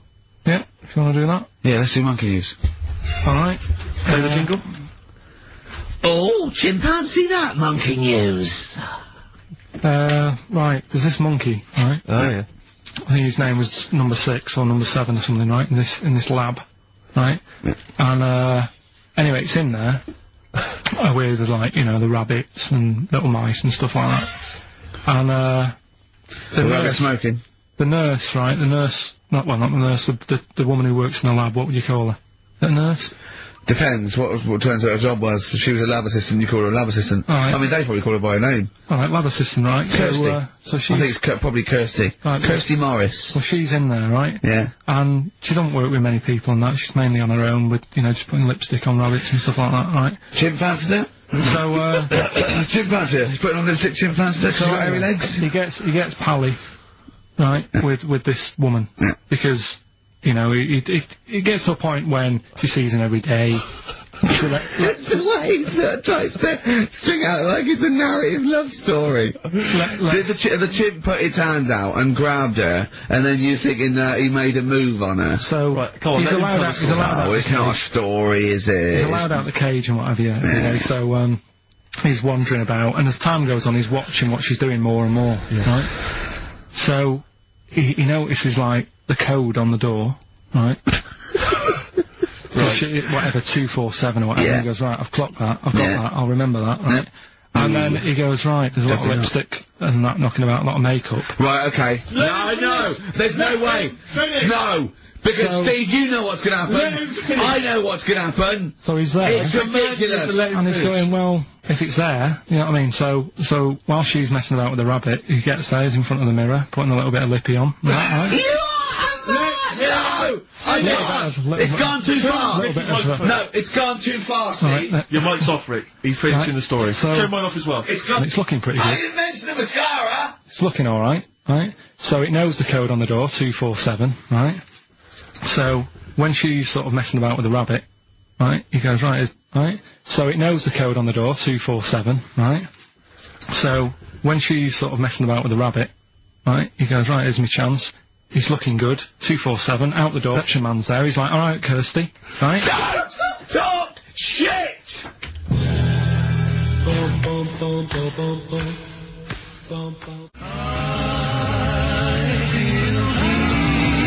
Feel Free from Cream. That's pretty much the last track, isn't it, guys? I imagine on XFM 104.9. Well, I mean, yeah, I've got nothing to say after that. Ridiculous story.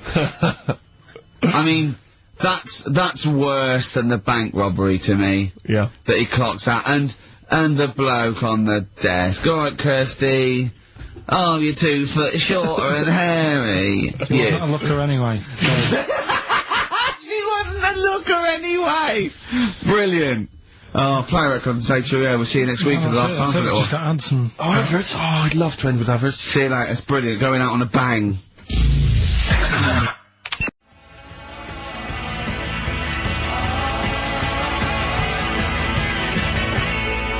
Kings of Leon.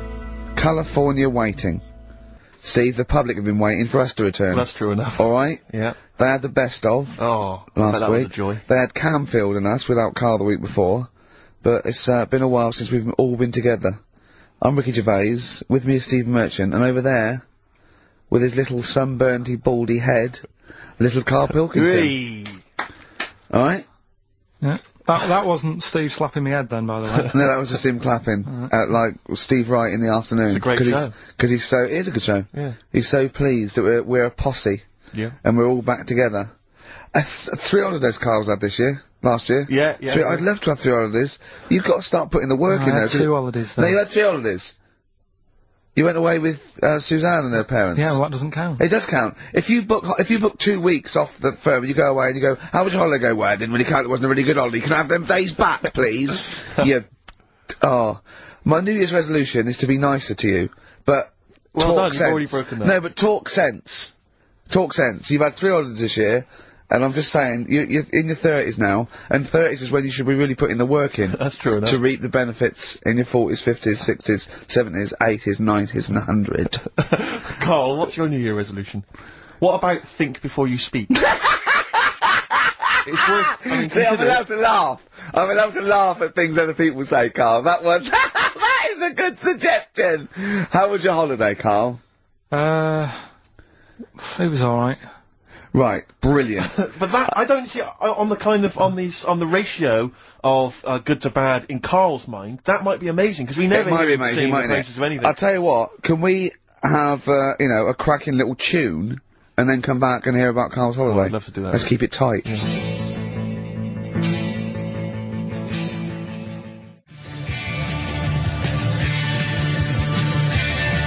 Let Me Tear Us Apart by Joy Division. Now, I can't put my finger on it, but that doesn't sound like the original. And it's off a compilation. It sounded a bit fast. I think the vocal was slightly different. If anyone can, put me out of misery, I think it might be in a session of the time or something. Karl, is it a New Year resolution for you? Another one. Maybe when we ask you to get a song, get the original single version. I could be and wrong, not some but- obscure but- session. Yeah, it does seem different, doesn't it? Very odd. Yeah. Yeah. Maybe we just remember it wrongly. But anyway, that's XFM for you. 104.9, I'm Ricky Gervais with me, Steve Merchant. Karl Pilkington. Karl, you went to Lanzarote. People said don't go to Lanzarote. They told you it was Lanzarote. They told you, were they right or They wrong? were right, yeah. Really? Yeah, it's a bit ropey, yeah. Is it why? Just, out there. If it wasn't for the volcano they had, they'd been knackered. That's their big draw, is it? That's it, basically. That's all they've got going for them. When you landed, was it really hot? Were you quite excited? You were thinking this is It okay? was warm. It's, we can't complain about the weather. The weather was alright. Sure. You know what I mean? That's what I went for, but it'd be nice if there just was something else. Yeah. What did you do all day then? Did you read your ritual book? No, I didn't read that. I read that book. Do you know the book that I bought and all the chapters were messed up? Oh, yeah. I bought a better version of that. Alright. And I read that. Excellent. And then, Did it make more sense in order? yeah, a lot easier to follow. Yeah. And then we went and had a look at the volcanoes and that. They've got 36 of them to look at. How many did you look at before you realised that pretty much, you've seen one volcano, you've seen them all? Probably about 6 or 7. Really? And then when you got to the 8th, you thought, now I know what this is going to be, Suzanne. This is going to be like a mountain with a hole in the top. Yeah. Really? But it happened years ago as well. It's like, just keep a couple, fill the rest in, tidy it up. Fill doing? Yeah, no, Well, yeah. I'm getting some builders. No, seriously though. Okay, They're a 4 death million tons of concrete, please. They're an absolute death trap. Yeah, what? Yeah. What do you mean fill them in? Do you know what a volcano is? It's hole, isn't it? That's happened. Well, it's more than a happened back hole. It's in- more a portal to the magma in the centre of the earth. Back in 1730 it happened, and they still haven't sorted it out. Well, when you say it happened, volcanoes were made a lot longer ago no. than 1730. No, but the one that did Lanzarote in. Right. Sort it out. What would you suggest? How tidy can they up. fill it in? It's joined. It's all joined. No, but what I'm and saying the, is, it was the a- big it was- plates of the earth are all joined. It All was the a disaster, magma's wasn't it? joined. With the trade centre thing, that happened. They cleaned it up, sorted it out, they've moved on. That's what I'm saying. Whereas Lanzarote have just gone, leave it. It happened back in 1730. You misunderstand me. How, in the name of God, can you fill in a volcano? You ignorant twit. No, but it's not just the holes. They've actually left the lava everywhere. That's what I mean. It's not just the big holes. There's lava everywhere. But it's molten rock. They can't just pick it up like they're like a carpet. Put it in the holes. The holes are there ready. Just push it all in. That's what I'm saying.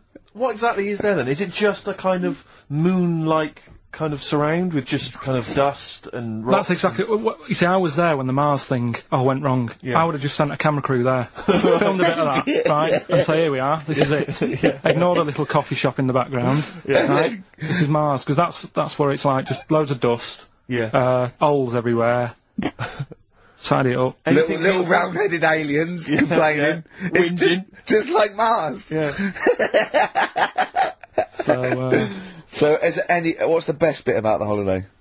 Come on, pretend you're Judith Chalmers. I have been doing. I would have done all that. I would have said that. Don't bother. Right. I mean, the hotel was good. Yeah? That was alright. What was that like? It's alright. Just, clean. That's all you want, isn't it?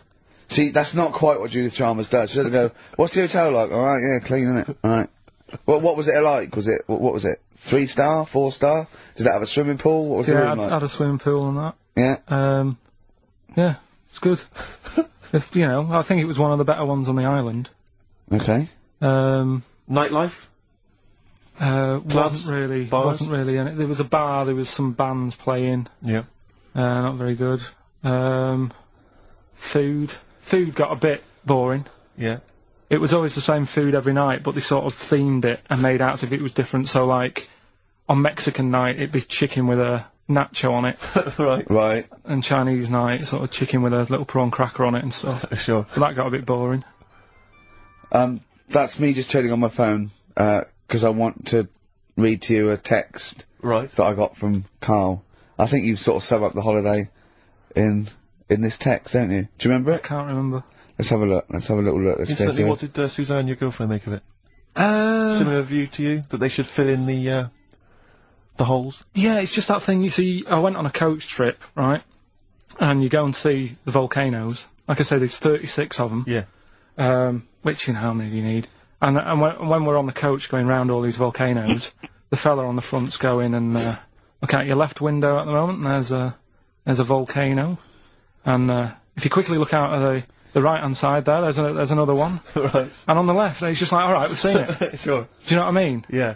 And that trip, I mean, we'll talk about that trip in a bit. Right, this is the text I got from Karl, right? Alright. Been up to a volcano.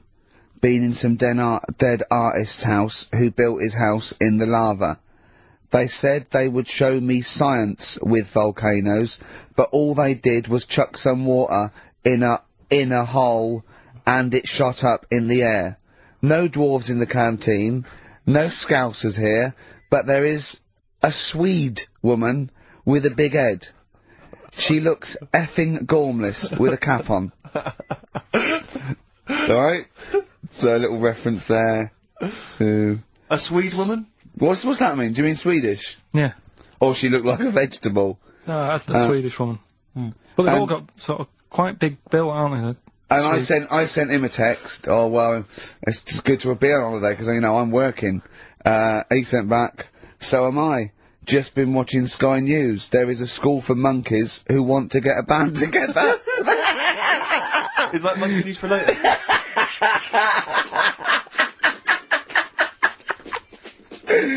Oh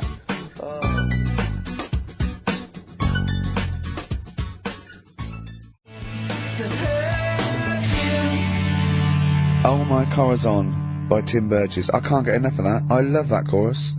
On XFM 104.9. Ricky Gervais, Steve Merchant and little Karl Pilkington.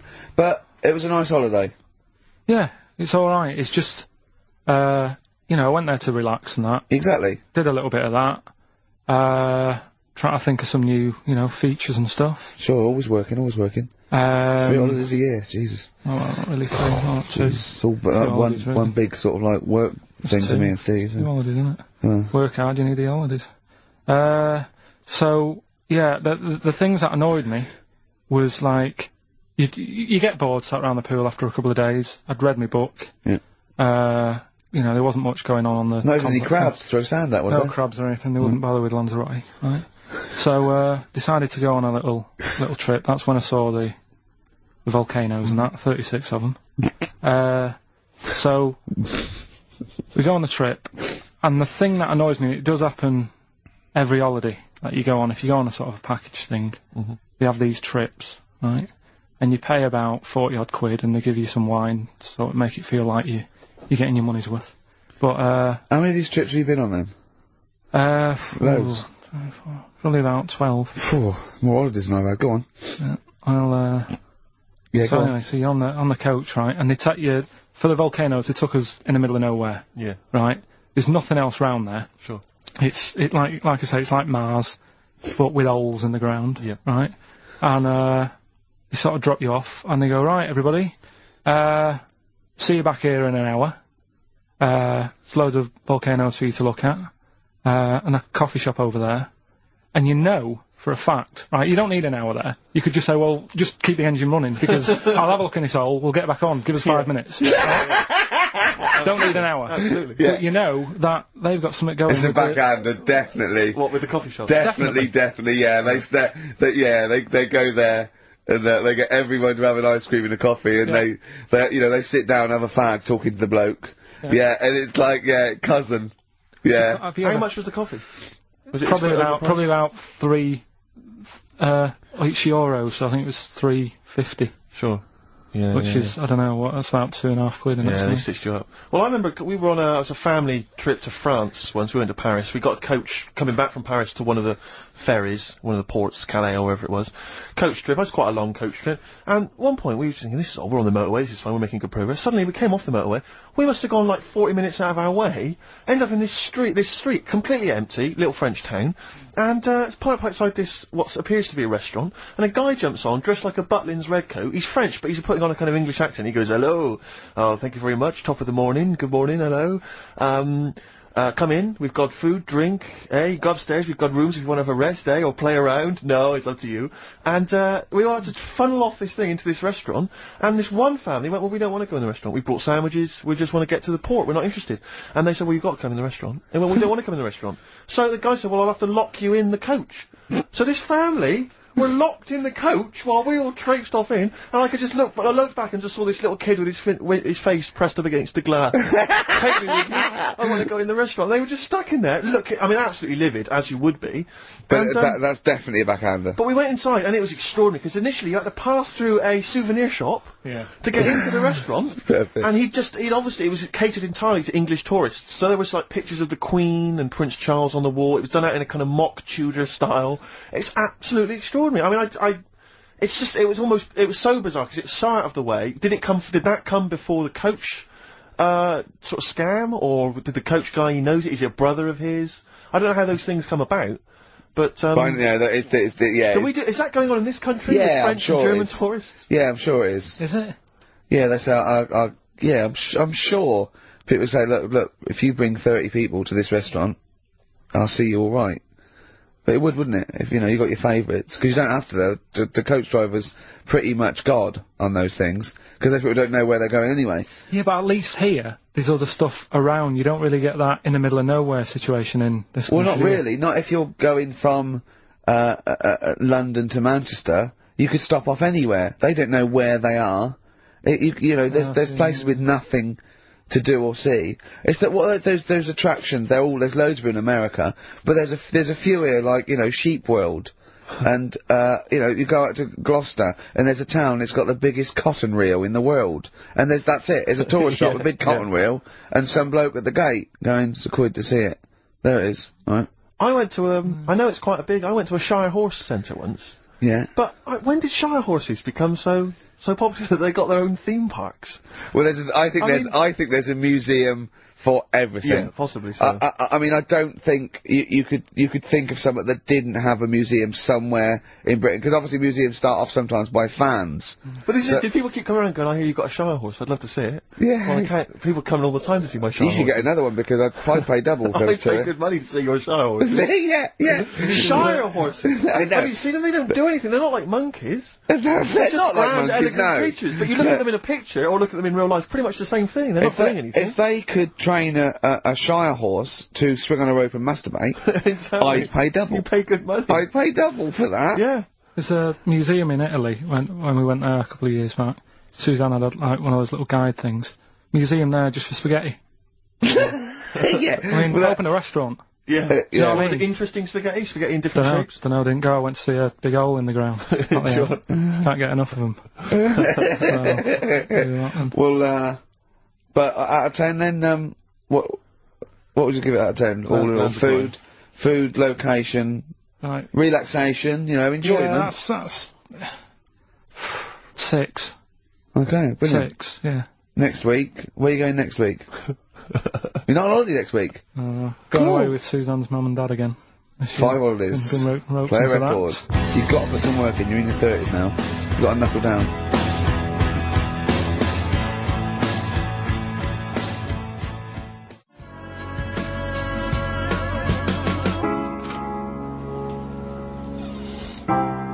Sharing breaks, mind over money, XFM 104.9. I'm Ricky Gervais, Stephen Merchant, little Karl Pilkington. Yeah. A couple of emails. Different people have visited various tourist attractions. Oh yeah. Let me see who's this from. Not quite sure. But thanks very much indeed for it. There's a link here. It's apparently in Devon. Barometer World. Brilliant. It's the world of barometers. It was established in 1979. And By one bloke who had a lot and thought, I can charge a quid for this, definitely. Here's the Out of his own house, probably. Converted back scuttle. Exactly. Yeah, that's not a euphemism for a sexual act. But look at the webpage here, Rick. There's a picture of a beautiful barometer being held by a beautiful lady. Lovely. Who's definitely his daughter. Yes. Definitely. Come on, Kathy. Oh, that. Dad, no. Come on. Undo your top a little bit. Dad!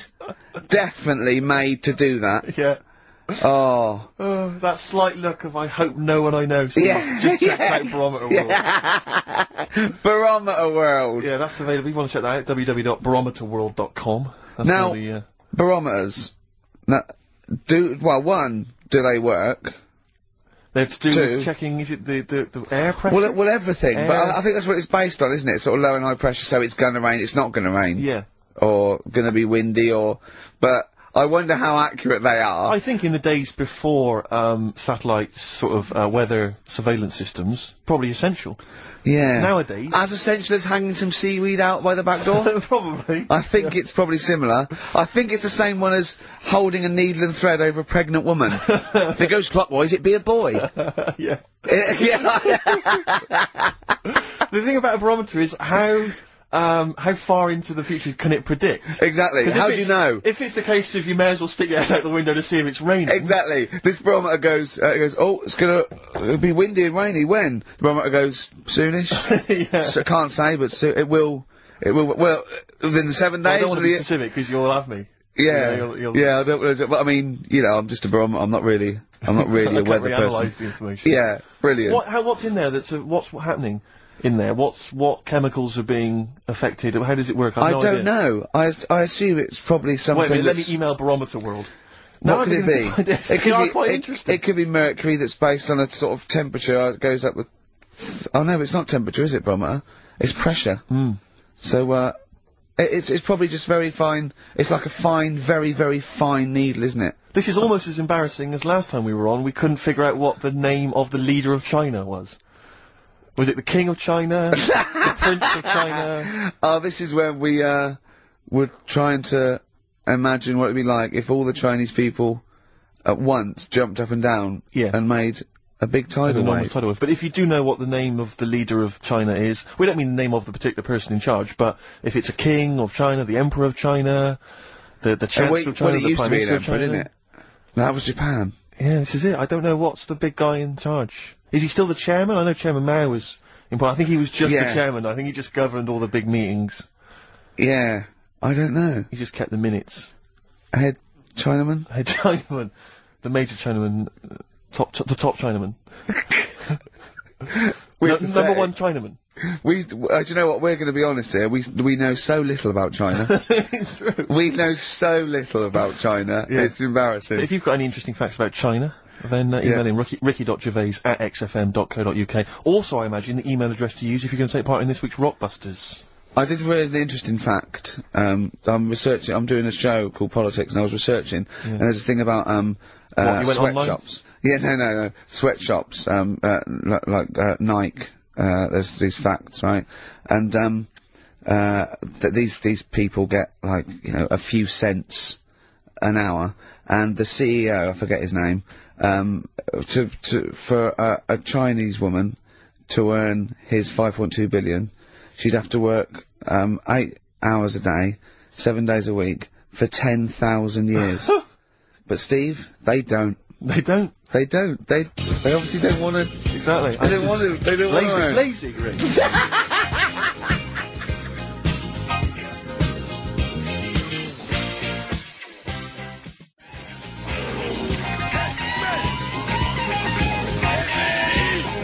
Ian Jury and the Blockheads, hit me with your rhythm stick. Rick, are you likely to be going to Cumbria on your stand-up tour? Almost certainly not. Why? Well, it's just because you might want to visit the Cumberland Pencil Museum. That's the journey through the history of pencil making. I do like pencils. Really? Yeah, I just use one then. So, do you have any idea how that was made? No, what's it? Let me email them. Now, Chinese people. Oh, incidentally, it's the premiere of China. The premiere. Premiere. Oh, right, yeah. Oh, yeah. Sure. Yeah, I remember now. Yeah. Well, when you were away, Karl, we worked out if there's 1 in 10 people are sort of like gay in some way, with 1 billion Chinese people, there's 100,000 little gay, lesbian Chinese fellas of some sort. What do you think of that? What do you mean? Well, I think so it's some sort of form of, gayosity, whatever it's called, is sort of like 1 in 10. Right? 1 in 10 people are gay, apparently. Right. That does seem a bit high, though, doesn't it? I thought it was lower than that. What? You mean more than that? Yeah. I don't think so. And I think that's of any sort of nature, anything. But what time did they do the survey on the streets as well? Because, you know, they go out late, so if they're doing the survey sort of around lunchtime, forget it, they're not going to get any. Sure. Yeah. You know what I mean? They're all asleep. But if they're out at, say, 1 in the morning... Well... It's going to be higher, isn't it? Yeah. Well, the thing is, you know Karl's favourite song, The Killing of Georgie? A little gay fella goes out, and, he gets, beaten up and that. Karl went, yeah, but would it have happened if he'd been going out at a decent time? True. But clearly in the lyric, it says, Georgie left the theatre before the final curtain fell. Yeah. Now, theatre's finished about 10:30. Yeah. So, even to giving him half hour, I reckon it was only about 11 o'clock. So, you're talking rubbish there. Are you sure that wasn't his curtains in his flat? And he's closing them before he goes out? No, he was at the theatre. But I'll tell you what, I just realised something. Maybe where most people were going home after theatre, he was just going out. Exactly. That theatre to him is like a matinee. Exactly. Innit? Yeah. He's off out clubbing, isn't he? He's off down, he's gonna get some ammo, he's gonna get a couple of butt plugs, and he's not even gonna start dancing till midnight, is he? Have any of us ever met any gay people? It's just, I mean, our view of them is, I don't know. Email in if you've met a gay person. Yeah. Tell us where we're going wrong. Yeah. Have any of us ever met a gay person? I mean, the way we talk about it is just like, have we ever met Chinese people? I've seen them out there wandering the streets, but I don't think I've ever had a conversation. Now here's the irony. I definitely know and have met more little gay fellas than little Chinese fellas. Yeah. Have you ever had any little Chinese friends? There was a girl at school who was Chinese, but she was kind of inscrutable. I couldn't get close to her. She was sort of mysterious. Right. Rockbusters? Yeah, brilliant. Right then, this is where I give you a little cryptic clue and some initials, and it sort of makes up a band or an artist and stuff like that. Yeah, brilliant. Sort of being the operative phrase there. Yeah. Let's see how we read this clue. Yeah. This is going to sound like Oscar Wilde. Clue number 1. 3 different clues. Clue Oscar number Wilde 1. was Chinese, apparently. Was it? Yeah, it was illegal then. Right. Will you leave the entrance to my garden alone? Sorry? Will you leave the entrance to my garden alone?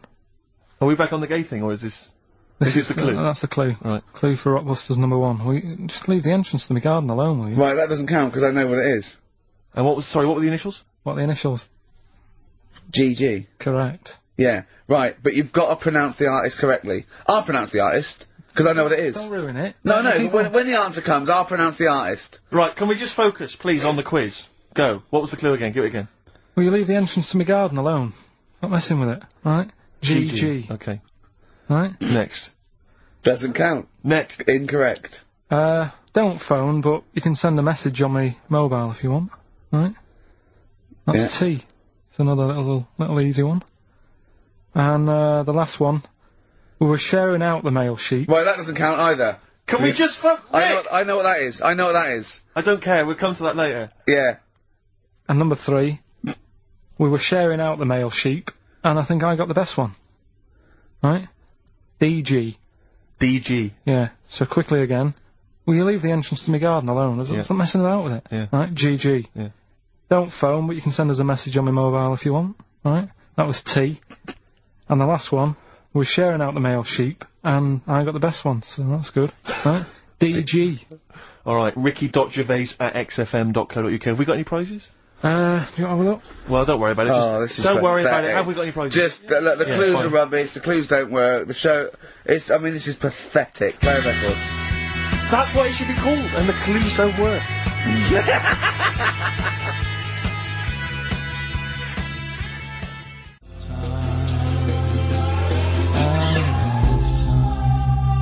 Blur, Out of Time on XFM. Well, we're not out of time, we've still got an hour left, boys. Hey! Luckily. Brilliant. A lot of emails, obviously, about the Chinese. People as fascinated as we are. I don't want to discuss it, interminably, Rick, because there's so much to say, and we've said most of it in the past. Yeah. Get a couple of emails. In fact, I think, Karl, you told us this information. Remind me of it again. If all the Chinese people in the world were... We're in a line on that, because there's loads of them, you'd never get to the end of it. Right. No, it's not that. It is No, if all the Chinese people formed a line and started walking out of China, you'd never get to the end of it. That's what I just said. No, it's because, though, they'd be having babies, you know what I mean? Still, it'd be adding to it all the time, wouldn't you? But would they be walking and shagging and having babies as they're walking out? Yeah, that is, yeah. I'd love to see someone organise that. Maybe the Record Breakers team. I tell you what, I'd love to see Ross McWhirter or Norris, who is it? Who's the one that's alive? I forget, Norris, I think. Norris, right. I'd love to see him to coordinate that. Yeah. 1.2 billion little Chinese fellas. Boy, girl, boy, girl, boy, girl. Yeah. And where are they walking out of China? Which exit are they taking? They're taking the... Through Tibet? Or? I think it's the Gate 9 Slip Road, the M43, right. to St. Petersburg, right? And they go, and walking, and shagging. Yeah, exactly. Yeah. Because some presumably are dying as they're leaving. No, but they live to 120. That's true. So they claim. So, yeah, well, we know Karl's theory on that. Do you want to just tell new listeners your theory about when all these Chinese people get the records for oldest people in the world? Come on, what's your theory, Karl? Karl, just that they're probably lying. Why? That's all. Because a lot of them don't age that well. Some of them do. A lot of them don't, and they always look older than they are. I read the other day, right? Do you know the one who was the oldest woman in the world, right? Chinese woman, right? The way she did it, it was. She didn't die. That was her secret. Yeah. What she did, she got up every day and didn't die. No, she was like awake and that, and then she'd have 2 days just sleeping. Right. So she wasn't really that old. What do you mean? Well, she'd only sort of lived half of her life in a way. Well, we all live 2/3 of our life, don't we? No, but she was like awake and that, and then she'd go, I'll go to bed, and then that'd be it for 2 days. Talking of sleeping, Oh, man alive, I went to see the last part of the Lord of the Rings trilogy. Why? Well, it's like a family thing now. Every Christmas, my family and I have been going to see the Lord of the Rings, the next instalment. It's like a family thing. What will you do if they keep making them? Oh, I tell you, I've wasted now about 10 hours of my life with that tripe. You can never get that I can back. never get that back. That's what Peter Jackson owes me. 10 hours now he owes me of my life. It is absolute drivel. Well, I know. We've said this before, I don't want to harp on again about it, but I cannot fathom why everyone is so excited and loves these films so much. Like you say, people reviews saying it's the best film ever. I think this is the greatest movie I'll ever see. And I don't... It's like they go, oh, but look at all the fight sequences. But Tolkien being up there in literature, like, you know what I mean? It's sort of like Shakespeare. Tolkien. No! No! But what is it that he's writing about exactly? I don't know. Little midget fellas who can't get shoes. I mean, I've got big feet. I've got size 14. I can get shoes. Oh, God. So but not from mail But order. I know, it is like, it's like, Harry Potter taken seriously. Yeah. But I know who's watching it. It's like these people who are watching it are obviously nerds, people who live in Forbidden Planet. They love it. They can't believe their luck. But that's the core audience, but it's obviously bigger than that. But then it's also people who can think they ever go, like menopausal women thinking, well, I'll write a book then. the Globplin came into the cave. Exactly. Right? And they're sort of like 13-year-old sons who've never shown interest in anything except glue, now writes Orc yeah, exactly. on his exercise book, and so they're loving it. It's like, it's God. uniting, bringing people together. But at the end, right, I mean, it's taken them now, like, 9 hours to get from one part of Middle-earth to the end, to the other end, so they can destroy the ring, the evil ring. Did they do a line? Was it? I don't know what they... Like those little Chinese fellas. And, it's taken them 9 hours of their time and my life, as well, to get there. And, at the end, they all say Did they goodbye do it in real time? Why didn't they edit it? I mean, that's what it felt like. It really, it must have taken them less time, you know, within the sort of logic of the book to get there than it did to me to watch it. And, at the end, they sort of say goodbye to each other and they all hug. So there's like, you know, there's little midget one, you know, Frida, saying goodbye to, you know, Bjorn. What are and they Benny. called in the thing? Because, are they PC in it? Are they called like midgets and dwarfs? No, they're called, hobbits. Oh, are they? Yeah. So we should call small people hobbits from now on? That's what they are, just to make it kind of topical, and they'll like that as well. Give them sort of, you know... So if you see a little, on the way home, if you saw a little... midget fella. 4 foot midget fella, just say, excuse me, hobbit. Yeah. Okay, that's Call fine him then. Frodo. Right, Frodo. He'd like it, he'd love it, because everyone loves the Lord of the Rings. They love it. No, everyone loves the Lord of the Rings, In yeah. the end, if you ever get to the end, they all hug each other. They say, well, basically Frodo has to say goodbye to all his other little fellas. And so he's hugging us, I don't know how many of them there are, and he's hugging them, right? And it is the most interminable thing I've ever seen. It's like the music's playing, they look into each other's eyes, he hugs them, they pull back, they look at each other again, that's like, we'll never see each other again. Then he hugs the next one, and I was just screaming, I was thinking, hug, just one big group hug. Yeah. Then we can get out of Like it. an American football team. Exactly. Just go, knock Not heads. each individual one. I mean, it's dragging on and on and on. And apparently on the DVD, there's like an extra sort of 20 minutes of extra footage of scenes he's cut out. Who's watching this tripe? Who cares? I don't know. I genuinely, Have we lost some of our popularity by slagging off Lord of the Rings? I don't care. Screw them. If you love it, if you can't live without Lord of the Rings, screw you. I don't want you as a listener. I can't fathom it. Really, Rick, it's not like I'm trying to be wayward or controversial. I can't get my head around the popularity. But doesn't Harry Potter annoy you as well, though? Yeah, but at least it's kind of over in an hour and a half. Is it? I haven't seen it. I went to the toilet 3 times during the course of the film. Really? It's unbelievable. The woman sat next to me. Sexy stuff in it, was there? Some of those little pixies with the pointed ears. It just took me back to, Mr. Spock. Oh, those glorious days. But, it really is just... I mean, have you seen any of them? You've not bothered? I've seen one, and it was long, and I thought it was nicely filmed, and I thought, well, okay, I'll just get through it. I even think, it was just a list of, and here come the orcs. Exactly. Right, okay, we see the orcs now. Yeah. But it's like people go, look at the amazing fight sequences, the amazing immense battles. And it's true, he's got thousands of actors and stuff on horses, brilliant. But I'm not impressed by good time management. No. Well done, he's got all those people together, he's orchestrated it, well done. But it's got to be more interesting. My friend summed it up. He said the Lord of the Rings films, they're like the film equivalent of an Enya song. Yeah. And that to me is exactly right. Lots of billowing dresses, slow musical moments. That's good. People riding majestically on horses. Enya. Constantly riding majestically everywhere. Dido's taken over from Enya in that. Well, so I've got a confession to make. Go on. I like that latest Dido song. Oh, play a song. I know. I thought I'd never. I don't Rick, know what to say. Let me explain something to you about Dido. Oh, God. Baby, come on down. dead end. Biting Bottles, Richard Ashcroft on XFM. We've had an email which I suppose puts my hatred of Lord of the Rings into perspective. It says, yeah, you may have spent 10 hours of your life wasting your time with Lord of the Rings, but imagine how many hours of people's lives this show, have wasted for Yeah, that's true, yeah. I suppose it does, balance. 2 hours a week for a couple of years. We can never give that back to people. I know, it says it mounts up, doesn't it? Yeah. We should be doing some kind of community service for people, maybe pop around. Well, this is community service, isn't it? Because Karl, it makes his brain work a little bit. True. And it, it keeps him, from going on holiday, sort of for 2 hours a week, which is good. We, spent New Year's Eve together, me and Karl. Oh, yeah. It was me and Jane, Karl and Suzanne. Her hair doesn't really look like Dave Hill, I must You didn't confess. see it when it was done, though. Yeah, she had the coat on that you bought her to say sorry though, didn't she? Yeah.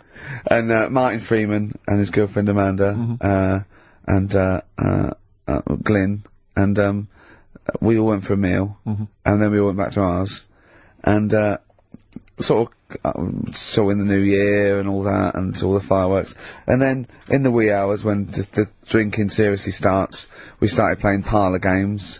And do you know that game when you go round, started off like with pop bands or rock bands, you have to say a band, and then they have to come up with a band immediately that starts with the letter that your band ended with. Right. So Suede, E, Erasure. Do you know what I mean? Go round. We did that, right? And then we had to change that because people were sort of using the same ones crop up. So I said, well, let's do Animals.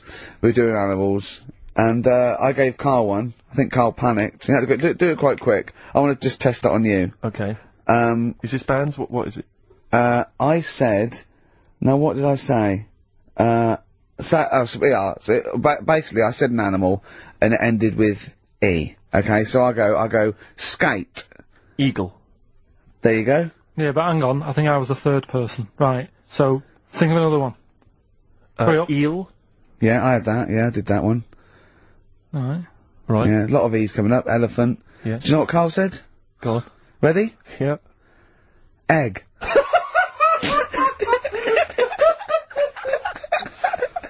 Oh, in a sense, I suppose. Egg? He went, yeah. I went, no, wrong. He went, well, what? And then Martin came to his rescue and went, well, what is an egg? Animal, vegetable, mineral. I said, well, it's animal, but it's you can't have egg. But would you allow tadpole? Well, yes. Yeah, because it's a larval stage. Yeah, no, but egg, you might as well have leg. Or eye. Uterus.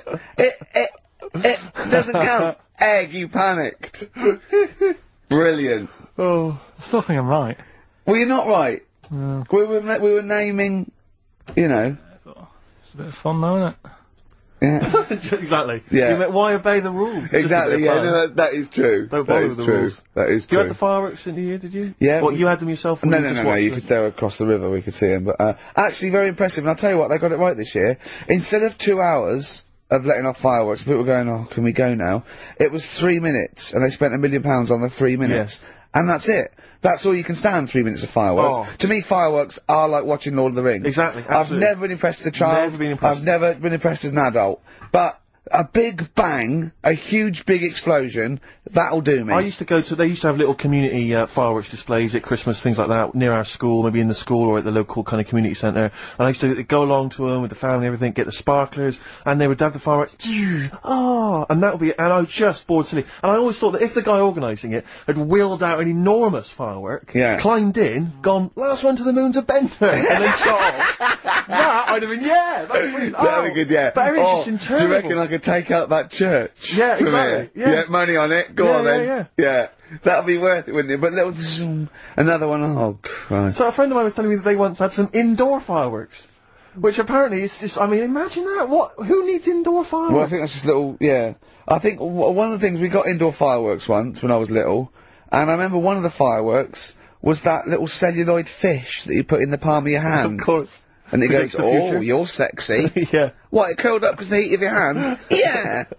Oh. You're dead. It didn't curl. Actually, it's Grandad. He's dead. Yes. His hands are cold. Oh, no.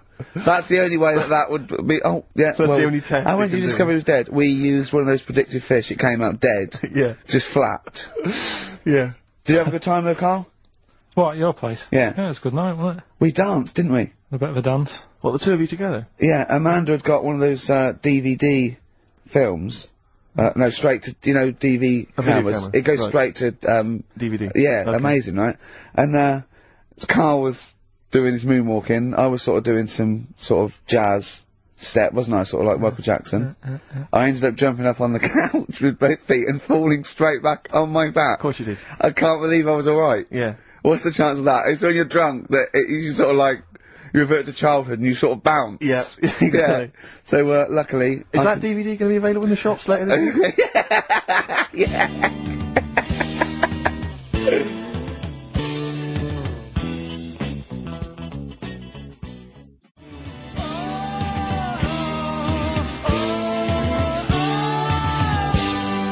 Track 1, side 1, the first Talking Heads album, Uh-Oh, Love Comes to Town. On XFM 104.9.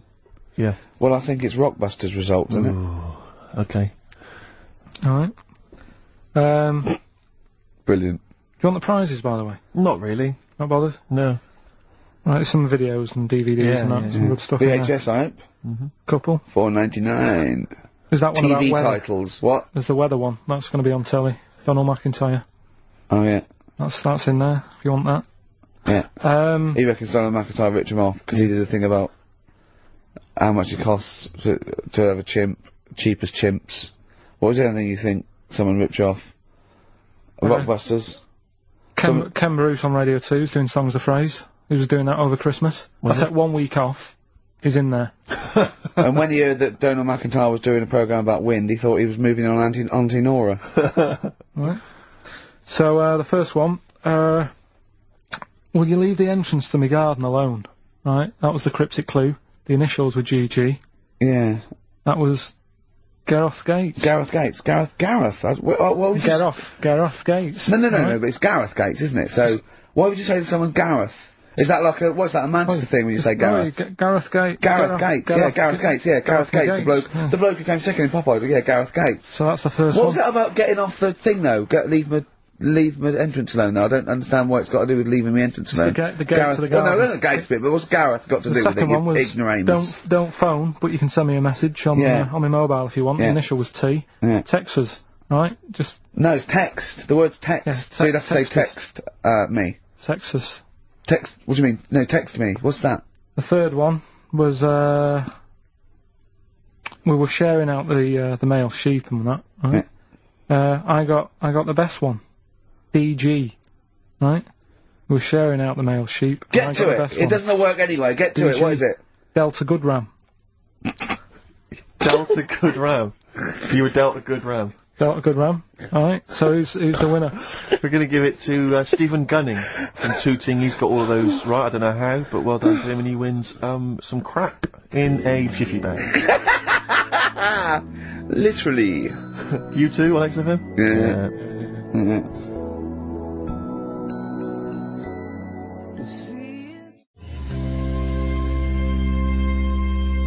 Snow Patrol and Run on XFM 104.9. Yeah, not bad at all, not bad at all. So everyone had a good Christmas though, yeah? Really? Carl, even though it was like a little bit Lanzagrotte, it was a nice Christmas. Yeah. What was the book you read, by the way? Someone just emailed in and wanted to know. What was the book you read? It was The Governor. The Governor? Yeah. Right, okay. Did you buy Suzanne a gift in the end? Which you surprised her with on Christmas Day? Yeah, after that show that we did before Christmas. Yeah. I was walking home thinking, oh, might as well treat her then. Yeah. Went and got her a necklace. Nice. Actually, she said she wanted a necklace, but I didn't know which one, but went and got one. Yeah. And she was happy with that. Yeah. That shut her up. yeah. Yeah. But, yeah. And did she get you something? Did she get you a gift back? She did get me something, yeah. See, we knew she Of course she would. Yeah, but the thing is, right, she got me a little Game Boy Advance to take on holiday, because she knows I get bored. Lovely. Right? So that was good, but I was like, hang on a minute. I know how much I spent. Oh, and I know how much these are, right? But I was clever though. When I got to the airport, I bought her to get me an extra, bought me an extra game for it. Yeah. got the value. Of course. When you were growing up, did you wait to ask your mum for sweets right at the counter so the woman would embarrass her into getting you it?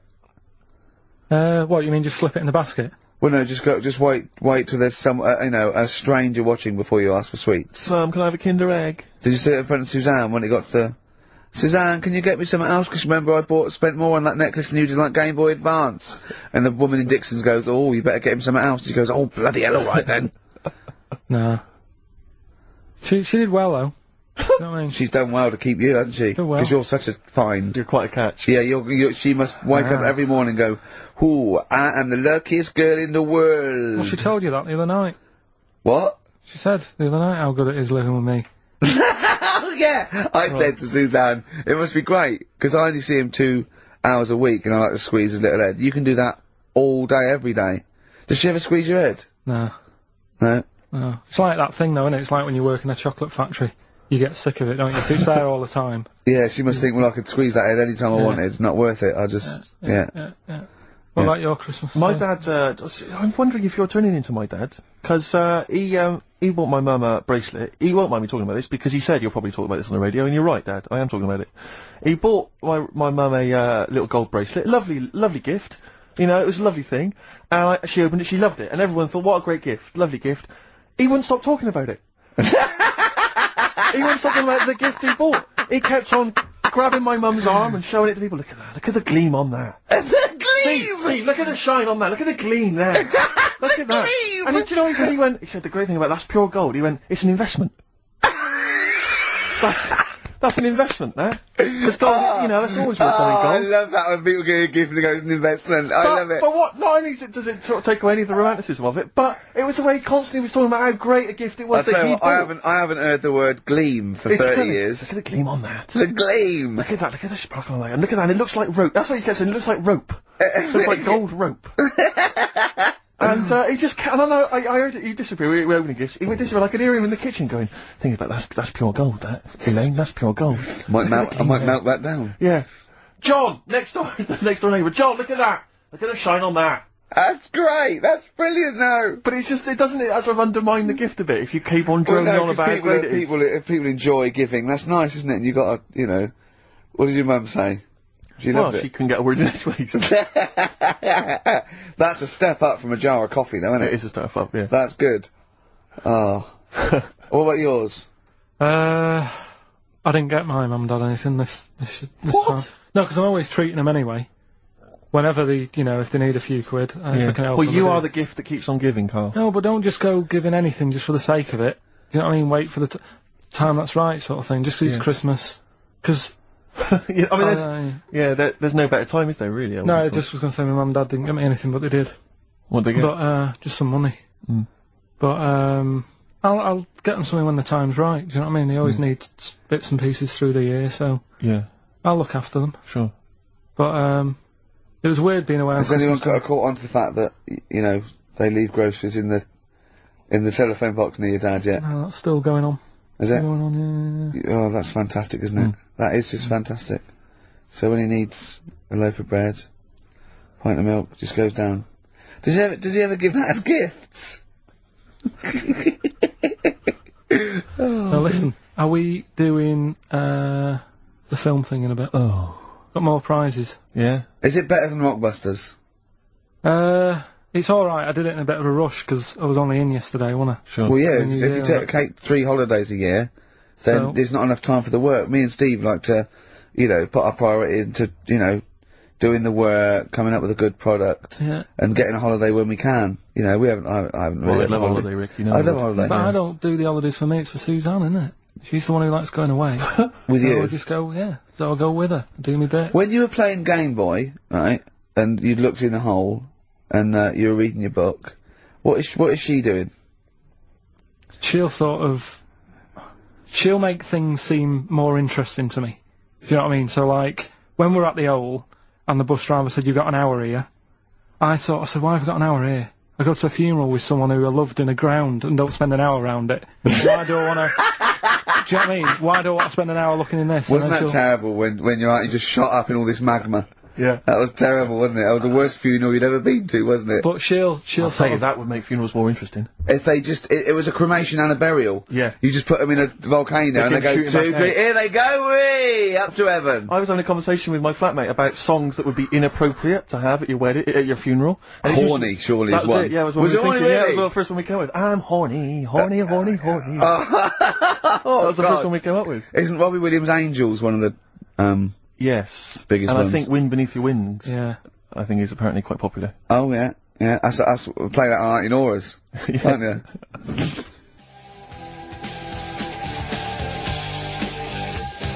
Boston, More Than a Feeling, XFM 104.9. Well, another big moment here. We've had Rockbusters. Now we're gonna have Karl's film quiz thing, ain't it? Yeah, film quiz thing. I've done Planet of the Apes, right? Because one of the things we did in Lanzarote went on this tour with sort of 3 northern blokes, and they didn't really know what they were talking about. Joking. What You're do you mean? joking. What? Northerners not know what they're talking about. You're having a No, laugh. they'd obviously sort of not had much luck here, right? And thought, let's go over to Lanzarote, buy some vans, right? Get people in it. We'll do a tour of the island. And whenever someone asks the question like, what year did the volcano happen? They go, oh, we'll take you to the visitor centres. You can read about it there. So they never actually answered anything, right? So they were useless. But one of the things that they told us was that Planet of the Apes was filmed in Lanzarote. Right, okay. Right? That makes sense. A bit of it. Well, does it? Well, Does it make it- sense? Well, what do you Alright, mean, well maybe does it was, maybe it wasn't. Okay, anyway. No, I mean, if they wanted to show sort of an Aaron, sort of barren, sort of post-apocalyptic sort of subject, choose where you went on holiday. Yeah. Obviously. Yeah, but when we were there, well, he took us to this sort of beach, and I said, "Is this where they did it?" And he was like, "Yeah." I said, "What? Right there, yeah." And I watched it, and I couldn't see where I was. Yeah, you know that if you watch a film from 1968 and you've been to the same no, place, the you're new not one. going to feature, The they're new not one. going to see you in the back walking along the beach. It's a new one, new Planet of the Apes. Oh, the right? recent Planet of the Apes, you Yeah, mean. that's what he said. Yeah. Right. Right. So I thought I'd sort of. Now do that sounds a little bit more far-fetched. I would have thought that was probably a lot in Hollywood. Yeah. Well, I don't know. anyway, is this the current Planet of the Apes or the old one you've done? Current Planet of the Apes. This is the recent one. All right. There'll be a question at the end of it, so listen on that. Is this entertaining to anyone, this? I mean, just take the last 4 minutes of conversation. But seriously, Rick, who cares? I don't. Do you? No. I don't. DVD's selling well. Exactly, what do I care? Right, go on then. All right. So Planet of the Apes. Question at the end of it. Listen and win some stuff. All right. Hey, where am I? What is this place? Hang on a minute, I'll have a look. According to the Lanzarote guide, we've been dropped off at the volcano bit. Apparently there's 36 volcanoes here to be seen. I hope you don't mind my saying, but this is a waste of time. I know what you mean. Don't know why they need 36 volcanoes. Just keep one. Fill the rest in. Like a car park or something. Excuse me, guide. What's why's the bus dropped us off here? What's so special about this place? Well, according to our holy writings, that is where creation began. Where the Almighty breathed life in the time before time. Well, it's amazing that, isn't it? All this has been stood here for years and years. What about the coffee shop there? Is that old, is it? Well, nothing. You're out to rip us off. I raised about £4 for a coffee there. Always ripping people off. That's what annoys me with these trips. You get us in the middle of nowhere, we die in a thirst. I'm not able to do without. The reason I've come here, I believe this is where they did Planet of the Apes, innit? Love monkeys. Especially the ones in Planet of the Apes, because they talk and that. Talking monkeys can't exist. You're joking, aren't you? Of course they can. Getting up to all sorts of stuff. I read about a monkey the other day who worked on the railway. Right? There was another one about a chimp that did a bank job and went off to Spain to sort of... Shut up! Okay. What is that? Little monkey fella. It's come from that little coffee shop. It's been serving coffee. Now that is worth paying £4 for. No, you're teasing him. I'm not teasing it. It's working, isn't it? It's serving the... We want some coffee. Get us some coffee. I've heard about this. You can buy can buy coffee that's been sort of hand-picked by monkeys. It's like coffee, mate. Except it's more sort of coffee primate, yeah? Hello, little fella. We want coffee. What do you mean, we? You're gonna have a coffee, aren't you? What else are you gonna do? Go and look at another 35 volcanoes? I'm staying here, I'm having a monkey coffee. It's brilliant. You find this amusing? Jesus, it's a talking monkey. Right, mate, have a couple of coffees. Don't start now. We're off duty. I'm starved. What do you mean you're off duty? Have you been on us later? Just get us a couple of coffees. Right, I understand that you're tired and you've probably been on your hands all day. Just forget the coffee. You go and get some lunch. After you've got some coach, you lazy ass. You damn human!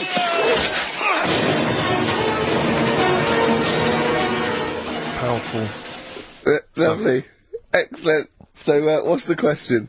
If you've been listening to the whole show, how many volcanoes do I think's on the island of Lanzarote? Okay. Yeah. I might have it wrong, what I've been saying, but it's roughly around that. Yeah, so what have you been saying? Yeah. Yeah. Brilliant. Ricky.Gervais at xfm.co.uk. You're more likely to win the prize if you leave your address on the email. Yeah. Because otherwise we can't really be bothered to phone people or email them back. So, Good point. Put your address on there and you could win some crap. In a jiffy bag.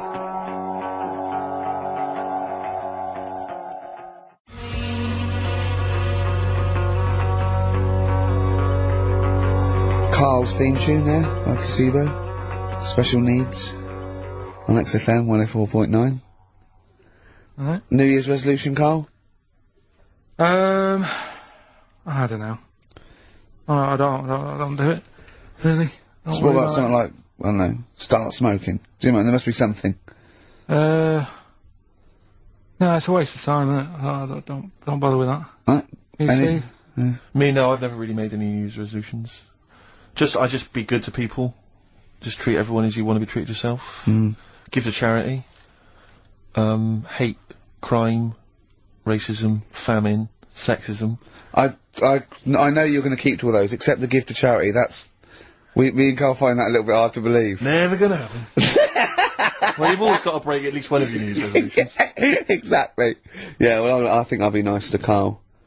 What about learn more? I was thinking that I want to learn more. I'm always teaching you stuff. I've got. I watched. I'll tell you what. Christmas telly was dreadful this year. I don't know if I've hit that age where I think, but I think consciously I thought this is worse than usual. Yeah. And I ended up watching that Discovery Channel and History Channel again, and I watched 4 episodes in a row of this fantastic documentary, 1418 War, narrated by Dame Judi Dench. And it's brilliant. I just can't get enough of it. I hated history at school, and now I want to know everything. Yeah. And I think that's mine. Learn all the stuff about stuff. I like learning now. I always say that to you. I'm always looking up stuff. When I was on holiday, even though it was sunny outside and they had big holes to look at if I wanted to, I stayed in and watched Discovery there and was watching stuff about scorpions and that. Yeah. What did you learn? Well, nothing, 'cause it was all in Spanish.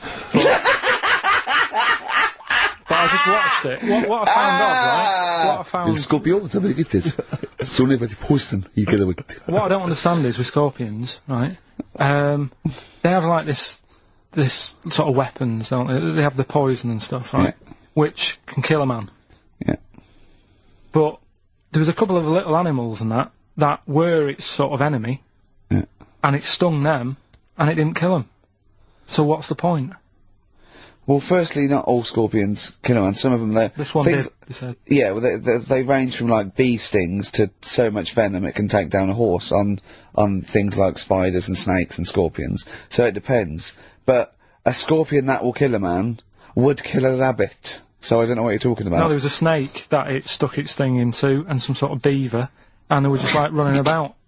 There's nothing funny about that, so why are we laughing? Well, the snake wasn't running about, was it? Well, it was slithering about a bit. Yeah. What was the beaver doing when the snake... It just sort of... I think it ate it in the end. What? Ate what? Ate the scorpion. Just wandered off. Well, it wasn't a beaver. There you go. There's no way it was a beaver. Alright, an otter. It was This is what you pieced together from a show in Spanish. Well... I'm just saying though, how come it can't kill something that small, yet there's someone on holiday that's no sort of danger to that scorpion. We're not going to harm it. right? And yet it can kill a man. So you say, but I don't believe it. Shut up, mate. Seriously, this is gobbledygook. Taught you something again, though. That's what I'm No, saying. what have you I'm always- taught us though? What is the fact that's come out of that?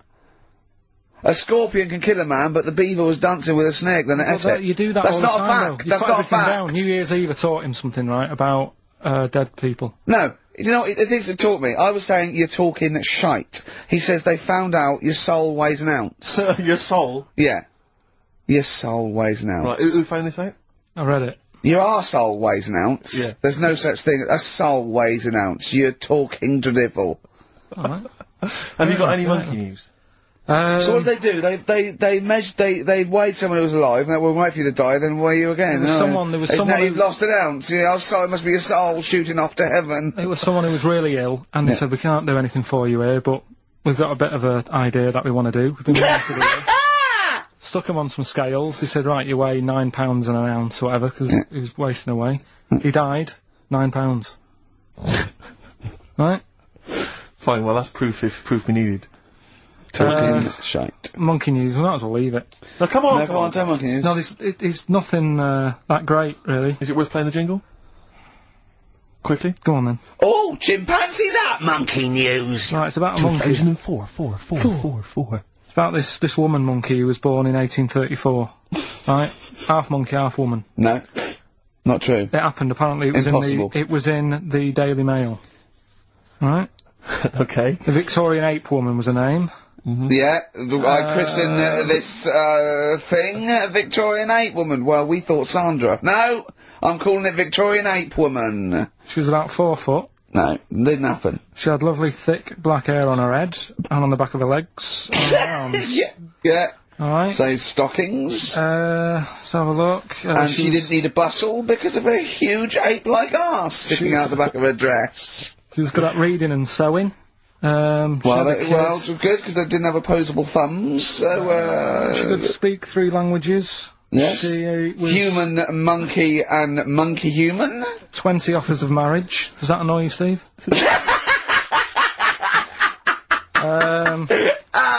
Absolute twaddle. Alright, well, That more rubbish than your soul weighing an ounce. Let's leave A it there, Victorian monkey Let's leave woman. it there, then. See you next week with some more twaddle. I was worried we wouldn't have the old magic in 2004, but we're still talking shit. Merry New Year. Loser.